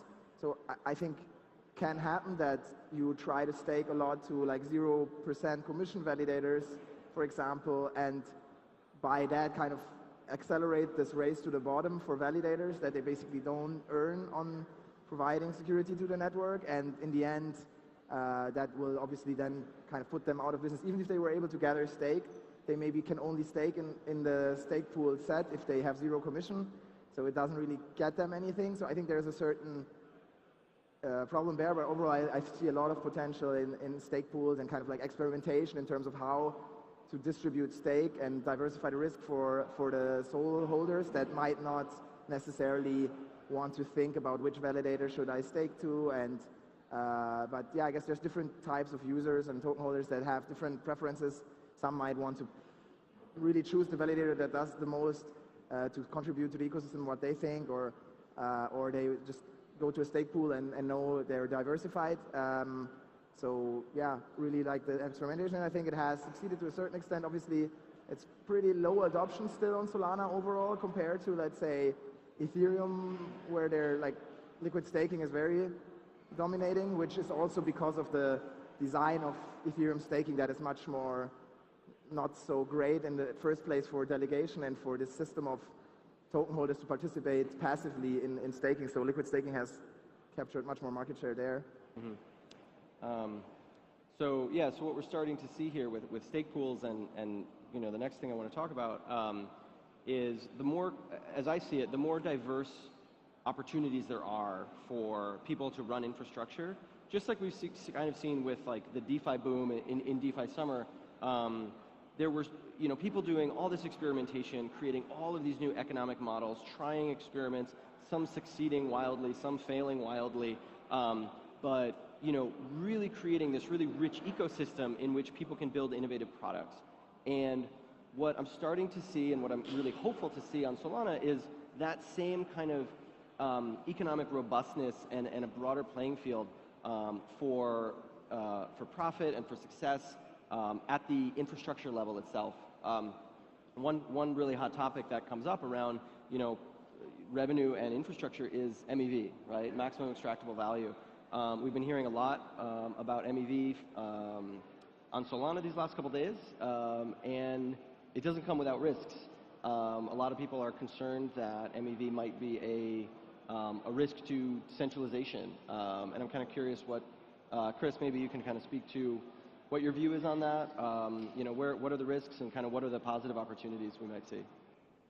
Sure, I'm going to keep the headphones over here. Yeah, I think MEV in general is a positive for validator diversification, especially for smaller operators that don't have the resources to build these tools themselves. So I'm pretty optimistic of it from that perspective. There is the risk, for example, Solana is such a high-speed network that in order to benefit from certain solutions like Jito, for example, validators have to be co-located with the Jito block engines. So for example, Jito now is deployed in Frankfurt first. There's a lot of stake already in Frankfurt, so Jito is also going out and saying, please don't move to Frankfurt because we don't need more stake there. We're going to be deploying other places soon. So I think there is that risk that this can cause further geographic centralization, but I think in terms of capital decentralization, it can be a pretty powerful tool. Great, thank you. One last question, or kind of topic I want to touch on while we still have a couple minutes here, is the software itself. We've had some really exciting announcements and a fantastic demo here on stage yesterday from Kevin Bowers on the FireDancer team. So as we've been hearing about FireDancer, it's this new implementation for the Solana validator. It's going to have all these wonderful performance improvements. And why do we care from a decentralization standpoint? Why is this better? Solana is the only, outside of Ethereum, is the only proof of stake network to have like a fully independent implementation. Felix, can you maybe speak to that? Yeah, for sure. So I think, yeah, very important like work stream, and super amazing that someone is working on a second client. I think also because it's gonna kind of improve the spec of the actual Solana client and the Solana Labs client itself. Why you need multiple clients is simply because if you have one client and that has a bug or isn't working, then it can take your entire network down, obviously. If you have like multiple clients, that kind of lowers this risk. I think, yeah, it probably helps to think a little bit about, we had it already, that there is kind of this architectural decentralization layer, and then kind of the capital, or let's say political decentralization, which is more about who holds the stake, who runs the nodes, who are the entities that actually run them. And I guess the client diversity question is within that architectural level. But I think, now on this talk, unfortunately, we only had like half an hour, and we mostly talked, I guess, about kind of the node, the infrastructure side. I think client diversity is obviously one that Solana now is approaching and even improving, but there's still like also other, I think, avenues of decentralization, kind of, for example, who writes the code, who gets to make decisions about the parameters of Solana, and there is obviously, I think, still also like work to be done, I think, and could also be an interesting other discussion, obviously, of how maybe one could involve more people there. Obviously, with Jump building FireDancer, I think that's already like one kind of big contributor that will obviously like play a big role there and learn a lot. I think also with like Jito and other teams that work really close on the core code base, that is like there's more and more teams building on that level too. And yeah, I'm super excited to like see where this is going to take Solana. So yeah, really excited about this development. Awesome. Thank you very much. We are at time, so thank you both. Thank you, everybody. Thank you. Thank you. Awesome. Thank you so much, guys. What a great panel. Killer. So we've reached the last talk of our stage, last talk of the laboratory, which is really exciting. Just before we get started, I just want to give a huge shout out to all the people who have worked to make this event possible, given up their weekends to come here and make sure that we're all happy, fed, safe, that we have everything that we need from the lighting, the sound, those headphones in the back, all the food. So really appreciate all the help from everyone here at the Paseo de Gala and all of our venues across Lisbon, and really excited to see everyone tonight at the closing party at 9 p.m. So without further ado, I want to introduce our final speaker of the day, Sebastian Bohr from Solana Labs, just a brilliant engineer who I have the pleasure of working with a lot. He's going to talk about all things SPL governance. So please give it up for Sebastian.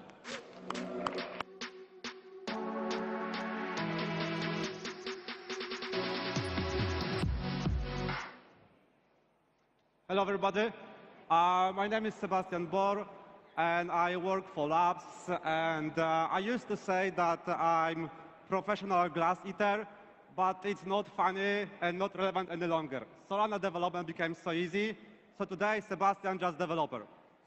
And I'm going to talk about SPL governance, which is a contract about contract for building on-chain governance for DAOs, but also for really any type of organization on-chain. So first, I'm going to talk about the design, architecture of the contract.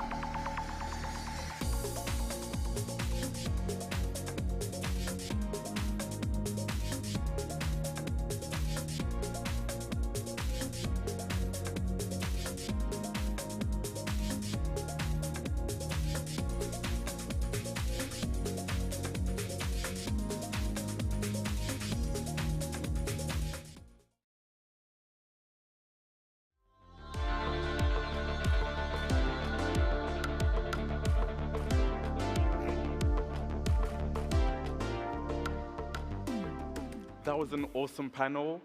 For me, it was actually quite interesting to hear like how, as Solana itself scales, there's like different groups or different industries that are actually interested in the future potential, and it kind of like opens up like a new variety of use cases. Next up, we have actually another panel, and this one is on zero knowledge, and to kind of understand that it's actually more about more than privacy. So let's welcome Don Beaver, who is the chief cryptographer at Jump, who is the moderator for this particular panel.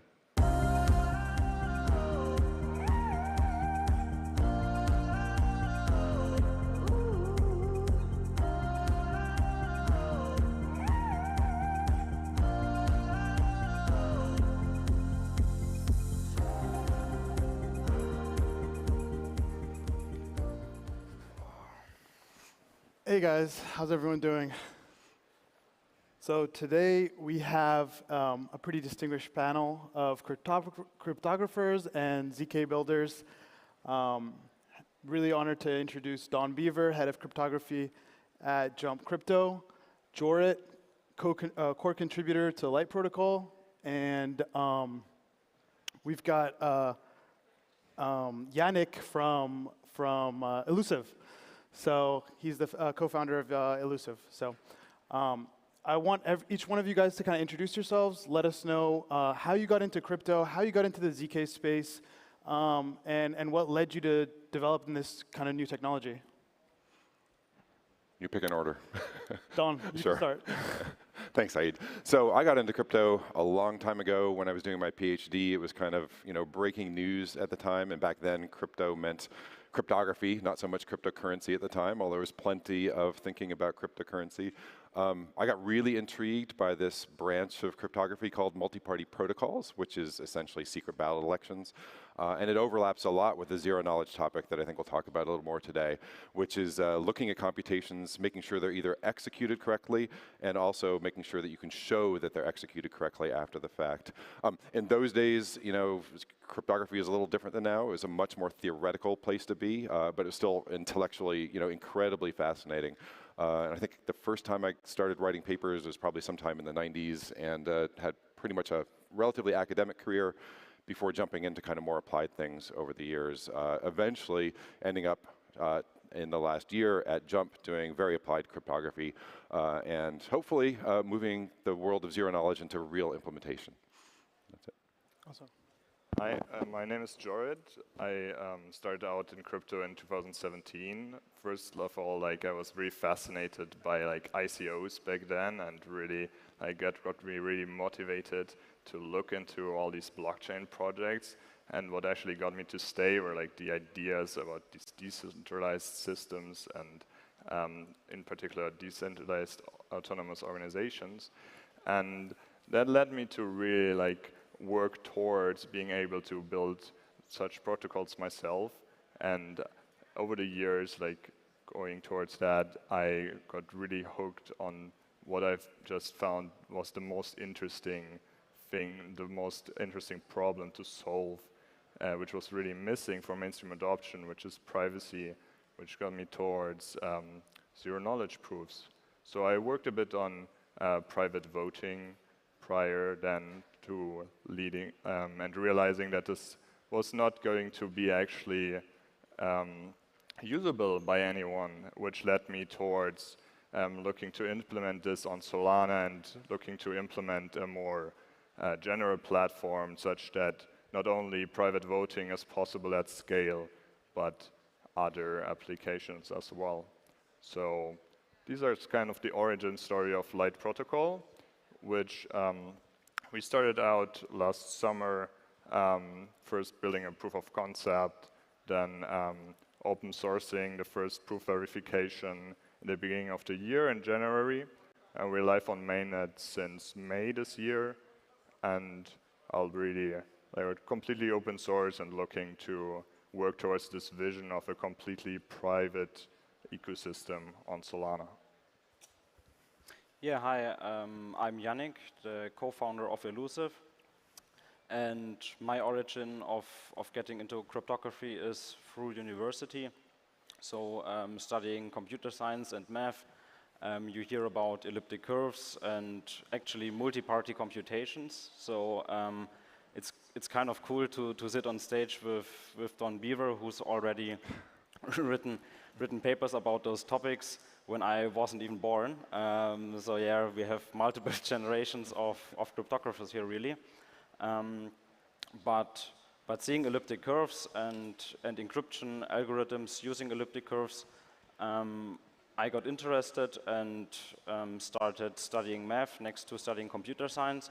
And after meeting with our co-founder, Nico, who for some years has done crypto and distributed systems research, I decided to fully commit to cryptography. And then we together got into the CK space. And from our political belief system, we realized that the best energy is spent on building privacy solutions, basically, on the blockchain, because there are many bright minds building this, but not enough bright minds. So we decided to build it on Solana and have, similarly to what Jorid and his guys are doing, built multiple proof verifiers already, aren't yet open source, but have been audited by some great auditors and plan to move into mainnet next month with both our privacy protocol that really isn't just a privacy protocol, but the first protocol of its kind that uses zero-knowledge proofs both for privacy and also for decentralized compliance, and our general purpose zero-knowledge proof verification virtual machines. That's all I have to say. Nice. Nice. I mean, as Yannick mentioned, you know, it's an honor to have Don here, someone who's been in this space for so many years, studying ZKs and doing research on that topic, even prior to crypto.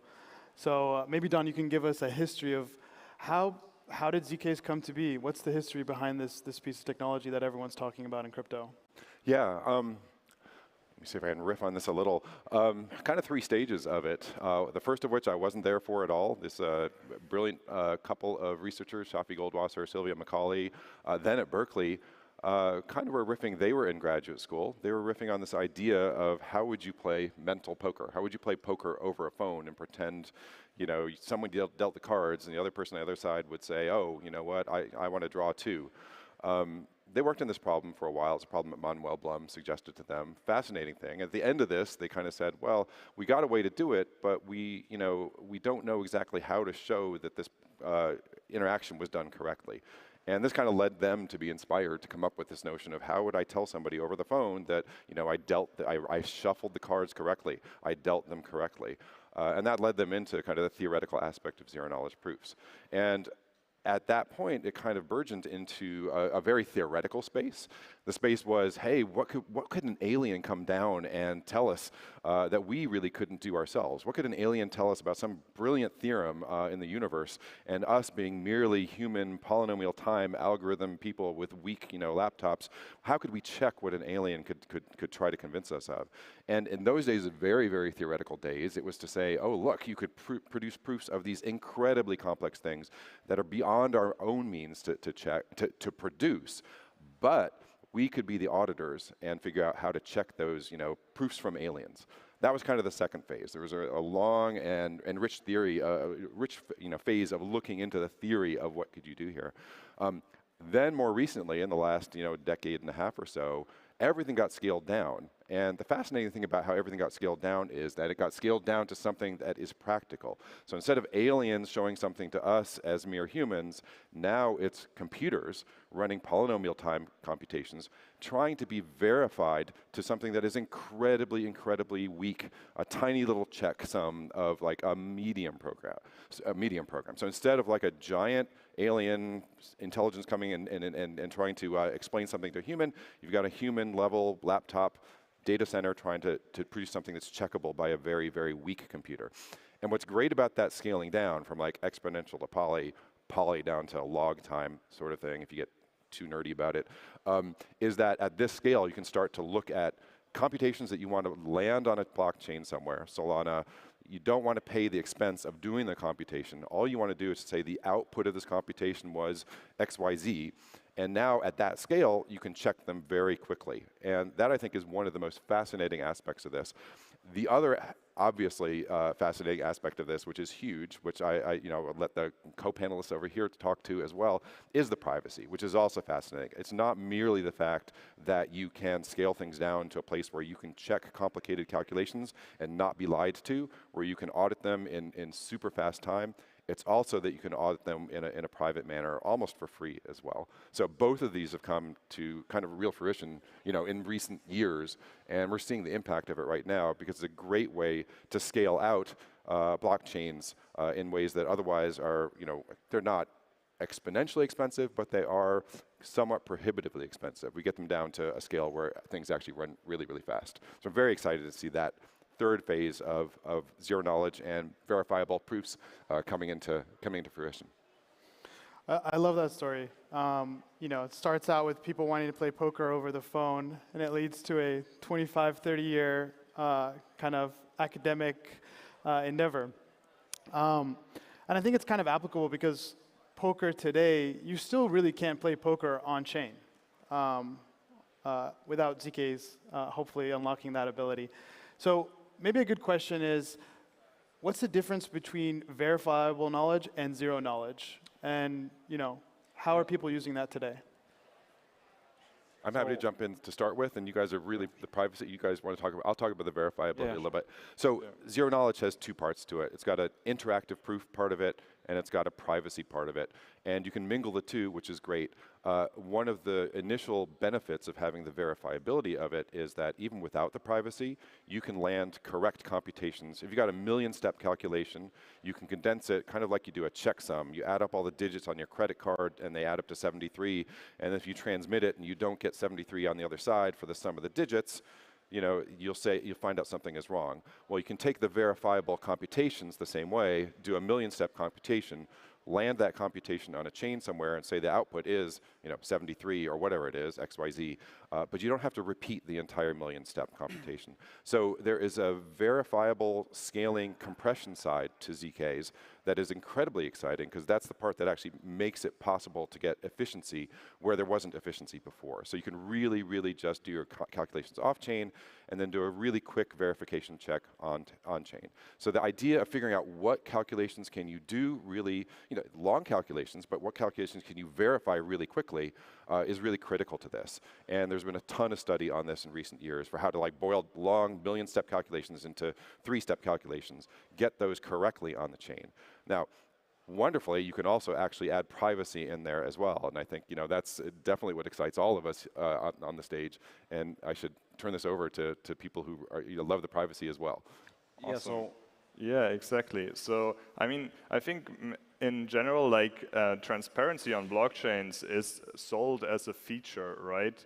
In general, it's great, everything is democratized, everything is transparent. But if you actually think about it, business in the Web 2 in the real world is not conducted always transparently in public, and that has good reason because you don't want everything to be public, right? So zero knowledge proofs are very interesting because you can basically you can make it very easy to verify that the statement is true without actually revealing anything about the statement itself, just that it's true, right? And so with this, you can potentially build applications which are just as cryptographically verifiable and sound as the blockchain itself, but without actually revealing the data which is being used. So you know for sure everything is correct, but only the people themselves have ownership over their data and can actually verify it. Yeah, and it's basically two terms you can think about. It's computational asymmetry, that's basically verifiable computations, and it's informational asymmetry. So you have a computation environment, the blockchain, where you want efficiency, and for that reason you want to outsource the computation out of the blockchain and have basically two parts of the computation, the generation of the computation and the verification on-chain. That's the asymmetry. And for the privacy, that's the same thing. Now in my computation environment on-chain, I could perform my computation, but I don't want to do that simply because then all my secrets will be leaked. So there we have the informational asymmetry. That's all powered by zero knowledge proof. So it's basically the verifiability is the main property, and privacy is a property that you can use or not use depending on your focus, what you want to do. And that's really the beauty, because zero knowledge is about way more than just providing privacy. It's about changing the world. Yeah, that's a really good point. A lot of people think zero knowledge is only focused on privacy, but it has so many benefits in terms of scalability that you can use. This question is for Jorrit and Yannick. I want you to tell the audience a little bit about your experience implementing zero knowledge verification on Solana. Maybe Jorrit, you can lead us off. Yeah, awesome. Yeah, that was a really interesting journey, because I mean the Solana runtime is so constrained both in compute and in memory that the way actually we started out building this was we just took a cryptography library and tried to run it on chain, and of course it immediately blew up, like nothing worked. And so we started to basically get into it, profile it, see, okay, what can we make work within these constraints. And back last year, it was just 200K compute units. Right now, you can go up to 1.4 million, right, which makes things much easier. But we started out really with that. So we really put, like, for our proof verification, which features like a pairing and some multiplications and additions before, took like 1,500 steps, which is actually deployed right now, which we really split into these small chunks, which we just execute over a lot of transactions right now. So with the bigger compute budget, that got much easier, and I actually rewrote a version where you actually can see the algorithm in its actual form and just save state at the right sizes.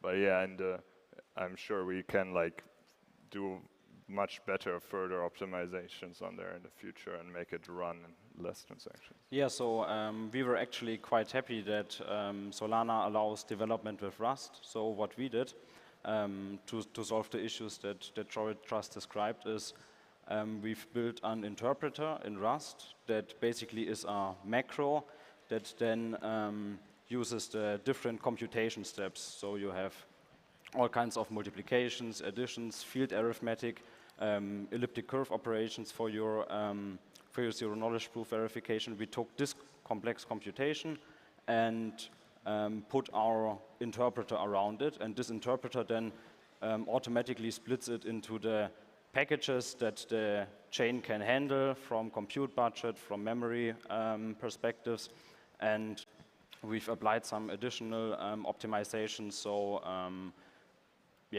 batch verification depending on network throughput and optimizations in that scenarios. And zero knowledge proofs always tie together with building some accumulator structure on chain, right? So you need Merkle trees, you need to build them, and you need many insertions into those Merkle trees, and those Merkle trees have also computation intensive hash functions. And so we've also built some interesting functionality around that, around queuing commitments to be inserted, about dynamic batching based on network throughput, to really bring down the cost to basically on high throughput days 0. So yeah. Awesome. I guess this is for everyone, but what do you think are the biggest limitations or bottlenecks for widespread adoption for ZKs across crypto right now? Where should we be focusing? Where should developers in the ecosystem be focusing to help this technology kind of proliferate and kind of start taking advantage of the scaling properties that ZKs can offer? I'm happy to jump in. Yeah. So what Jorrit and Yannick are talking about here is really the core of it. It's people rolling up their sleeves and actually getting down to implementing the zero knowledge. And I think this is actually the most exciting part to be working in right now. There are plenty of theoretical results. There are not very many truly practical algorithms, implementations, I want to say, not algorithms. Plenty of algorithms, not too many really great implementations. And so when it's actually, writing the code and getting this, rubber on the road, that's where we find out what the pain points are. That's where we figure out which algorithms are better than the other algorithms. That's where we actually kind of bring this into real life and real practice, and we start getting the benefits of scaling computation the same way that, here has been announced scaling up storage. How do you scale up storage? You create Merkle trees that can, in a short string, map a very large piece of storage, and you figure out fast ways to do that. What we're working towards here in practice and in algorithms as well is to work towards a world where you can take large computations and condense them into something short. And I think that the work that you guys are doing is really at the core of all of this. It's lots of people trying to implement this, trying to compare what goes the fastest and then running with that and using the pain points that when you try to implement it, that's really where you come to the really interesting topics to work on, both from implementation and from algorithms discovery, theory, practice, across the board. That's what generates the interesting problems and the right directions to work on. Yeah, I completely agree. Like, in addition to what Don just highlighted, I think what is really lacking is the developer experience. Like, it's very hard to actually build on these. Like, very few libraries and primitives exist. Like, in some constrained systems and languages only allow you to write quadratic constraints, which leads to like very interesting workarounds you have to do to actually encode like more complex computation. So I think this is another very interesting area to focus on, to actually have higher level languages which are maybe even proof of system agnostic, which you can compile down to these different proof systems such that you have really built a stack of these different layers, which might even take advantage of like optimizations in systems like LLVM, right? I know that there are some projects working on this. So that's another really interesting point to focus on. Yeah, and the big issue really is the more complex calculations we want to put into the proofs. The verification part stays constant time, but the proving gets more complex, just is bloated, and for that reason we might need different solutions for that. So what we also started a bit of research and development in is, for example, when doing signature verification, we, on curve 25519, for example, so instead of implementing the SHA hash function directly in the zero knowledge proof, we only need to put the important stuff in the zero knowledge proof and can perform hashes publicly if the messages are publicly by default, and don't need everything in the zero knowledge proof, and run all computations on the hardware that are required. So they are required and optimal to run on, right? So basically thinking about building recursive proofs and finding ways to arithmetically prove statements in order to outsource computations outside of zero knowledge proofs. I think we need some sort of hybrid solutions in that sense, yeah. I totally agree. I really like your point, Jordan, about more developer tools is going to help everyone in the ecosystem to start building this stuff more. We need someone to build the next anchor for ZK stuff, right? I want to throw it to you, Don, and talk a little bit about, we had this week.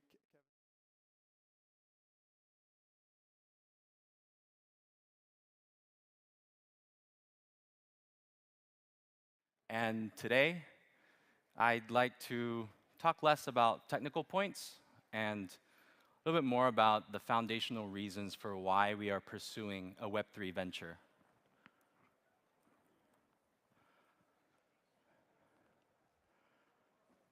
We're all going to die. So let me say it again. We're all going to die. But this certainty of being tied to a temporally finite and physically binding form of life is what got us interested in the afterlife, religion, mythology, aliens, art, since the beginning of history. And basically, we've had aspirations towards alternate realities for as long as we've been around. Why do we have aspirations towards alternate realities? Because there is a gap between who and where we are in life and who and where we want to be in life. And the oasis of Wade Watts versus his actual physical situation, there's a big delta there. And that kind of a delta is something that all of us encounter at some point in our lives to some degree. And it's our alpha-seeking instincts that nudge us towards alternate settings where we can be unbound from these physical limits and be free to pursue our true aspirations. This was made very clear to me many, many years ago as a Second Life user. Still a young college student, I stumbled upon a world where there were guys with female avatars, with female gender identities, meaning they consider themselves heterosexual women trapped in the bodies of men, and these female avatars were dating male avatars, behind which were women who liked women, or women who also consider themselves to be trapped in the wrong gender's body at birth. And of course, this is not what all Second Life relationships are like, but it awoke me to the unique kind of a value proposition that a virtual life could offer. And it's what the WeWork guys have been evangelizing, just in a brick and mortar way. Do what you love. Do what you love. No matter if you're a 50-year-old man, you can still become a J-pop star singer with a completely different physique in the virtual world. And there's a whole spectrum of this, from assuming a totally different identity through your avatars and pursuing your passion, all the way to gamers who are streaming and pursuing their passions, but whilst openly acknowledging their identities in the physical world. And the commonality here is that they're all going to die, so where economically viable, they'd much prefer to spend their time on Earth doing what they love, even if that means in a virtual setting. And that is what our Web 2 business called Zepeto precisely enables. Zepeto is the largest metaverse platform based out of Asia. It is somewhat of a hybrid between a Roblox and a TikTok. And the platform features people like Lenji, pictured here with her avatar, who have made a name for themselves as virtual fashion designers. Lenji wanted to work in fashion, but didn't have the right connections, right degree. So when she found Zepeto, she immersed herself into building 3D virtual fashion items that became a hit. And now, she's generating millions of dollars a year in revenue and managing multiple virtual fashion designers through her business. And she's collaborating with fashion brands that probably years ago, if she had sent them her portfolio and resume, they would not have returned her calls. So the opportunity to do what you love in an economically viable way is what drew more than 2 million creators to our platform. And in the 4 years since we've launched, we've attracted over 300 million lifetime users, 340 million to be precise, while generating north of 3 billion transactions of virtual items. And on any given day, we have over 3 million daily transactions occurring on the platform. And because there's a very heavy entertainment layer to the virtual economy that we offer, our users found the experience sticky and are spending more than 40 minutes a day on the application. The genesis of Zepeto was about enabling people to express themselves and their passions through their avatars. When we looked at the avatar landscape in 2018, we found that there was a demand for higher fidelity, highly customizable avatars. So we shipped our MVP, which was an avatar builder, in the fall of 2018. And fast forward 4 months, we were getting 10 million monthly organic downloads without having spent a penny on marketing. And we didn't spend anything for another 18 months. And I strongly believe that this was because we were enabling people to become who they wanted to be by way of customization. And then we evolved into enabling people to become creators who could create and sell what the virtual items that they loved and that they wanted to see out there. So these virtual items, I'm not just talking about wearables. They include virtual buildings, landscapes, worlds. So we have virtual architects as well, which is also a very lucrative profession. And we have a lot of organizations or brands that are commissioning these creators to build branded spaces in the metaverse. So by doing what you've always been interested in, but in a virtual setting, we have people that are generating 5 figures a year, or sometimes 6 figures a year. It's all Web 2. And you consider the fact that our user base is extremely global and distributed. Our top 10 markets are something like Thailand, Indonesia, US, China, Brazil, France, Korea, Japan, Philippines, Vietnam. So it's all very distributed.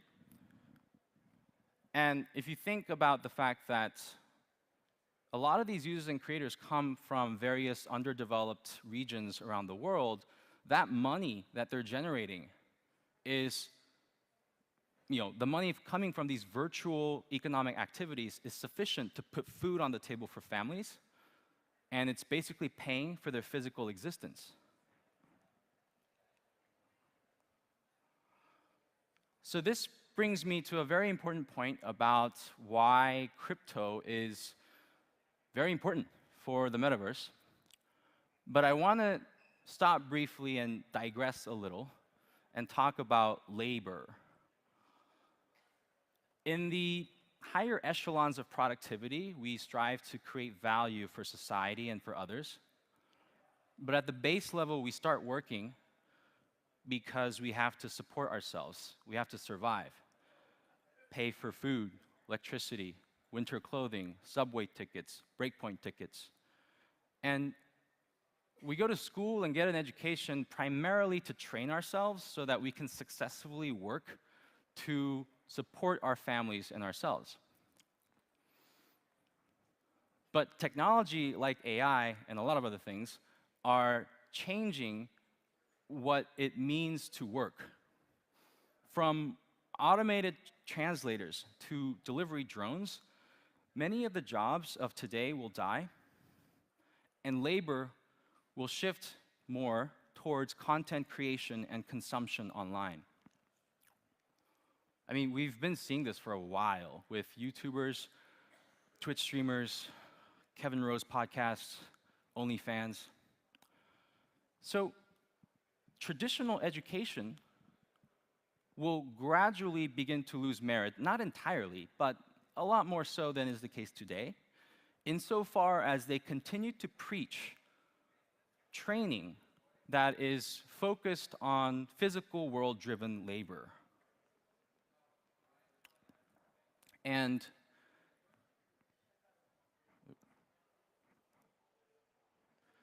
just ask someone like this, Ryan Kaji, 11-year-old OG YouTuber,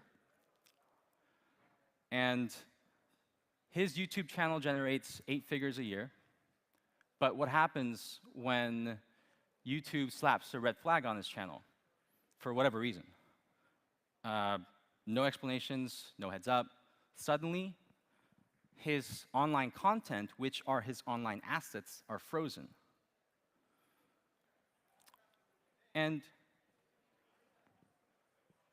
I was at a hacker house earlier this year, met a bunch of 15, 16-year-olds who had dropped out of high school after meeting in some DAO to ape into NFT projects. and they already had made enough money off of DeFi liquidity pools to support themselves and just build whatever the fuck they wanted to build. So you're just going to see a lot more people like this, where their labor is tied to their content, and because of things like red flags on channels, you want to have ownership of your online assets. It's just so fundamental in an environment where the bulk of the focus and work is about online content.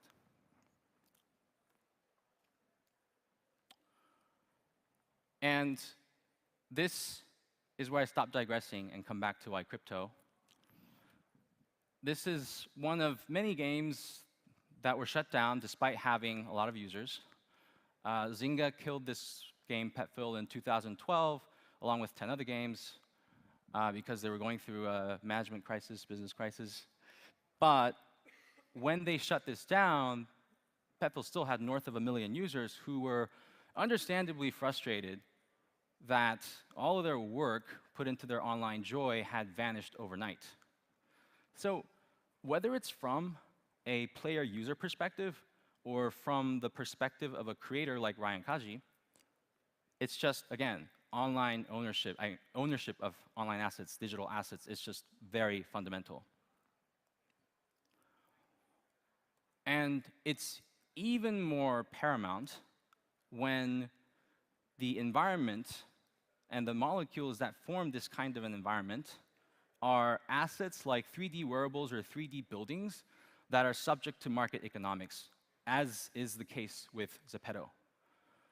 Those 15-year-olds that are jumping to DAOs and building games and NFT projects, they're going to be allergic to frameworks where their digital labor is bereft of financial sovereignty. And it's the same with the Second Life users and the virtual singers who are going to spend time and money to purchase assets, build up assets that help them better represent their true identities. And then off of those assets, they create further value through whatever work that they're engaged with. So all of this is why we created ZTX, which is the comprehensive Web3 initiative for all things metaverse, including but not limited to the Zepeto IP and technology. ZTX will leverage the avatar technology that Zepeto has streamlined for years. And one of the first things that we will be offering to the Web3 communities is a higher fidelity, highly customizable avatar builder, which I think will be very useful to all crypto creators. We'll also draw upon our experience of having built multiple casual games in Zepeto that each have millions of daily active users and offer a diversified gamified experience, allowing people to earn while working as racers, sharpshooters, dragon slayers, detectives. And we will officially kickstart this Web3 venture before the end of the year with a Genesis mint on Magic Eden of our ZTX houses, or home NFTs. And these will grant you access or ownership of ZTX homes in the metaverse. You can find out a lot more about our roadmap in our light paper, which you can access today at ztx.foundation or zepetox.io. ZTX is the shorthand for ZepetoX. And I just want to close by saying that ultimately, what we're trying to do is super simple. Offer a Web3 metaverse proposition to as many people as possible, make it as accessible and enjoyable as possible. That's why we're not selling land. There's no land sale. Land is free. The mint prices for the Genesis mint are low. We will have a lot of opportunities for people to get access without paying exorbitant sums, because at the very least, we have 340 million people that we need to give access to. Thank you.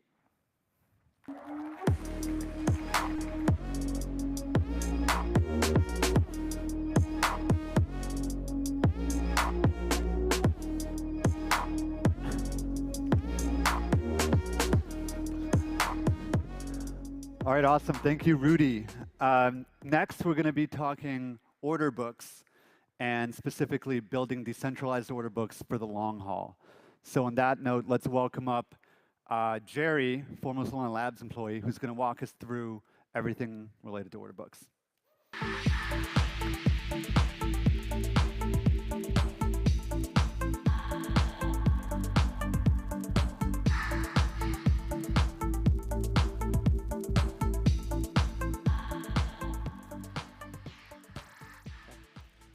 Good afternoon, everyone. My name is Jerry Shao. As mentioned, I used to work at Solana Labs. I recently left to do something new. During this talk, near the end, I'll start talking a little bit about what I went off to do. But the purpose of this talk is to talk about building decentralized order books. And the focus will mainly be on the technical design and trade-offs of designing such a system on a blockchain. So first, we need to talk about what an order book is. An order book is simply a mechanism for some exchange to manage the state of certain orders. And what orders are simply basically a way to determine who the buyers and sellers are in a market. An order has a couple parameters. There's the side that the order is on, whether it's a buy order or a sell order. There's a price, the price that the order will get traded at, as well as a size, the amount of asset or widgets that particular order represents. If you took all the buy orders that were in the market and you were to sort them from highest price to lowest price, and by least recent to most recent, you would get the bids. And for the offers, which is the other side of the book, that would be sorting the sell orders from lowest price to highest price, from least recent to most recent. And when we do this, we get a market where the bids and the offers have prices that do not cross each other, meaning that the highest bid is always going to be lower than the lowest offer. And now that we have this order book, we can do a certain number of actions, one of which is to buy. So here we see a limit buy order for four of this asset at $100.01, and we see that the offer at $101.01 reduced from 4.2 to 0.2. You can also sell. In this case, it's a market sell. What a market sell means is there's no price associated with the order, and instead you'll get immediately matched with anything on the bid side of the book. And here we see that 20 orders were moved on 2 levels of the bid. You can also post liquidity by posting limit orders. So here's a limit order to buy 20 at $99.99. What this will do is it will add a new order to the bid, now at the top of the book. And the same thing with limit selling. Now we see 2 orders posted on the offer side for $100. And in this case, notice that it does not result in a trade because the price listed is higher than the best bid on the book. The last action you can do is canceling, and in this example, I'll go into how that would look. But to do so, we need to zoom into what a particular price level of this book might look like. So here we're going to zoom into the order or the level at $100.03. Here we see that the size posted is 30.9, and we have 4 orders on this level, each with a different time posted. And they're sorted by least recent time to most recent time. We have 4 users here, Alice, Bob, Charlie, and Diana. And if you were to sum the column of size, you would see that it adds exactly to 30.9. Now let's pay attention to Alice, whose order ID is A and has size 2. We see that if we were to cancel A, the level at $100.03 gets reduced from 30.9 to 28.9. So yeah, and once again, when we look at this price level, we see that that order from Alice has been removed. These are the pretty straightforward operations of an order book. You can buy, you can sell, and you can cancel. So why are order books important, and why are they useful? The main thing is that order books are one of the greatest ways that you can have a mechanism for price discovery. They enable the users to post prices to buy and sell assets, and these prices are going to naturally disagree. Whenever there is a disagreement in prices, this results in a trade. And by having everyone who wants to post buy and sell orders, we can match buyers and sellers fairly at the prices that are listed. They also enable some protection against adverse selection. So adverse selection is not it is always available. It's always there for any market. But order books are good because they allow you to cancel orders in the case that you're about to be adversely selected against. Suppose that the taker knew that the price of an offer was way lower than it needed to be. If the person who posted the offer also knew this fact, they can remove that from the book and avoid being traded against. And these two mechanisms basically allow order book to drive hundreds of billions of dollars of daily trading activity in traditional finance. Why should they be decentralized? Well, anyone who's used a blockchain knows that blockchains allow for instantaneous settlement of funds. This is a huge innovation. If you've ever transferred a token on Solana, you'll see that the process takes maybe a couple seconds to confirm and under half a minute to finalize. This is certainly very different from doing something like an ACA transfer or a wire transfer in traditional finance. These can take order of days to settle. Additionally, all information about trades and orders are 100% public. And this has some trade-offs. It certainly changes the game theory of how you might want to provide liquidity on an order book.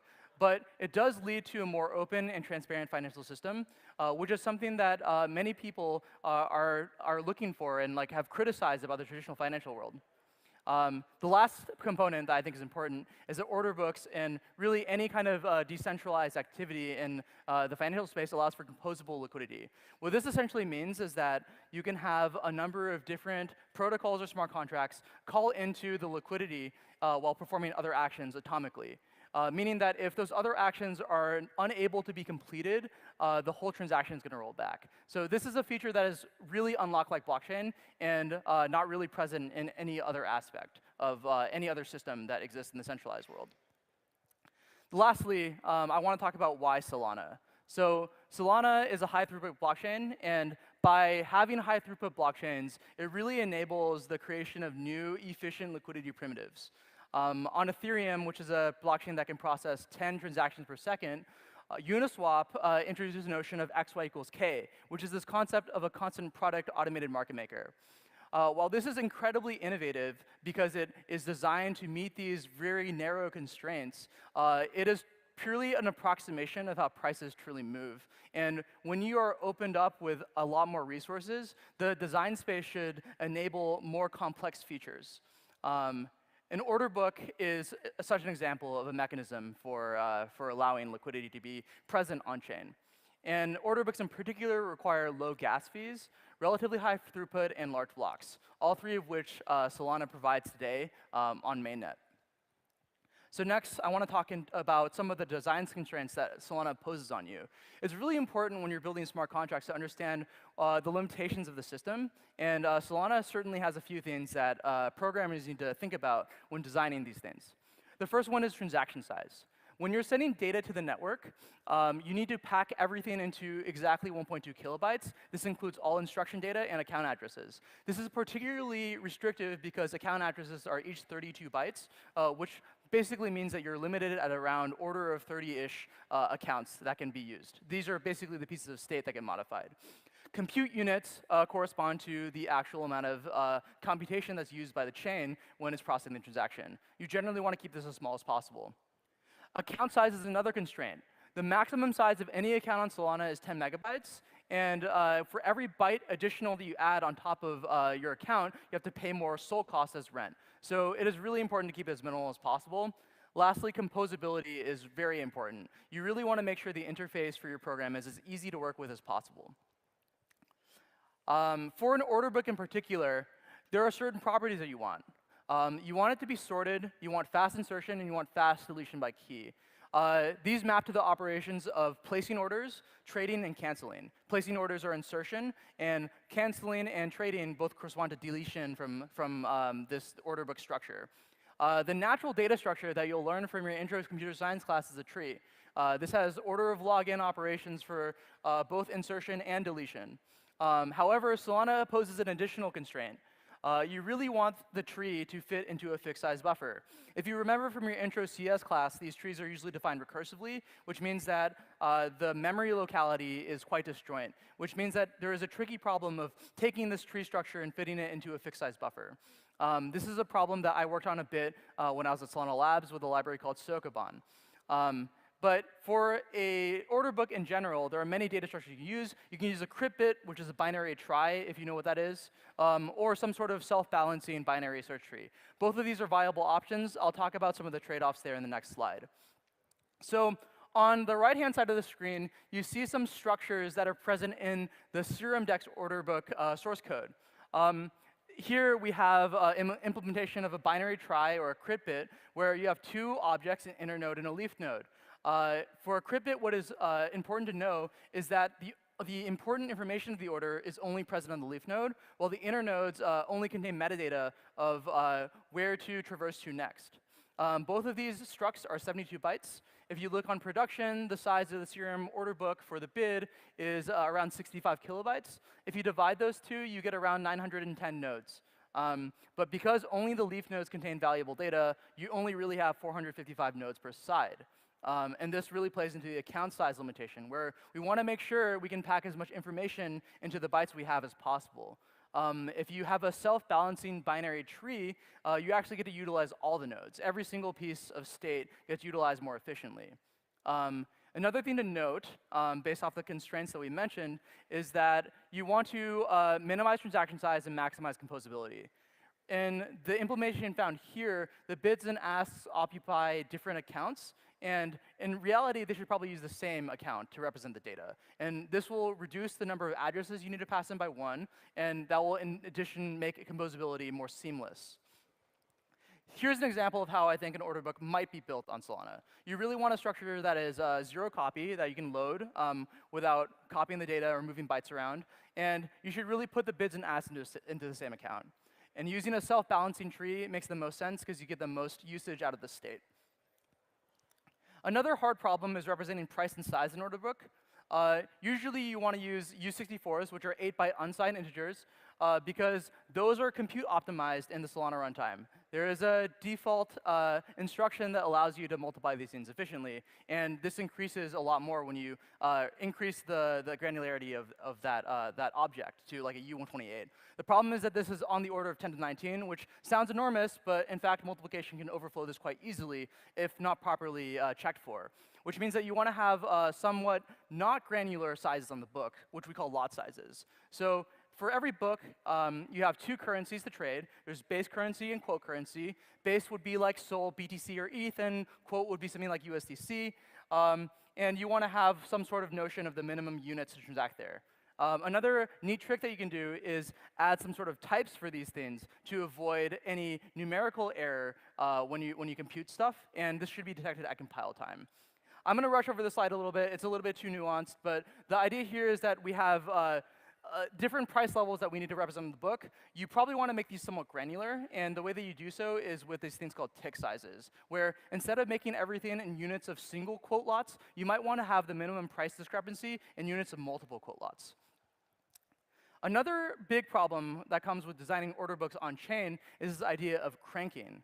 So this is a very interesting one, where you might come across situations where someone makes a trade against an order book, but wants to also atomically settle every transaction. I'd argue that in certain cases, this is fundamentally impossible. So let's follow through this example. Suppose Alice were trying to sell 10 widgets to Bob's bid, and Bob has a bid posted at $10. And at exactly the same time, Eve will post a new bid at $10.01. And now we have a race condition. If Alice's transaction hits first, then she and Bob can hypothetically be atomically settled. But Eve is first, then Alex's transaction will fail. The reason for this is that when you structure a Solana transaction, you must pass in every single piece of state that gets modified. In this particular example, because Alice might know that Bob's bid is at 10, she might pass in the state corresponding to Bob's state, but she'll never know about Eve's state. And because there's no way to do this in one transaction, you need to asynchronously settle, which is known as cranking. Again, you can't know who you get matched with a priori, and cranking is a solution to this problem. But cranking also has some issues as well. It is quite operationally expensive. If you do the math on cranking once per slot per market at a SOL price of $30 per SOL, it costs around $12,000 a year to crank a single market. And if someone is operating an exchange or someone is trying to support a decentralized exchange, there must be orders of hundreds of thousands or orders of millions of dollars spent towards operationally supporting all of these markets just to pull the crank. Additionally, this is quite centralizing. In order to operate a crank, there must be some sort of server that sits somewhere that keeps turning this and processing trades to make sure that everyone gets settled. If there's no server to run the crank, we'll see that sometimes these markets will cease to a halt. So cranking is obviously a very big problem, and the way that you can avoid it is if you always know the counterparty. So there's some trade-offs involved here, but I think that it's really important when you're designing order books to understand the full state of what are the things that are allowed and what is not allowed, and how you can manage that trade-off space to build the best possible product. The last point I want to talk about is data indexing and APIs. Whenever you interact with any smart contract, it's very important for the user and also the client application that interacts, that performs that interaction, to know what occurred on the blockchain. So this, I think that smart contracts should be designed with the ability to pass back responses to the user, and they should emit events of all the actions that occurred that get persisted to the ledger. This way, what you can do is query the transaction by the signature hash and get back a JSON of whatever occurred when you interacted with that program. This is also really useful for if you want to build some sort of indexing service or an API service that is able to both track the state of all of the orders and actions that occurred against the order book, as well as provide an interface for users to build SDKs and interact with this program. So as mentioned at the start of the talk, I left Solana Labs a few months ago to start a new company, and this company is called Ellipsis Labs. I wanted to start Ellipsis Labs because I think that DeFi needs better liquidity primitives, order books being one of them. This is the reason why we're building Phoenix, which is a new spot limit order book implementation on Solana. And Phoenix will have a few key characteristics. One is that the transaction sizes will be minimal. It will be space efficient with respect to how bids and offers are represented in the state. There will be no crank, and it's designed with indexing in mind. We really hope to build a liquidity primitive that can last for a very, very long time and is built with a lot of thought. We are also hiring engineers. We really want people who have experience with Solana and enjoy diving in and understanding really, really complicated systems, like order books and markets. Anyone with a high-level understanding of market structure, also really interested in talking to them, because we think that this problem is very nuanced, and we want people to think critically about how you can manage the trade-off space of Solana to build a really sophisticated liquidity primitive. People with product engineering experience and quant finance background, also a huge bonus. Please reach out to me on Twitter or email founders@ellipsislabs.xyz if you're interested. Thank you so much for your time.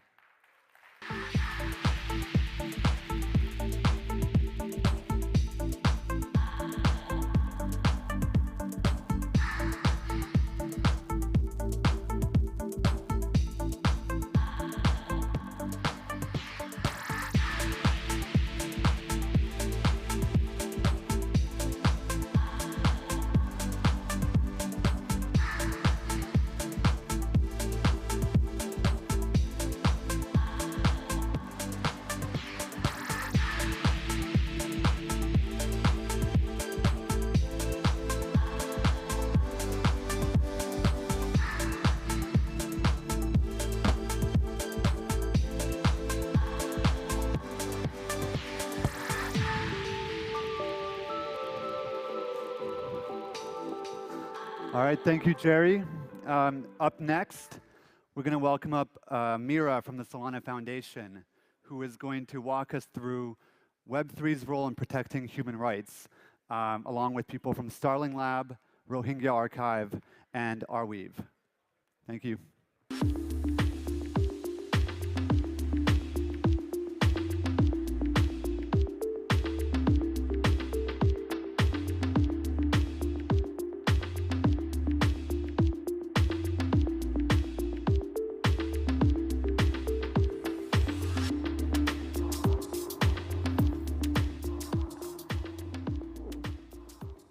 Thank you all so much for being here. We're in the final stretch of the day, and this is a very important topic. As Andrea said, my name is Amira, and I work on policy at the Solana Foundation. I'm excited to be joined by this incredible panel. We'll start with Jonathan. Jonathan's the founder of Starling Lab, which prototypes tools and principles to bring historians, legal experts, and journalists into the world of Web3. Over the last few years, they've documented evidence of 14 genocides and mass atrocities and put them on chain. Next to him is Philip. Philip is technical lead of the Rohingya Archive, a digital archive of documents important to the Rohingya people of Burma. This includes passports, identity documents, school certificates, and old photographs. And then finally, we have Sebastian Campos-Groth. He's the COO of Arweave, the decentralized storage network that makes information permanence possible. A few years ago, Sebastian found out that people like Philip were using Arweave to upload things like documents of the Rohingya people, and so they've started playing an increasingly strong role in using blockchain to protect human rights. So we'll start out, we have a lot to get through, and this is really weighty but interesting stuff. And I want to kick it off to Jonathan just to give us a sense of what kinds of content is being archived and what this looks like. So Jonathan, what's an example of a project that has come out of Starling Lab? Thanks so much for having me here. It's really great to see this ecosystem thriving.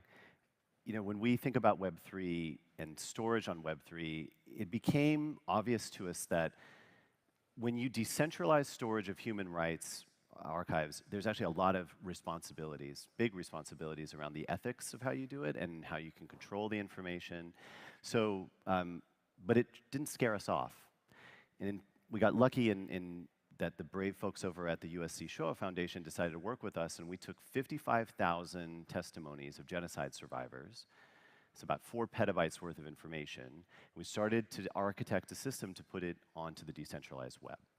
And it was a very moving project because we realized that at that point, we were finding a way to store information that we felt was actually uniquely appropriate for this type of content. Because as you distribute the information, you now have thousands of nodes that can actually store the information, and each node becomes an active participant in that preservation. And the moonshot for us would be, what if you could have any mobile phone be a node on that type of web? And so now, as an activist or someone that cares about making sure that we don't repeat the mistakes of the past, I might be able to donate, let's say, 100 megabytes on my phone for that type of purpose. So yeah, very happy to discuss all this today. Very cool. It's here, it's now, it's mature. And Philip, you know, we can drill into one particular example. So, you know, tell us a bit about what's going on with the Rohingya people and why documenting, you know, their sort of personal documents is important, and why it's important to do that in decentralized storage. Yeah, so very happy to give you a little overview about the Rohingya people.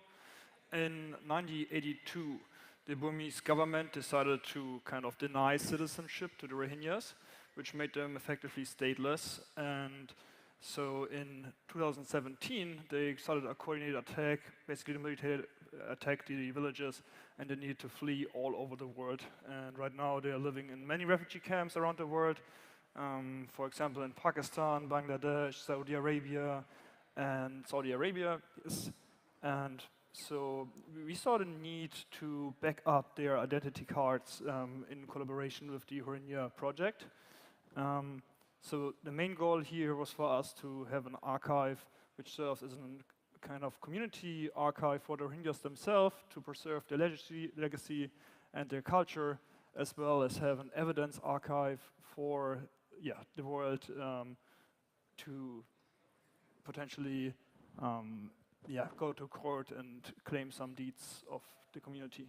And can I dig into that a little more? Like, what kinds of things are you documenting, and why is it important? Like, why upload a Rohingya person's passport to the blockchain? Mm-hmm. Yeah, sure. So currently they are dispersed. So they have all this, or they have this all expired documents, which are at risk of getting lost. And by uploading, digitizing them first and then uploading them to the blockchain, to the block weave of Arweave, they're preserved forever, and are basically evidence that the people, they had a legal citizenship of Burma, but they were denied of.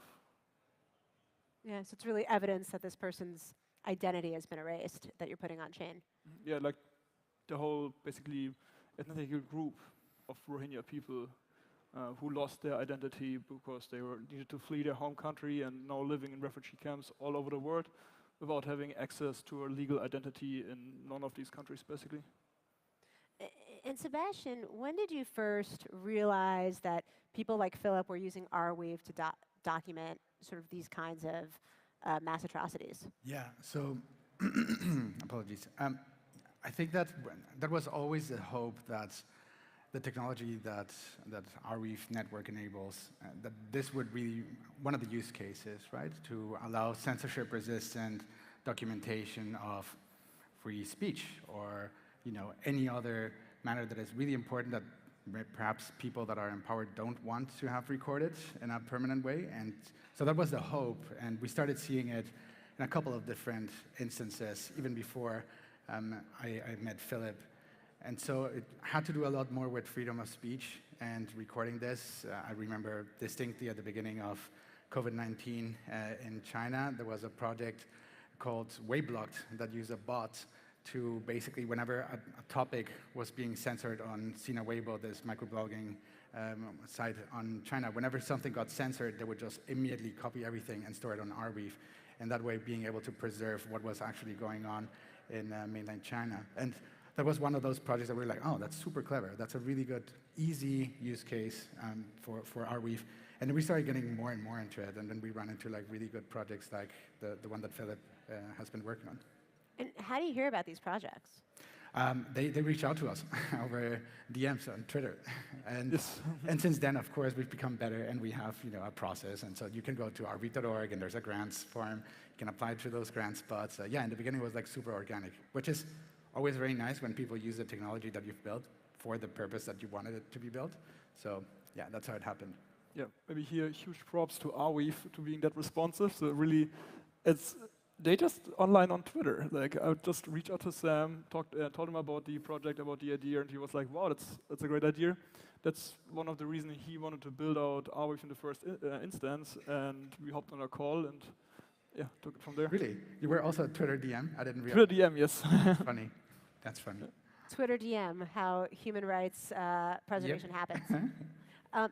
I want to talk a little bit about the process and the mechanics of how this stuff works, because it feels tricky to me to figure out how you go from a refugee camp to actually being able to mechanically put something on chain. We've all seen how difficult it is to even access a DEX or on-ramp into crypto. And so I'm curious what this looks like. I don't know, Jonathan, if you have an example of how you actually get the evidence on the ground.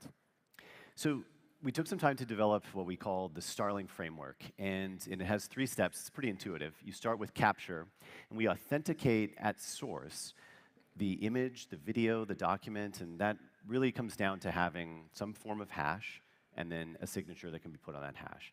And ideally, you could do that with some form of hardware-based encryption, because that's more robust, but you can even do it with a software-based approach and some sort of link back to an identity, let's say like an Ethereum wallet. So that's capture. You're authenticating a capture, and then you're pushing out that information, the hash, on chain. And we use 9 different L1s that we experiment with, so that now we have a record of the integrity of the original file. The second step is storage, and that's where we put it onto distributed storage, and you have a variety of different orchestration measures that can help ensure that an encrypted, protected version of the file is then spread out. The last part was something that it occurred to us, especially as we were working with lawyers, which is that you've got to bring humans back into the loop.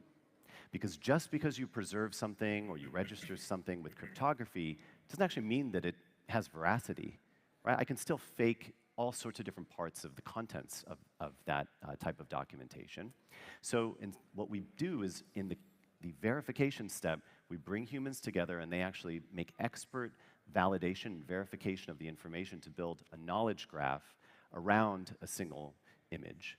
And that way you now have multiple points of view that can establish the veracity of what's going on inside the content. That too gets registered on chain. So capture, store, and verify. And to give you a sense, I mean, it's a very dynamic process. It can move quickly.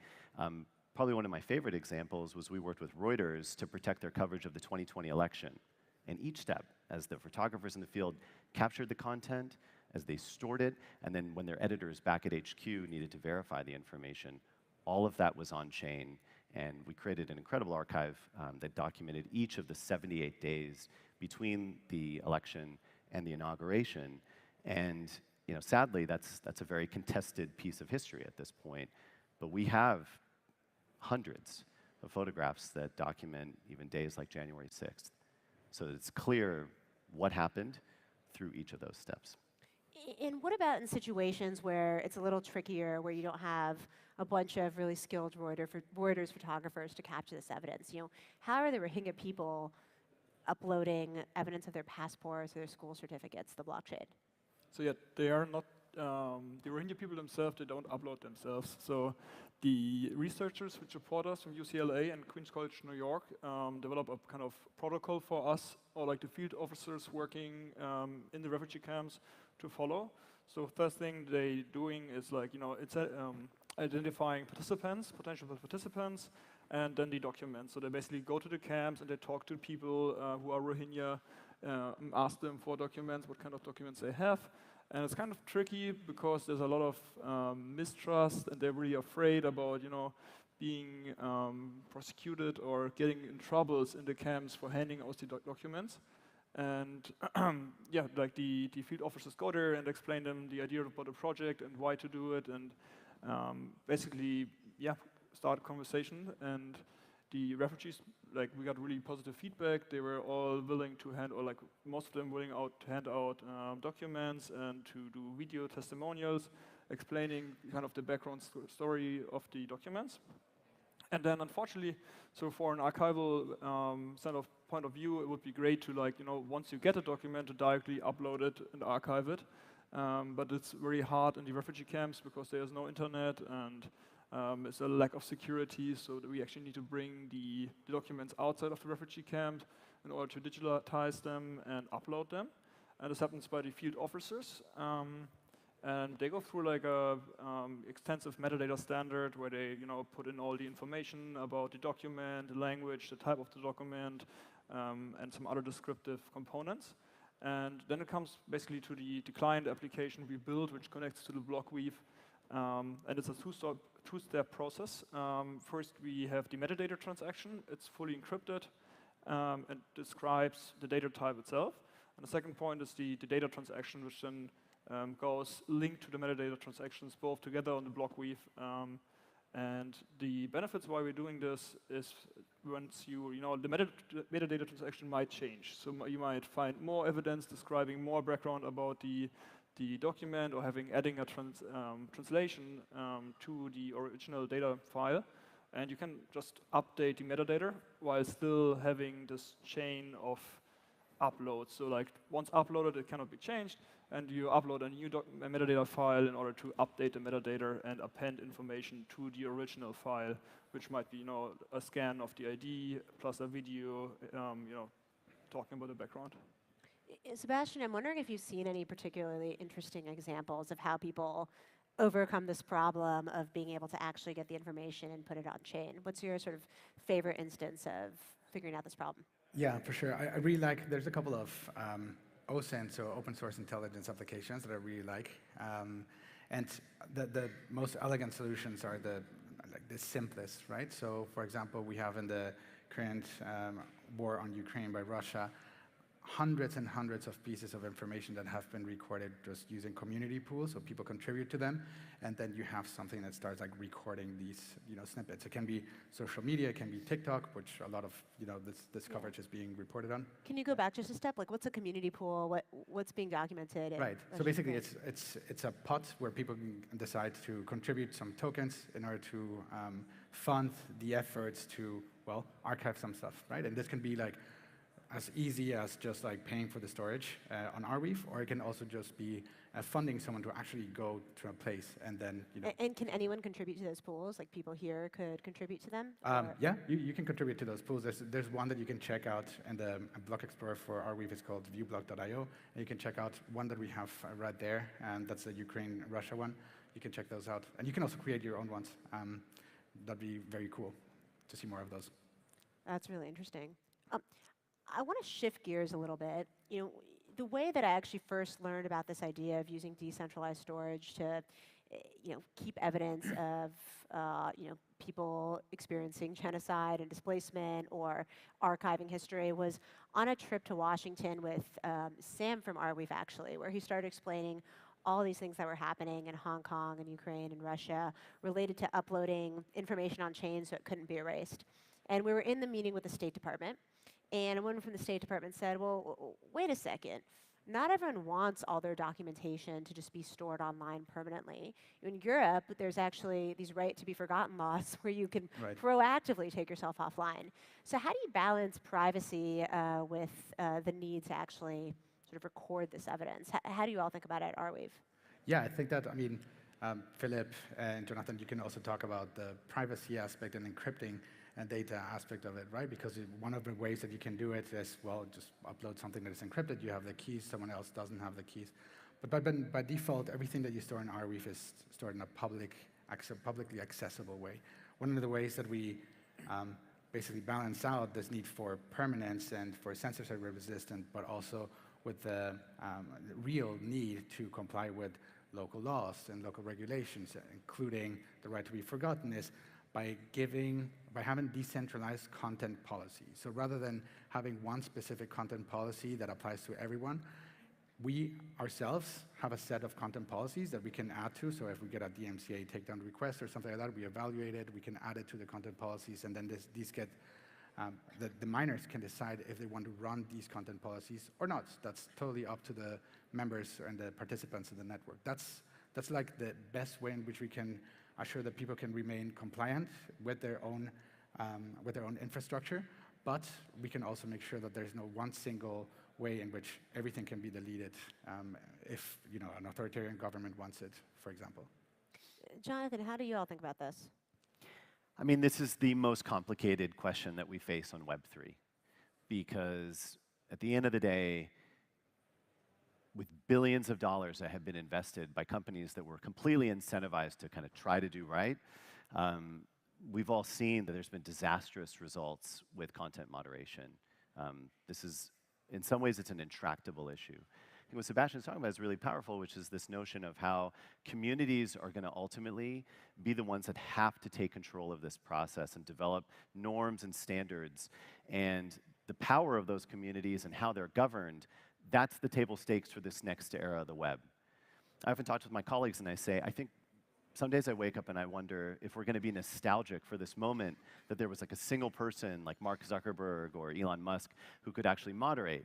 Because effectively, that's a very, there's a lot of power with that, but it's also very effective if there's truly an issue. In a decentralized fashion, like you're playing a cat and mouse game almost forever to try to get rid of content that potentially is abhorrent.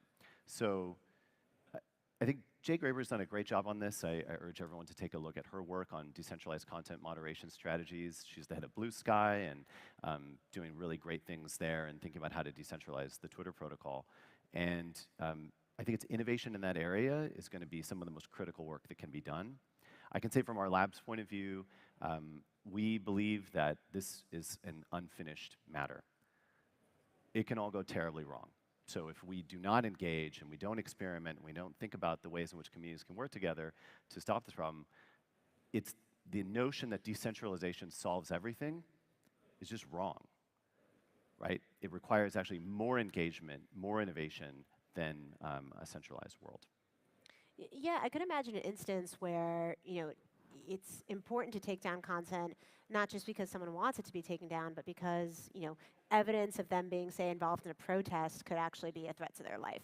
And I'm curious if you've seen any hard examples of that on Arweave, Sebastian.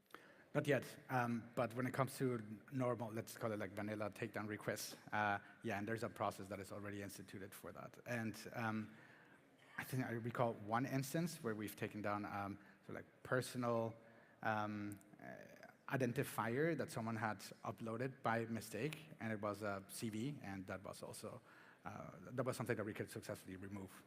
And when you say you could take it down, how did that actually work in practice? Well, I mean, that someone sends the same way that you would send a takedown request, DMCA takedown request, to whatever emails. It's available on the website, and then we are able to validate this claim, and then just also make sure, because you need to validate the claim. You don't want someone removing something that someone actually wants up, right?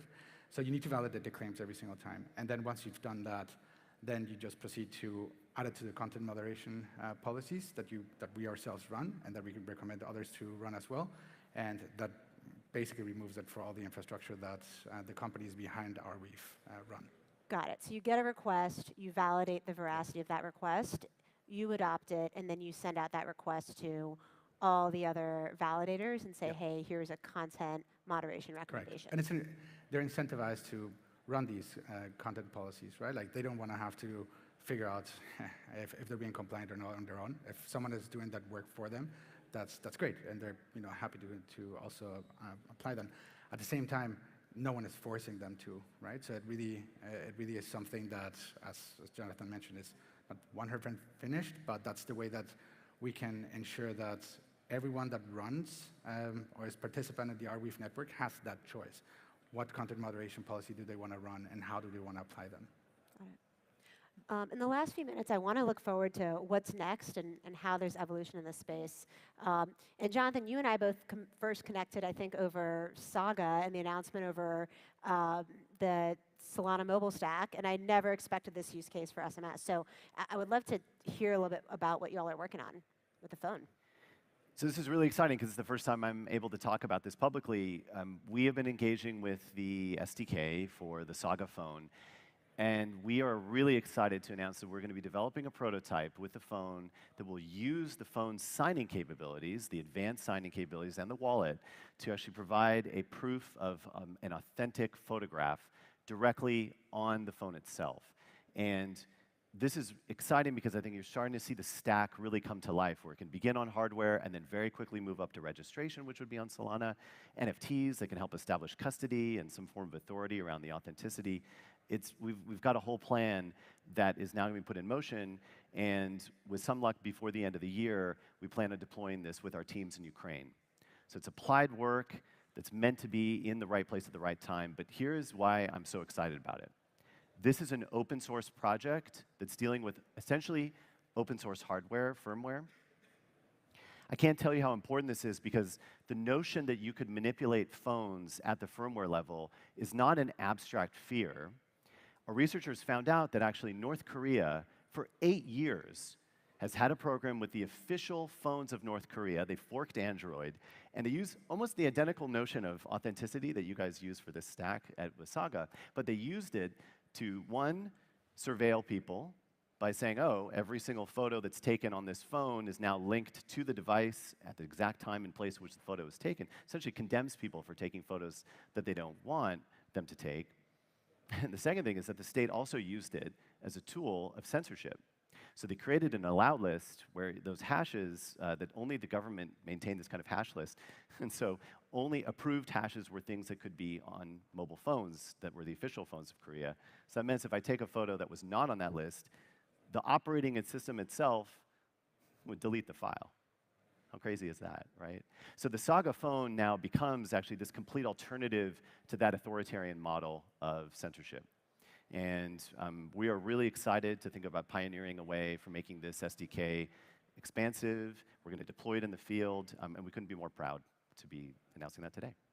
How freaking cool is that? Thanks. Saga is going to be used to document the war in Ukraine.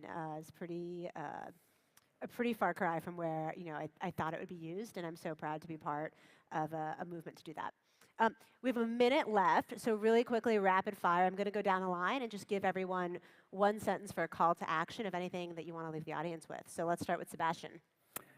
Yeah, thank you very much for the invitation again, and thank you all for being here. If you want to receive a grant from Arweave, specifically in this area, please check out arweave.org. It's a super simple form, and we'll be going back to you very, very soon. We're super happy to have and to support more great projects like the one that Philip is also working on. Thank you. Philip? Sure. Thanks a lot for being here. I think the message I want to give out, create content around the importance of Web3, the values, and share it with the world to make more people aware of, how important it is to spread the words of privacy, human rights, decentralizations. I think it's an important mission. And Jonathan? Patience. I like to think about patient technology a lot. The rush to create things that are unstoppable and going to solve everything, that's exactly the mindset that got us to the problems of Web 2. Let's think this through. Let's get this chapter of the web right. And with great projects like Philippe and others and Arweave, et cetera, I think there's a way forward. Well, I feel really honored to join the stage with each of you. Thank you all so much for taking the time to be here today. And Excited for what's next. Thanks again, y'all. Thank you. Thank you.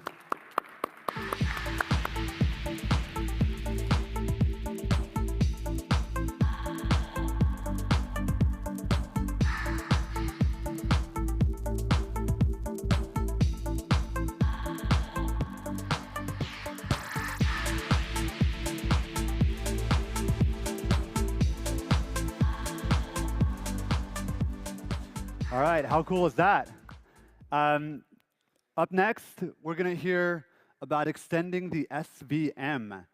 And to moderate this panel, we're going to welcome up Chase Barker, and we're also going to hear from Neon Labs, Layer N, and Ellipsis. Thank you very much.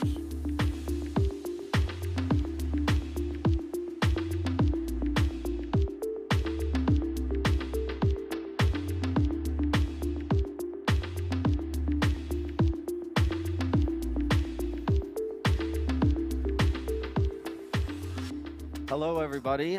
Thanks for joining our talk. My mic just fell off the back of my pants again, like it did yesterday. But anyways, so how many people here know what SVM is? That's what I thought.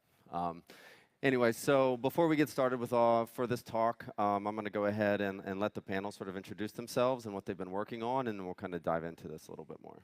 Hey, everyone. I'm Jerry. I'm back from the previous talk. My background is I used to work at Solana Labs, and now I am one of the co-founders of Ellipsis Labs. Towards the end of my time at Solana, one of the things I worked on was this project called account compression, and I'll be talking a bit about that today. Dima? So I'm Dima, and I'm building Layer N. Layer N is like the first hyper-performing Layer 2 on Solana, with the goal of like scaling Solana to millions of users and finally bringing entire financial infrastructure to Solana. My name is Konstantin. I am Chief Operation Officer at Neon Labs. Neon Labs is EVM on Solana, and our platform makes it possible for each and every Ethereum dApp to run on Solana natively. Thanks, guys. Yeah, so anyways, extending the SVM, which is the Solana virtual machine, is just a way of sort of saying the different ways that parts of Solana can be used. So to make a comparison, Ethereum's virtual machine is what is used to execute smart contracts and compute state on Ethereum blockchain. Solana's virtual machine, which is C-level, is a very similar thing. And it's actually it's probably the first blockchain virtual machine outside of EVM that's actually gaining some adoption. Right now, we are on the big ideas stage, so we're going to kind of talk about like how the Solana virtual machine is being used by a lot of different groups. Obviously, we have Konstantin here who's on the EVM side, so it's a little bit different, but we're just going to talk about all the possibilities with the tech that has been created on Solana. So I am going to have Jerry, who has been around and probably knows this better than anybody, to kind of deeply describe the Solana virtual machine and what C-level is and sort of like the power of it. Yeah, thanks, Chase. So I think a number of developers here might have heard of the term C-level before. It is kind of just a broad term that describes like the Solana programming model in general. So in Solana, it's a very interesting system where when you want to modify pieces of state, you need to tell the runtime exactly which pieces of state get modified. All of this state gets copied and loaded into some virtual machine. So this is like a mini computer inside your computer that runs on every single one of the validators. That mini computer takes in all these pieces of state and performs some sort of operation against them that modifies what happens after the action's been taken. And in addition to that, there's certain constraints that are built into place that only allow certain modifications to be made. The Solana C-level sort of wraps together a lot of the security protections along with the really efficient execution of this programming model. Cool, thank you. And I did really, I'm going to jump over to Konstantin because he is the sort of, he's the man here doing the EVM stuff, and I wanted to kind of mention that he just on a previous stage announced that Neon is actually going live next month, so congratulations on that. This is a really big win for Solana. Now lots of Solidity developers will be able to come over and see what's going on over here, so that's pretty awesome. And sort of with that said, I'll jump over to you and talk about sort of like what Neon is and what you guys have been up to over the last year as you sort of brought this thing live. First of all, for us, it's a huge day, and it was a long journey for more than a year and a half. And a year and a half ago, a bit even more, we decided to unite two ecosystems. Solana with huge power and growing ecosystem, different culture, and Ethereum, probably the most popular ecosystem for the developers. Thousands of dApps, thousands of developers, sustained ecosystem, and yeah, we decided to unite these big worlds. And it was a long journey, and technical and non-technical, to make it possible, because from the architectural perspective, Solana and Ethereum are so much different. And more than a year, we and all our engineers were very focused to match Solidity and Rust technology together. So we're ready. The next month, on 12th of December, will be the mainnet. Actually, you can try any your Ethereum dApp on the DevNet already. And the main idea behind this is kind of fast track, one-click experience. You take your dApp, deploy, and behind the scene, your dApp will run on Solana natively. It means the Solana validators will verify Solidity smart contract without knowing that Solidity is inside. And this is what we did. Yeah, so like just as the other panelists are sort of extending or working with the SVM, like Neon and what you guys have done, we're sort of like working inside of it or trying to get EVM to work with the SVM, which I'm assuming was quite challenged for you guys. But yeah, so also we have Jerry again here who came up with this insane idea. I believe he came up with it, and if he didn't, he'll let me know if he's not going to take credit for that if he didn't do it. But like account compression is something that's been talked about throughout this event. They're able to. Could you describe how much the account compression has been able to the impact it's going to make? Yeah. So I came up with the idea of account compression with Noah Gondotra back in New York City earlier this year. I think it was around March or April. And the idea there is essentially we want to minimize the amount of state usage that's needed for Solana accounts. Because on Solana, you pay for every single byte that you use. And when you want to represent like hundreds of millions of assets, it's not really efficient anymore to use the accounts model. So what we did was we used a Merkle tree to store all of the state. And we stored the hash of the root node as well as some additional metadata to allow for concurrency. The overall impact here is that when you utilize account compression to store NFT assets, you can get upwards to a 10,000 time improvement on the cost of storing the state on chain. The flip side, though, is that now you need to manage a database of all of the leaf nodes of this Merkle tree off chain. So it's an interesting paradigm where now your systems look very much like Web 2 systems, where you store the data in off-chain SQL tables, but what you have that you never had before is you can take the data in that SQL table, you can apply some special function to it, and now you can verify that the on-chain state matches one-to-one. And so what would be the sort of relationship here to the Solana virtual machine as it relates to account compression? Yeah, that's a great question. So you utilize the Solana virtual machine to update the state of this Merkle hash. You still need to transact with the Solana blockchain. It still runs on Solana mainnet.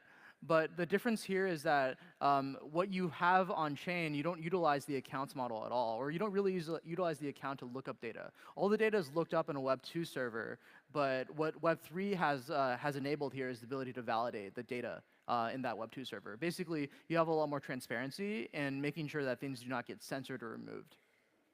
Cool.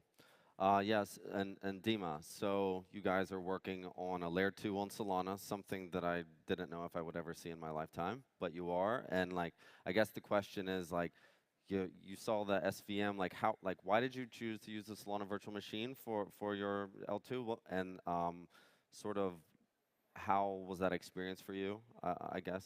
Yeah, absolutely. I mean, we saw like that SVM is incredibly powerful when it comes like to running like nodes and running decentralized network. And our question was like, can we take it to a step further and finally enable more applications to be built on top of it and more performant ones and enable like millions of users to use?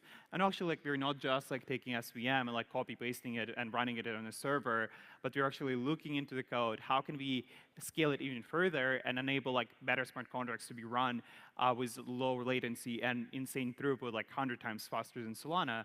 And SVM just like made a ton of sense because of its modular architecture and a lot of like the security checks that were added makes it really easy and convenient to use for decentralized network. Yeah, so we were having a conversation in the back though, and you mentioned that that SVM needs ZK rollups, I believe. Is that how you described it to me? And Oh, not totally. So we are actually doing optimistic rollups, Okay. but our goal is like to maintain optimistic execution, just to be always like as performant as possible. But what we are thinking, like when it comes to zero knowledge, it's a great tool to use and even like boost even further the security of optimistic rollups. So eventually next year, after our mainnet launch, we plan to integrate ZK fraud proofs, meaning that we'll maintain optimistic execution, but we will be able to use zero knowledge proofs to enable verification of the state if something goes wrong. Essentially, we are leveraging the max performance while still relying on very secure mechanisms to validate that the state updates are as valid as possible. Cool. And Konstantin, so again, I know that you weren't like necessarily working or extending the SVM, but like, what was the choice for Solana specifically to be able to build this in here? I know it was one of the more and only high-performance blockchains at the time, and like, what was that experience actually like in doing that? You mean to build Neon, the integration with... Yes, exactly. Yeah, as I mentioned, two different architectures, two different standards. Ethereum, pretty large with the resources. Solana, pretty deterministic and very conservative of using each and every byte of storage. So yeah, it was a huge challenge to take Ethereum transaction, to transform it to Solana standards, and to work with the Solana itself. A couple of words about Neon EVM. So we actually created EVM smart contract on Solana based on Rest. We took Sputnik and did a lot of work and a lot of changes, optimizations. Some of the optimization we will still implement to make it more faster and to be close to the finality of Solana. But yes, the challenge was to combine these these big worlds, and we work very intensively with your team. And we have a Slack, and back and forth. We need more storage, okay, just wait. So it was a long journey we did together with your team. Yeah. So one quick question is like, actually, how fast is Neon going to be on Solana when it's rolled out next month? It depends on the number of things, but 2,000 TPS, 2,000 of TPS, this is that you can expect already from us. Awesome. And it's not the limit. Yeah, so shifting gears a bit, again, having some conversation in the back, I guess like one big question is like, what were the challenges when you're working with the Solana virtual machine outside of its sort of normal use case? Again, like account compression for Jerry, and then also like building an L2 for Dima. Yeah, I can start here. I think that building account compression was very much like building any other Solana program, and that it had many of the same challenges. Solana's account model is not super intuitive to use because you need to do a lot of things like bypacking. You're working with pretty low-level systems. You need to pass in every single piece of state to the transaction. So that kind of management step has to be really wrangled properly. So that's certainly quite tricky. But what the SVM actually offers you is this ability to not have to think about a lot of the more difficult problems in programming. Some of the most challenging things that most programmers have to think about are things like thread management, concurrency, synchronization. Also, like access and security. You do need to think about access and security in the C-level context, but a lot of the other problems are sort of just given to you for free. You can just operate in this system that is purely single-threaded, and you don't have to worry about any of the more challenging monsters that are hiding in the background. So it is certainly challenging to get a sense of what the interface is. It's certainly challenging to know the constraints of the system and operating under those constraints. But the trade-off there is that you don't have to think about some of the really, really difficult problems that the Solana core engineers ended up solving for us. Yeah, and just like to follow up really quick with you, Jerry, as well. What could actually, since you've dealt with it so much, what could actually be improved in the Solana virtual machine? Yeah, there are a couple things, I think. One thing is that, and this is going to get a little bit technical, but the Solana virtual machine requires you to copy all pieces of state every single time you begin some sort of instruction in a program.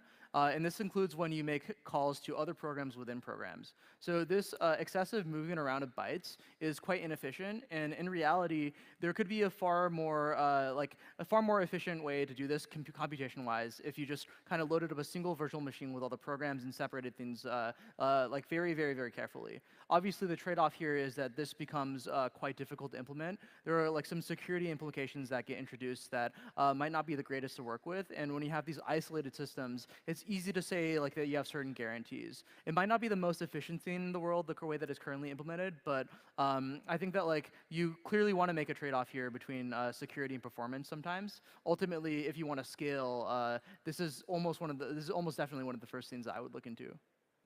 Cool. Pass the same to you, Dima. What are the challenges and what could be improved, and especially sort of under the context of building an L2 on Solana? I know you also had mentioned that you guys did some different things with C-level under the hood yourself, so it's not just like a direct sort of fork. You actually made some of your own improvements or modifications. Yeah, totally. So as a L2, we no longer need to worry about this distributed network because we are relying already on Solana validators for that matter. For us, the key question is how can we push execution to its limits? And I think a few things that we take into account that Solana was designed to maintain the payments networks, right? So it's all peer-to-peer transfers. We are thinking more about smart contracts. So we are doing a lot of optimizations on that level and how can we match the execution of any Web2 app in existence, right? And that's a question that we are asking ourselves. For example, one area where we definitely worked on improving is computational limits, right? Every transaction on Solana has a computational limit, which is really hard to deal with when you're building really compute-heavy applications. And that's where we are working on improving, unlocking more computational units for applications who require that, when it comes to finance, options, et cetera, or even gaming, right, for that matter. And as well as unlocking more potential for higher transactional throughput for smart contracts, whether it comes to games or order books. Cool. Yeah, so we've gotten pretty technical so far, and this is the big idea stage, and we're sort of in the weeds a bit. I guess one question that I sort of want to pose to this group, who knows the Solana virtual machine, is we've kind of discussed it's being used in different ways. Actually, somebody recently is using the Solana virtual machine in the Cosmos ecosystem. They're porting over this C-level technology into their own ecosystems because of the architecture and because of the possibility it brings. So a big question I want to pose to the group is what possibilities does C-level sort of present, or the Solana virtual machine present outside of what's been explored already? Obviously, Jerry's using it for account compression. We have we're seeing L2s now. There's other chains that are bringing this into those technologies. Is there anything that hasn't been really talked about that we could see in the future this being used for? I do think that the app chain idea is quite an interesting one. Mainly that now we have a bunch of code that's readily available and should be relatively seamless to port over to a different chain. Solana as a monolithic L1, you have to share block space with a lot of other applications. And sometimes that's not a super desirable feature. Oftentimes it is. You sort of trade off this idea of composability for bandwidth.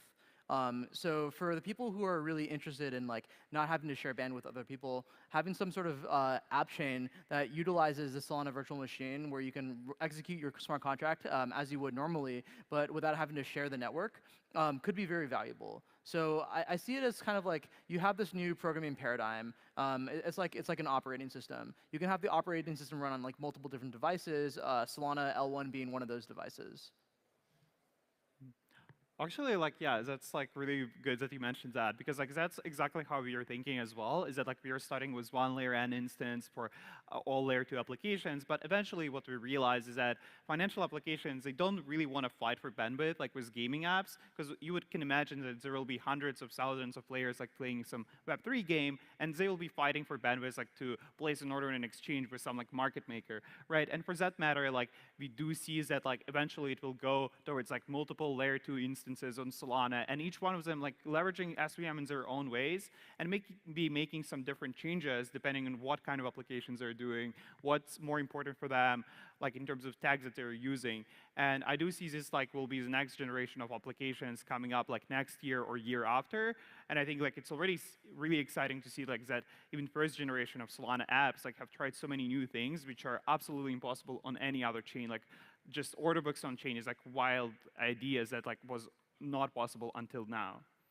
Yeah, and also like we were supposed to have somebody from Pith Network here, but Pith is actually using SVM for their Oracle price feeds as well. Like Jerry and I were talking about this before the stage. I don't know if he has much more detail about like how that's actually working, but it would be nice to just like chat about it for a moment. Yeah, I'm definitely not the expert on this, but to my knowledge, one thing that you can do, and what I believe Pith Network is doing, is essentially spinning up a local Solana cluster with a number of nodes, maybe even just one node, and publishing prices there, and then using that to like distribute across multiple other chains. So I guess the idea here is that like because this execution environment is like somewhat portable, you could potentially use it for a number of different things, right? You can imagine that like a Solana application doesn't necessarily have to run on the blockchain. You could certainly have like a Web 2 server that runs like a Solana validator and uses it for its state storage and really just treat it as like a single RPC node in a single isolated network. You obviously lose a lot of the actual powerful features of blockchain,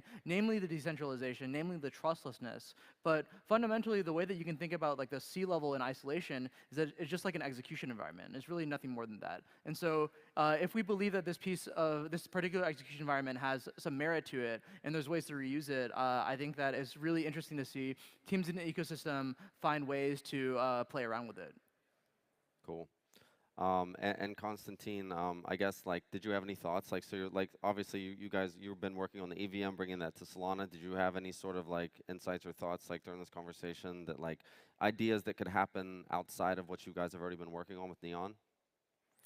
Come again with the question? Like just basically like you've ported over EVM into to SVM. Just like generally, like if you had any sort of like ideas on like ways to improve what you had done currently. Oh, we have a big list of improvements, and we actually discussed about this list. From the EVM perspective, I can share the challenges we stand before. The main idea for the Ethereum dApps, not only to use the power of Solana, I mean, the fast transaction, cheap gas fee and everything, but the main idea is the interoperability with the Solana dApps. And this is the big challenge our team work on it, how to make it possible that Ethereum dApps and Solana can call Solana program, and this is the next thing for us and for the whole actually industry, I think. And who knows, maybe I mean, yeah, the goal is that each and every dApp will run natively on Solana, but the next stage for us is vice versa also. Cool. Yeah, and in general, like the whole idea of this talk was to sort of explore the different things that the Solana virtual machine is capable of. Like in the beginning, it was like, and this is one of the core innovations of Solana, along with a long list of like 7 others as well, that all kind of work together to make Solana as fast and performant as it is right now. And like this big idea talk was to show that like we have L2s coming here, we have like other use cases for the virtual machine. Like these are like composable pieces of technology inside of Solana that other people are actually seeing value for, and there's probably going to be a ton more use cases for this in the future. Unfortunately, Pith is not here to join us, who was going to talk about some really cool stuff with us. So we're going to give you guys some extra break time today, and we're gonna get out of here. So thanks, everybody.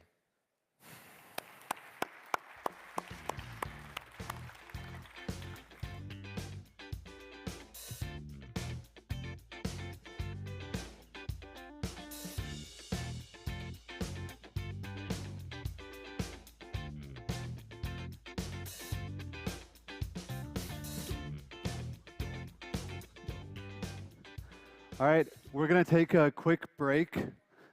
Please come back here 4:45. In the meantime, there's a ton of things to do around here. There's ice cream outside, and I hear Chase Barker wants to take a selfie with everyone at Breakpoint, so go find him. Thank you. 4:45, back here.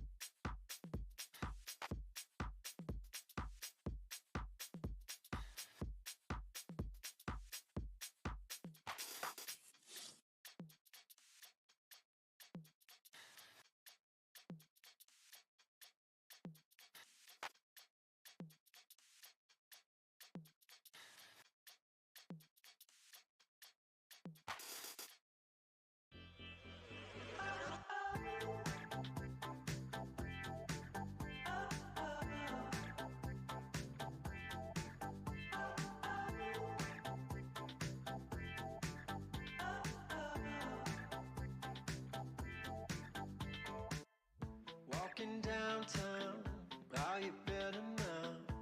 I've been feeling up, I've been feeling down. See the sunshine as it's fading away. I'll send a little light to you wherever you stay. Gotta get you out of my head, sleeping on your side of the bed. Gotta get you out of my head. I've been searching, nothing's working. Going back home, the 10's moving slow. So tell me what's the secret when you're letting go. See the moonlight shining down on the street. I send a little light to you wherever you sleep. Gotta get you out of my head, sleeping on your side of the bed. Gotta get you out of my head. I've been searching, nothing's working. Think about it when I'm dancing. Think about it when I hear your song. I think about it when I'm asking, how did everything go so wrong?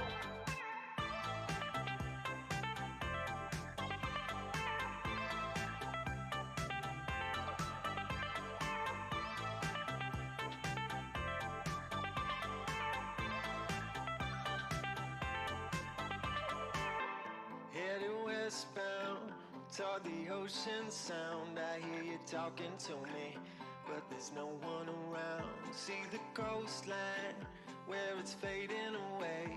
There's a morning I remember we swam in the waves. Gotta get you out of my head, sleeping on your side of the bed. Gotta get you out of my head.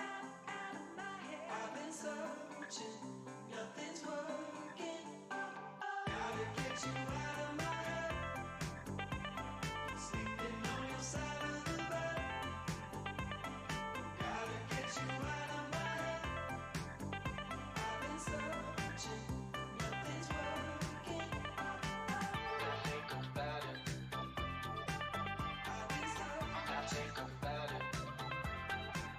Nothing's working. I think about it. I've been searching. I think about it.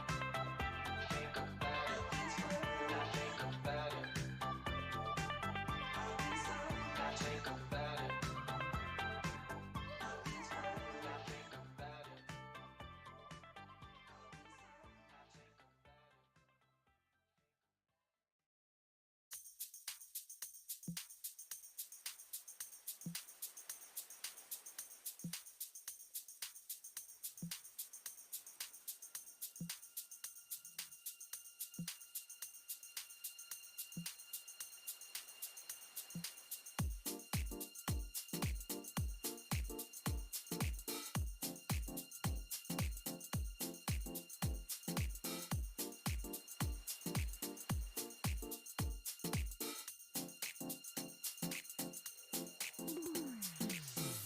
Back to high school love, the kind without the drugs. We were just two city kids.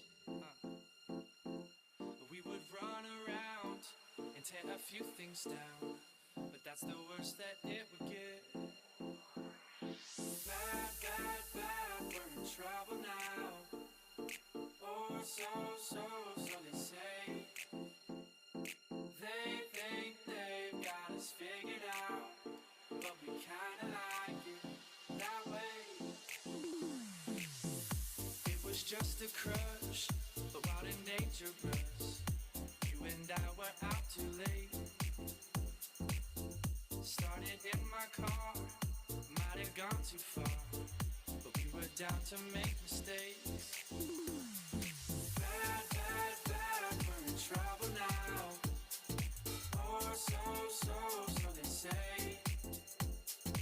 They think they've got us figured out, but we kinda like it that way.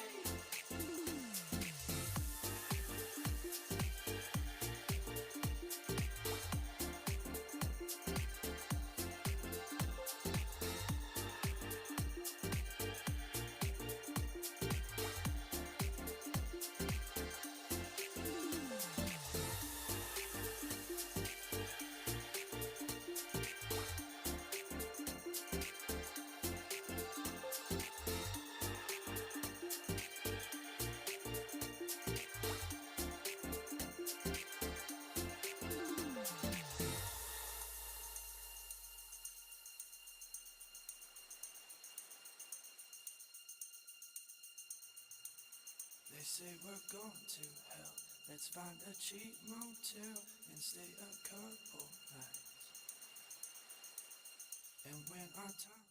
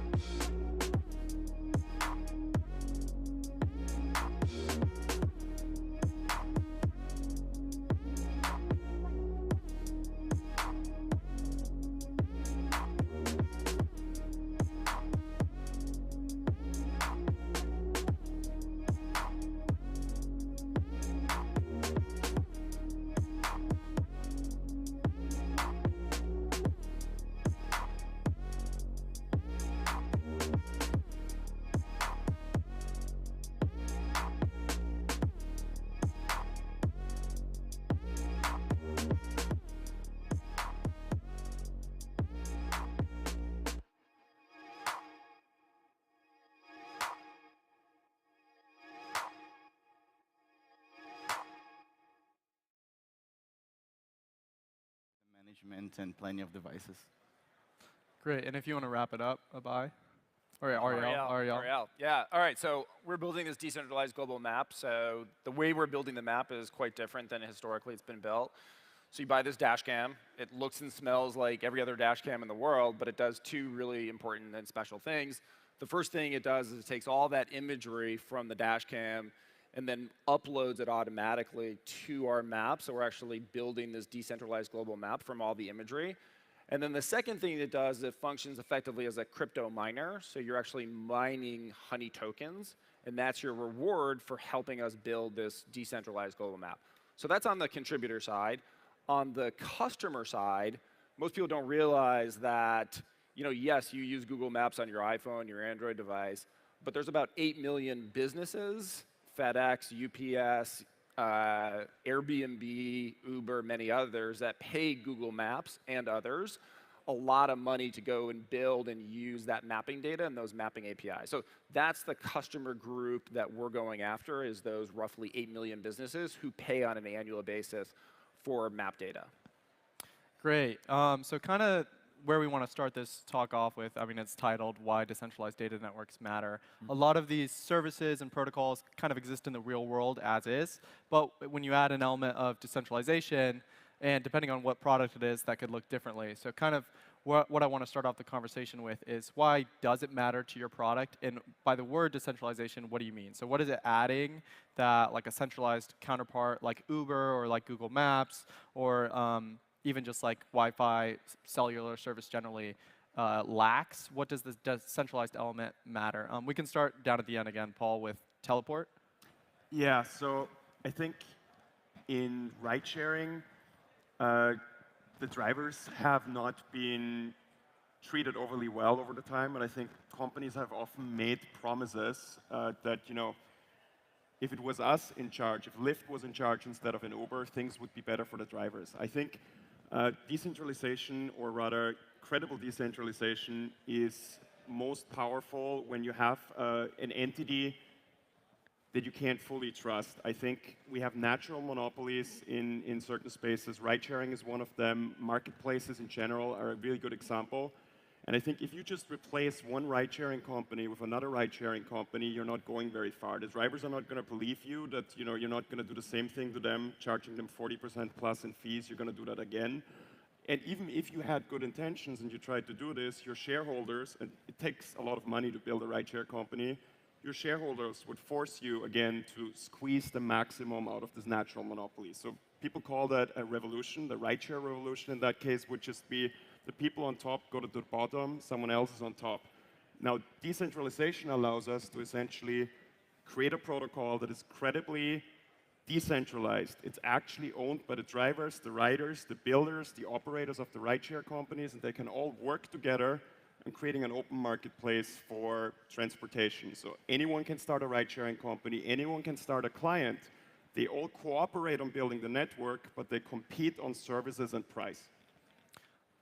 Next up, we can, Ariel, if you kind of want to take away with that. Sure.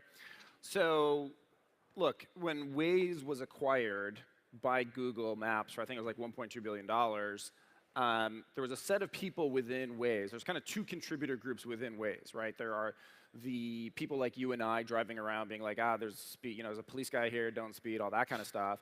And then there's the other part, which are these, what they refer to as Waze map editors. And there's about 30,000 of these people who sit behind a desktop computer and are like constantly editing the map, right? Like really, really tedious type of stuff. And so when Google acquired them for $1.2 billion, the investors made money, they should make money. Employees made money, they should make money. All of those people who actually created the map and contributed to the map, they made nothing. They did get a Google t-shirt, right?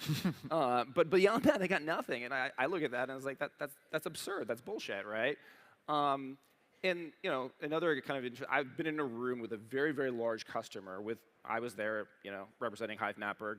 There was a representative from Google, and they were willing to spend $40, $50 million to get Google to be able to refresh their map in specific parts of the world at a much, much higher cadence. And Google's like, we don't care. Like, we're just not going to do this. Not high enough on our priority list, right? And so when you look at something like HiveMapper, if HiveMapper is successful, all those people who are contributing to it will be fine, right? They have, through Honey, effectively this ownership stake in it, and they'll do very nicely, right? And then the other side, if a customer comes and says, look, I want to be refreshing Manila more frequently, right? Or I want to be refreshing Lagos, Nigeria more frequently, great. It's a marketplace, and it'll automatically happen. Yeah, that makes sense. So, Abai, we're going to start with you, and then we'll jump again to Hotspotty. But in terms of like, why does the decentralization matter? Like, what features does it add? I know Helium's kind of like the first iteration of these networks, or one of the earliest first, ones. So I think you guys transitioning, from your own network now to being live on Solana can really speak to what like the crypto element adds to something like decentralized web services almost. Sure. Yeah. I mean, I could tell a little sort of history of Helium first, and that might actually help guide that. Yeah, that'd be great. Yeah. So Helium Systems, the original company that sort of founded the Helium network, is actually almost a 10-year-old company. It started off building sort of a full stack IoT solution, and I think the most interesting part of that history is that, as soon as you sort of decide to build a sensor, a gateway, like the internet backhaul for that, the data plane, and all the sort of analytics that you need, because when you're a company, you don't want to get a sensor, you don't want to get the gateway, and you don't want to kind of have to put it all together. You kind of want a packaged product, and that's what they started with. They started with a packaged product. But the problem is that sensor, as soon as it left the campus or wherever the gateways were just deployed, that sensor was useless. And people solve this in different ways. Like you can solve this with different protocols. So let's say we use Wi-Fi. With Wi-Fi, every place you go, you need to authenticate. You need to, what's the SSID? What's the password? Or maybe you have a cert or something like that. You can solve this with 3G, 4G, or 5G. And now you have a pretty expensive radio, and you have a pretty expensive phone plan. So really, Helium was looking for the best of all of these different worlds. And the thing that we sort of got to was, why don't we incentivize people to provide that coverage, incentivize them to sort of verify that coverage, because you can sort of permissionlessly say that I'm in Antarctica, sure. But so the core incentive model that we designed, sort of both had the payments for actual data transfer, which is really what the point of all this is, but also the sort of tried to solve the bootstrap problem that most marketplaces have, which is, you can't, if you don't have supply, you won't get demand, and if you don't have demand, the supply won't come and provide that coverage.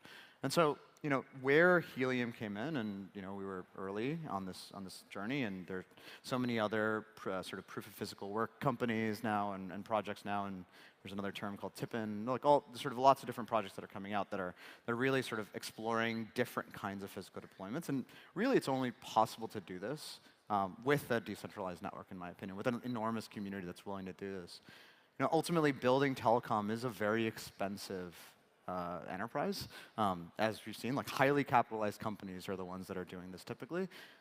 And we took a different approach. And our bet as a network is that by sort of pushing that CapEx out to the edges, allowing people to spend a small amount of money, and sure, $400 or $500 is not small for everyone, but relatively small amount of money compared to what these large telcos are doing. We believe that is a better way to build a network, because ultimately Helium is about providing ubiquitous and affordable connectivity for people and things. Yeah, that's great. So to kind of wrap up, we have Daniel, who again, his company Hotspotty kind of sits on top of these networks, at least Helium to start. And I think you mentioned that you're expanding the list of who you're servicing. But do you think the entire kind of network stack needs to be decentralized, or can it maintain some elements of centralization, because you have to coordinate these different networks? Yeah, I think it's really hard to build what we're building right now on a decentralized way. We have ideas how to. We call ourselves a Web 2.5 company because we're still Web 2 for some aspects. We interact a lot with Web 3 companies as well. I think, for example, the move to Solana is going to make us become a company Breakpoint 738. We're moving towards the 3 part of things, being able to add DeFi aspects to DY, decentralized wireless. But going back to your question as well, I think then zooming out a little bit, the infrastructure it's very expensive to build any kind of infrastructure, right? Talking about telco, for example. And what Ariel was mentioning, that companies only care about the profits. So if there's one location in the city that maybe is like a less wealthy part of the city, but it's not going to bring a lot of money for these companies, they don't care about because it's not profitable enough for them. So those people who live there won't have the infrastructure they need, where the other people have just as like a base level of like decency, right? I think enabling people to build infrastructure, build some sort of passive income from that, in a way that everybody profits in the end, it's the future. While hotspots, we're not necessarily building a protocol. We're looking at all the different tipping or DY or decentralized infrastructure projects and figuring out how can we help them succeed or succeed faster, because it's a really hard problem to build this infrastructure. Like, we've been following Helium for the past over 2 years. They've done an amazing job. It's incredibly hard problems to solve. Then we can see like how every time there's a big problem, they figure out how to do it. But there's also need some sort of like coordination between the communities to help it move, build faster. So we're very happy to be building with Helium, on top of Helium, and helping them expand the network faster in a way that DY, or whatever you want to call it, can succeed faster. That's great. So kind of the second half of the panel, I kind of wanted to talk like where the projects are at and also where they're going. I think someone who works in crypto analogously, the way I kind of think about this is there's like a simplicity element to these networks that needs to maybe be abstracted away, because if you have a token incentivized network here and a token incentivized network here, you have to make them communicate. You have to have your users understand what they are, or at least have like an abstracted away layer where they understand where they're at.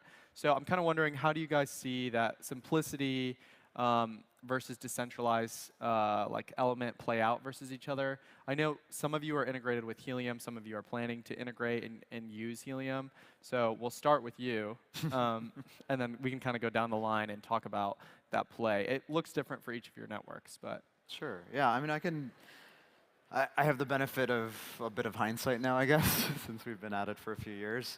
And so, take that with a grain of salt, I guess. But, I think ultimately, it's not about the first 10,000 users. It's not about the first 100,000 users. At this point, we have almost 1 million hotspots deployed all over the world, 72,000 cities.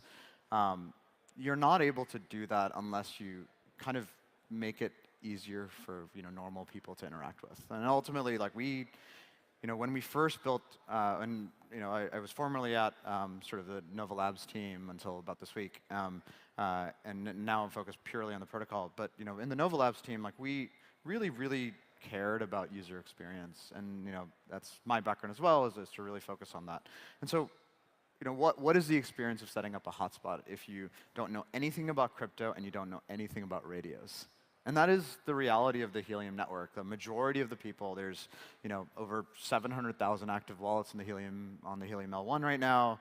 Wallets, and then 1 million hotspots that are deployed, right? So these are just humans. Like, this is like my mom. Like, how does my mom use Helium? And ultimately, it's about providing a really seamless user experience just from the start. Here's your hotspot. You press a button. You activate over Bluetooth LE. It connects to your Wi-Fi. And now you're just earning crypto. And that's it. Like, that's all you need to do. Oh, is it not near a window? Maybe you should put it by the window. You get on Discord and someone tells you about this like cool new antenna that you can put on. Oh, you're thinking about putting it outside. Well, here's a great case that you can put it on. And you really can go down this rabbit hole.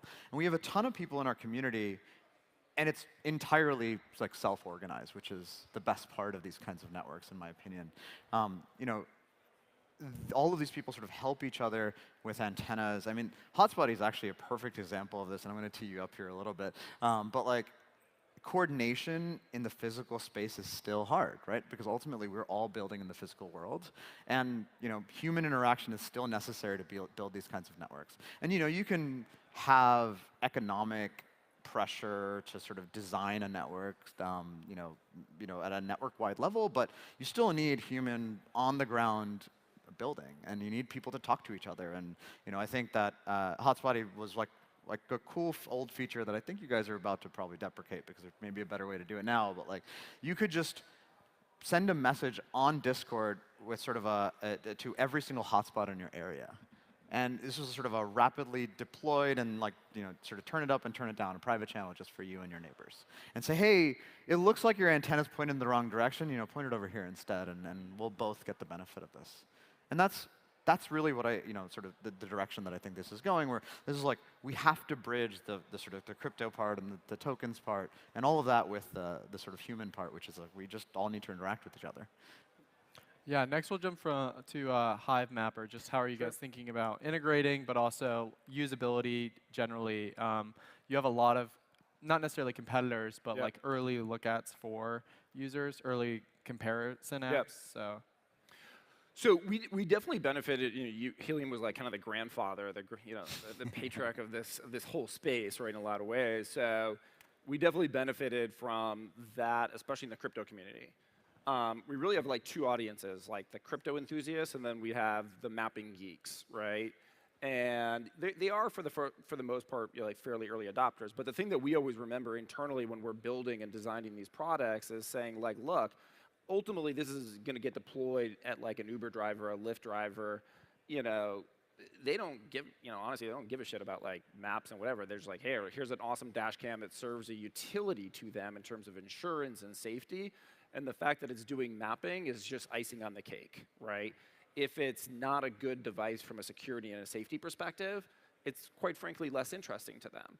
So the entire experience has to be incredibly passive for that Uber driver, and it has to just be incredibly easy from a setup perspective. So if you come to, to our headquarters, it looks a lot like a Web 2 company in terms of we have design teams, user research teams, going out into the field, doing all that kind of all that typical stuff. So, if you're going to get to, let's say, 1 million or 2 million or 3 million contributors, which is kind of like roughly what we ultimately need here, like the thing has to be easy to use. And I give credit to these guys at Helium because like when I first bought a hotspot, it was actually really easy, right? Like I wasn't expecting that, especially from like a crypto company. And so we definitely took our cues in saying, okay, like that, when you get that dash cam, you take it out, the entire experience should take you roughly 10 minutes, which it does. So we're happy about that. That's super good. Hotspotty, Daniel, if you want to. Yeah, no, exactly. I think making things easy is super important, especially because we're working in the physical world where you want to enable anyone to join. It's not only the geeks that, for example, if you want to run any kind of miner, you need to like download Docker, you need to understand Linux, SSH into servers. All the stuff that we like to do, we can expect my mom to do it. And my mom wants to be a Helium validator or like a Helium node operator. And you can only do this through building really simple things, make it like that anyone can understand. People don't even need to understand English, for example. It's super easy for you to just like plug and play. And that's something that along with like following the same kind of like philosophy that you guys are building, we're trying to do the same thing with Hotspotty. Like we work with like UX researcher, we have a UX designer. They spend a lot of time figuring out how can we make things as easy as more trivial to understand, because we believe that that's the only way that those networks are going to actually grow, right? Because you need mass, you need like normal people deploying those things. And Paul, if you want to go ahead, I know you guys had your kind of inauguration here. So if you want to talk about that and talk about the user experience and how you guys think about it at Teleport, that'd be great. Absolutely. Yeah, we're pumped. We actually had, we've given hundreds of people on board. We've onboarded hundreds of people into our app that is live right now for testing. Really good. Here in Lisbon, we've given hundreds of rides. We've enabled people to experience Web3 ride sharing. But when I say Web3 ride sharing, a lot of people don't understand the scope of what we're doing. And so to talk to that, I feel like we're kind of like a Manhattan project of Web3 usability. Because the problem that you're facing if you're trying to do a Web3 company that is used by normal people is you have to figure out how to interact with the real world, just like everyone else here on the panel. For us, that means normal people right now use credit cards. So the cool thing about ride sharing is you can actually pay what we call an adapter companies. We take our open source code, it will be open sourced in a little bit, we wrap it in an LLC, and we get into the App Store, we get a bank account, we get a credit card processor, and you can pay us with a credit card.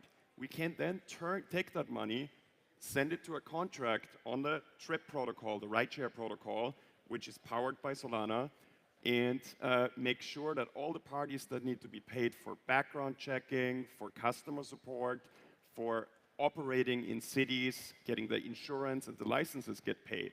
Now, the cool thing for the driver is the driver is already background checked because drivers, for safety purposes, need to be background checked. The driver receives USDC immediately after every ride in a full Solana wallet that is compatible with all the wallets that are already out there.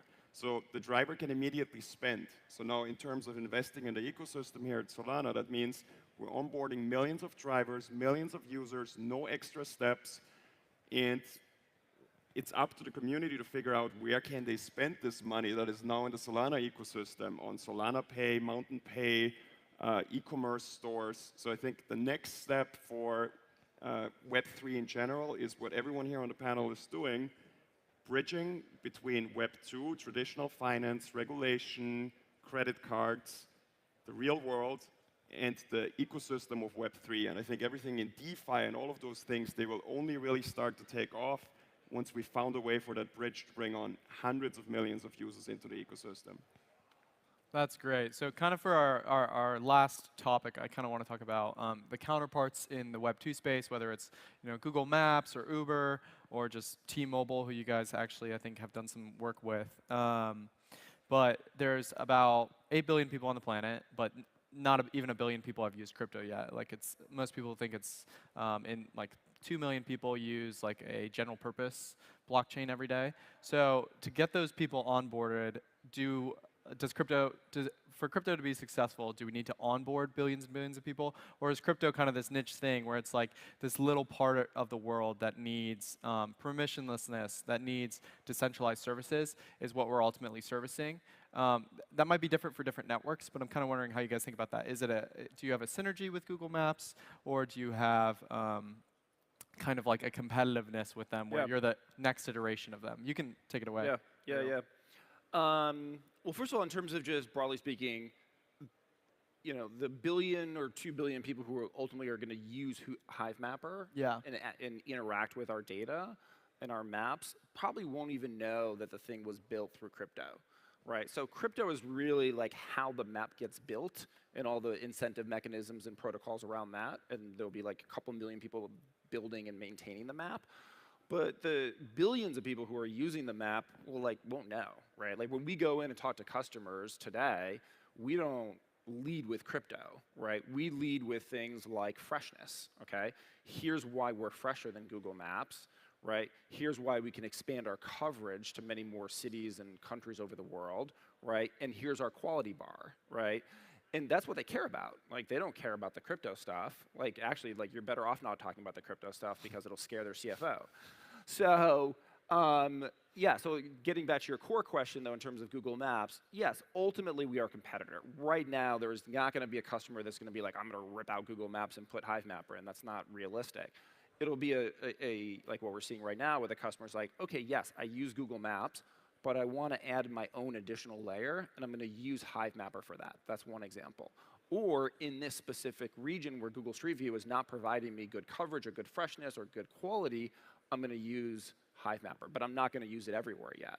So I think it'll be a gradual shift over time, not like a turn-off, turn-on.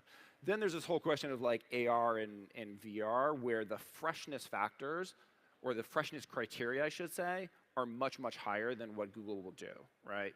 And that just has to do with like the mapping pipeline and the mapping process they have, which is very much centered around the Google Street View cars. So every Google Street View car costs about $500,000. A Hivemapper dash cam is roughly $500. Yeah. Right. So we can put 1 million dash cams, right, for $500 million. For $500 million, they get 1,000 Google Street View cars. Daniel, if you want to go.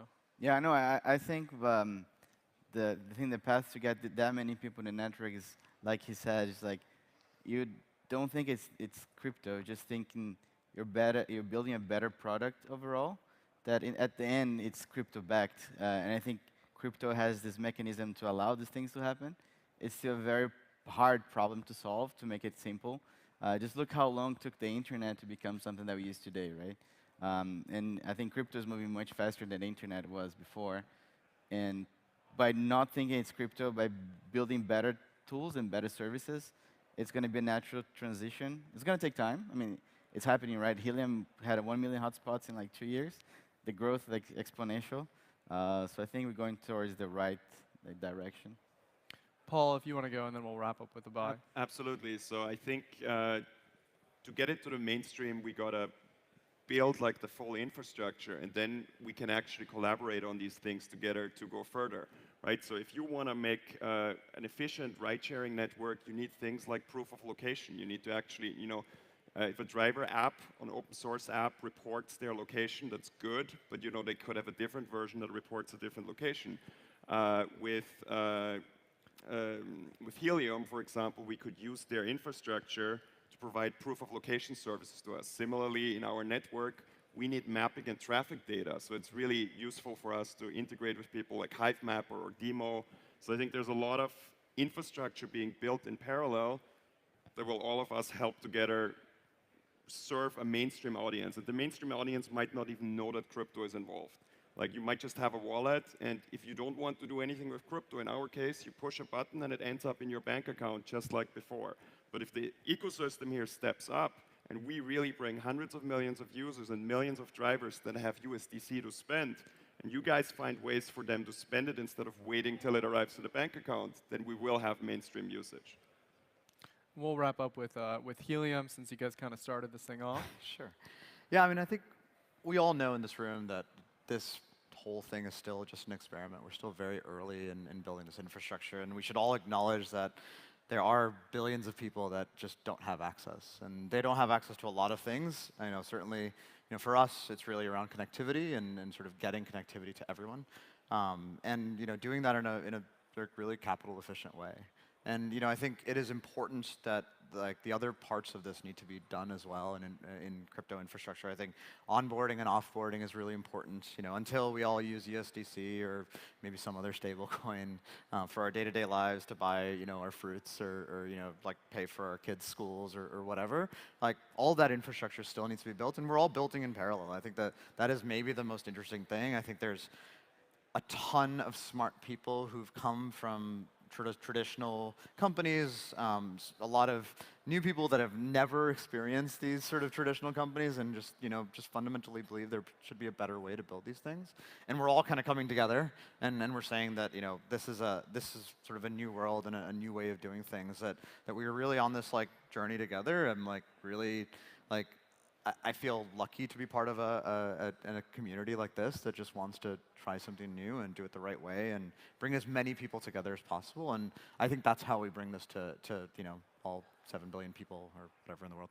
So most people don't realize we're actually a customer of Helium, right? So we actually are providing proof of location using Helium network.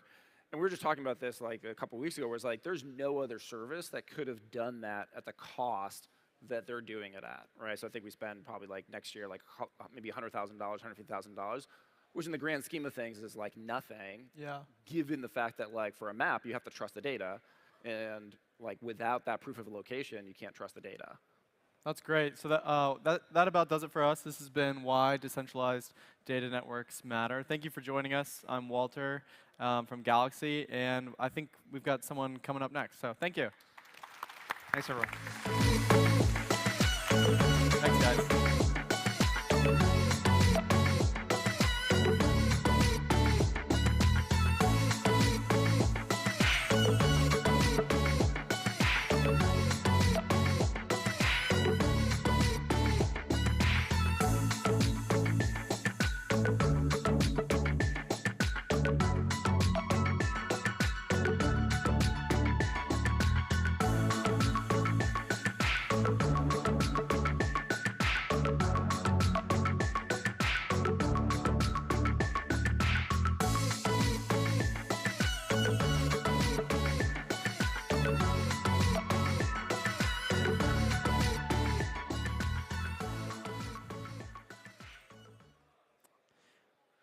We just heard from a fantastic panel bringing crypto systems and human systems together. Our next panel is all about human-centered design for crypto. So I'd love to welcome to the stage my dear friends, Ori and Yutara.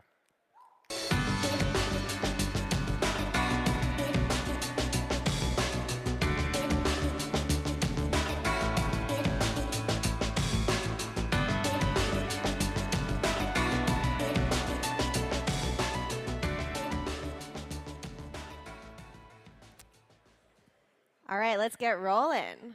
I'm going to start with a question. How many of you in the crowd today want crypto to solve real-world problems? Raise your hands. All right, I've got like half. It's a bear market. I get it. How many of you think that crypto is currently solving real-world problems? All right, bear market optimism. I like it. I think we are solving a few, but there's probably a lot more that we can do. I mean, crypto is this amazing technology, right? It's got these incredible attributes, radical transparency, verifiable ownership, data permanence. There are so many things that we can build with this. But we're not there yet, right? Like, crypto is still mostly, if you ask me, actually like a kind of a toy, right? I mean, a toy that's driving millions of dollars in volume every single day, but still not something that's really integrated into people's everyday lives. And why is that? How do we actually get there? That's the question that we're going to address today, because we think that crypto has the potential to actually be better than most of the products that are out there in Web 2. But there's a process to get there. Yep. So one way of looking at crypto is this pyramid view. So this is all the infrastructure that we are building and about to build in crypto. The bottom layer, we have the blockchain. Of course, this is the secret sauce of crypto, what makes it special. And of course, the most interesting one is Solana. On top of that, we have the Legos. So these are the composable building blocks that are built on top of the blockchain that allows developers to build interesting applications on top of. And I would also say that one of the most interesting Legos that are being built is, of course, fungible token exchanges, kind of like Orca. And then lastly, we have these structures. And in order to create real-world value, I would say that these structures need to be built.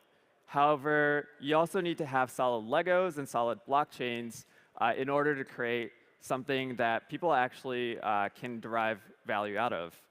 And I would also say that over the 12, 13 years since the Bitcoin white paper was published, we've been iterating on the blockchain level and the Legos level.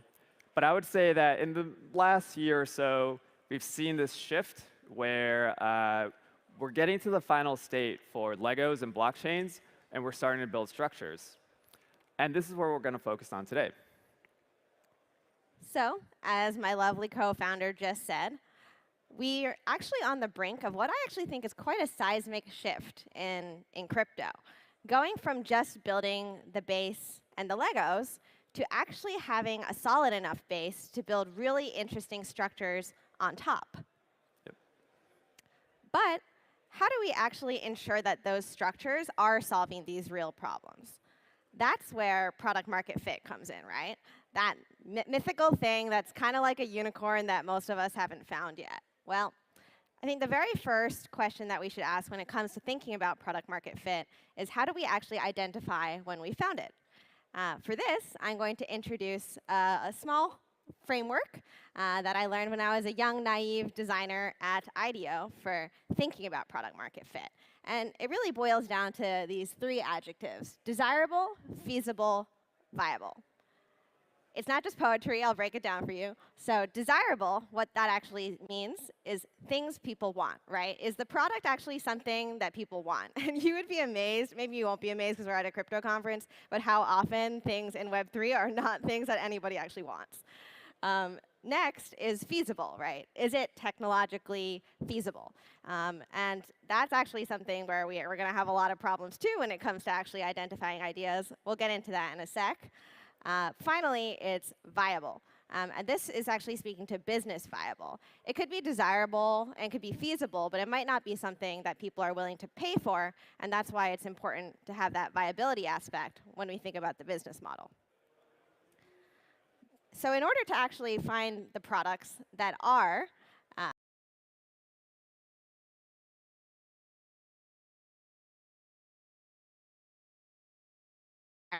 therefore, I also call the human-centered design process. So it looks something like this kind of roller coaster wave. But it's a process that's been used many, many, many, many times and is used by most Web 2 companies to identify and actually get all the way through to building products that people actually want.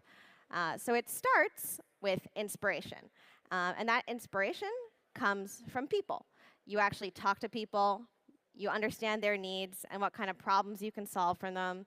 And this is what we call divergence, because you're coming up with lots and lots and lots of ideas, ideally, and not actually worrying too much about whether they're necessarily feasible or viable. Next, you actually converge. You narrow down to those few ideas that you actually think are the most pressing to solve and that are also possible to solve. Again, that's that feasibility, right?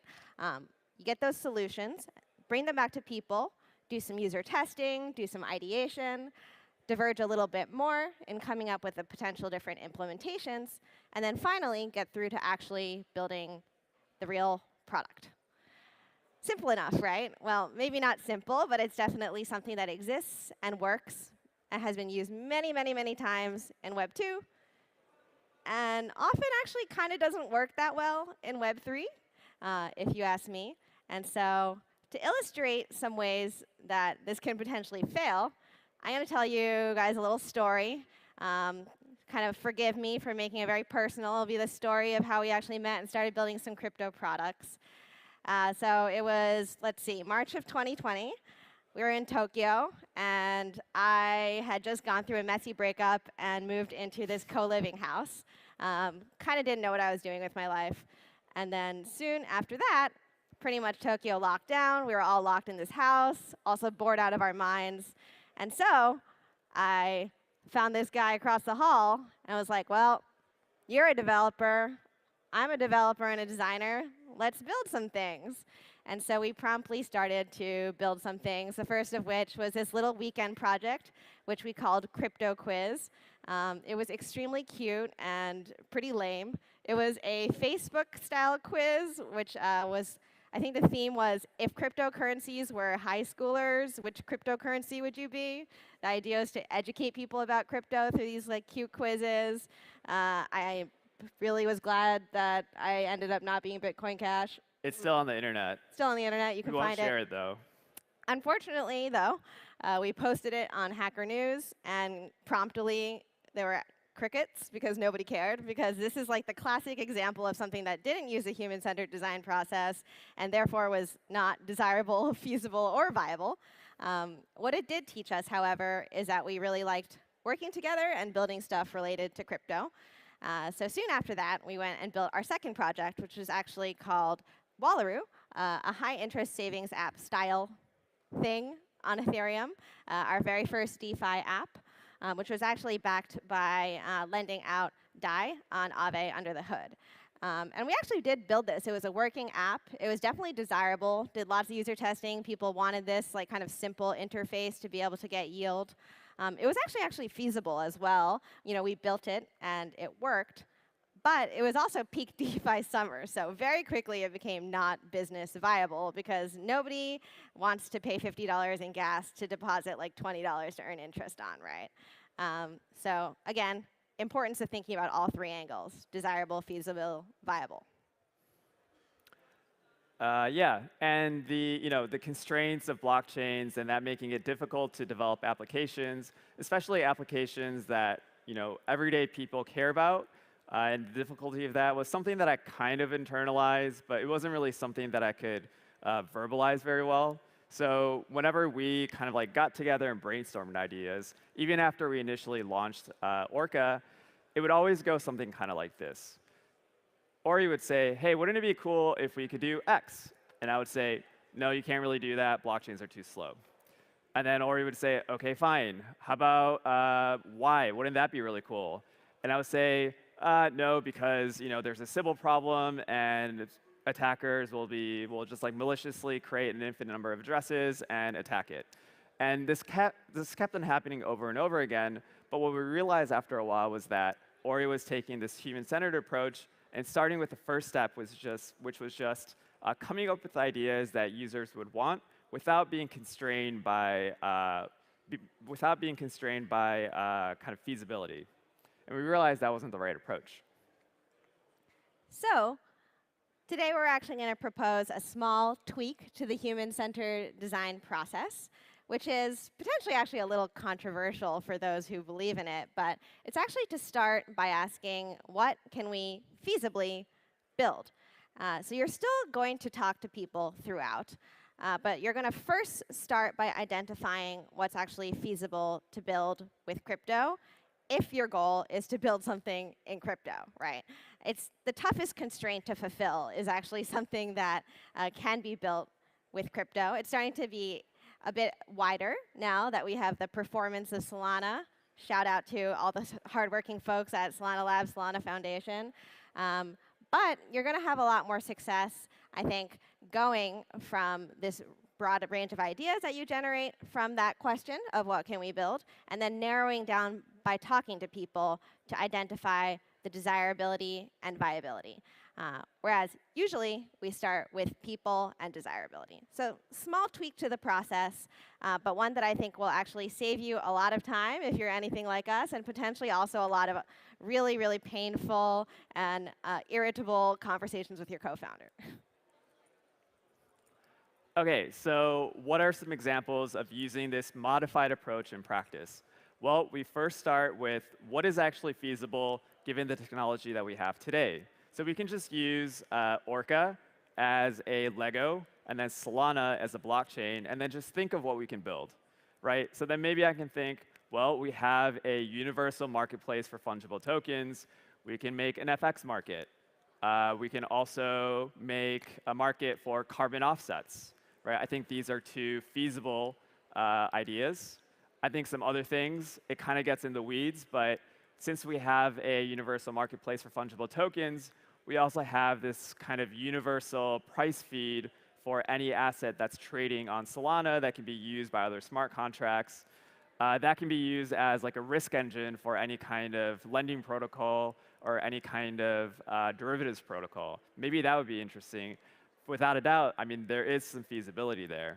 And then we start with that. That's the first step, the divergence step. And then the second step is talking to other people, whether it be engineers, other people on your team, or actually users that you might think would use it, and then understand the other two aspects. So the other two, other than feasibility, would be viability and desirability, and see if it's feasible, see if it's possible. So I think like if you take FX markets and carbon offsets markets, for example, it is feasible, but there are kind of like regulatory issues. Also, if you think about people that are actually using FX markets, they're not on Solana, they're not on Phantom trading Euro coins to something else, for example. So maybe those are not really kind of things that should move on to the next step. But maybe the price oracle is, right? So maybe it is good to have a good risk engine that's fully on chain, because well, we've seen even in the last 24 hours that centralized exchanges have solvency issues, and no one really knows if these centralized exchanges have the assets that they claim. On the other hand, if it's DeFi, everything is fully on chain. Everyone can account for all the tokens and the solvency of the protocol without having to ask some centralized party. Everything is transparent by default. Well, maybe this is something that we can kind of iterate on or try and build towards. So that's an example. So there are so many inspiring ideas that can be built with crypto, right? Yutaro just gave you a few, so feel free to just run with them. But what we can do potentially as founders of a DeFi protocol is the question that we ask ourselves every day. And so with that, I'm actually really excited to share our updated vision and mission for Orca going into 2023, the vision of which is crypto as a public good. So what do we mean by that? It's really essentially similar to how we see the internet, like something that's incredibly creative, incredibly open. People use it to build pretty much anything from like super useful things to super sort of wacky, weird, and fun things. And we think crypto has the potential to do the same thing, and Orca actually can have a really important role to play in that as well. Which is why the mission that we have aligned around is lowering the barrier to creation in Web3. And I think this is particularly inspiring because it's going beyond just DeFi, right? DeFi is wonderful, There's a lot of things that are really promising when it comes to a brighter financial future through crypto. But I think there's so much more that can also be powered by crypto, right? Everything from we're starting to see real estate, games, Yutaro mentioned like carbon marketplaces, and I think this mission speaks to that. But Yutaro, why is a crypto marketplace actually important for creators in Web3? And what does that success look like? Yeah, I mean, when you think about what can actually be done on blockchain, I think we all kind of understand this, but it can't be good for everything. It's good for kind of a certain set of things, but it's incredibly good at it, right? So whether it be primarily kind of like payments it's good at, or the exchange of fungible or non-fungible tokens, those are also things that they're good at, and then composing those things together. And what we build at Orca is exchange of fungible tokens. It's kind of one of the basic actions that anyone wants to do. And also when we think about creation, well, when we have assets that people can kind of price independently, and anyone can access it from all over the world, and they only have to pay a few cents in transaction fees to buy or sell, it helps with the process of creation. And one thing that I also see is that right now, I think Solana is in an interesting place. But if we look at the technology, it's clear that a lot of interesting things moving forward in crypto have to be built on Solana or something similar. This is kind of similar to what I saw 4 years ago in Ethereum, where despite kind of like the mainstream narratives where people were starting to write off Ethereum, it was clear that there's so much activity happening, or I would say that almost all interesting activity was happening on Ethereum instead of Bitcoin. And I kind of see something similar with Solana right now. But one of the main things that I feel like is still missing is kind of this culture of innovation that's using kind of like the crypto native technologies, and also kind of this culture of creativity, almost even for the sake of creativity. Now, granted, there is some of that already happening, and I do love some of the projects that I see in Solana, but I would love to see more of it. And I think if I see more of it, that's really when I would feel super confident about Solana. So how do we see more of that creation? What can we do? Well, I'll turn it around and say, what can you do? What you can do is actually start building some of these ideas, right? Orca, in the last wave of the Orca Builders program, gave out 11 grants to protocols building on top of its core concentrated liquidity AMM. But there's still way more ideas to be built.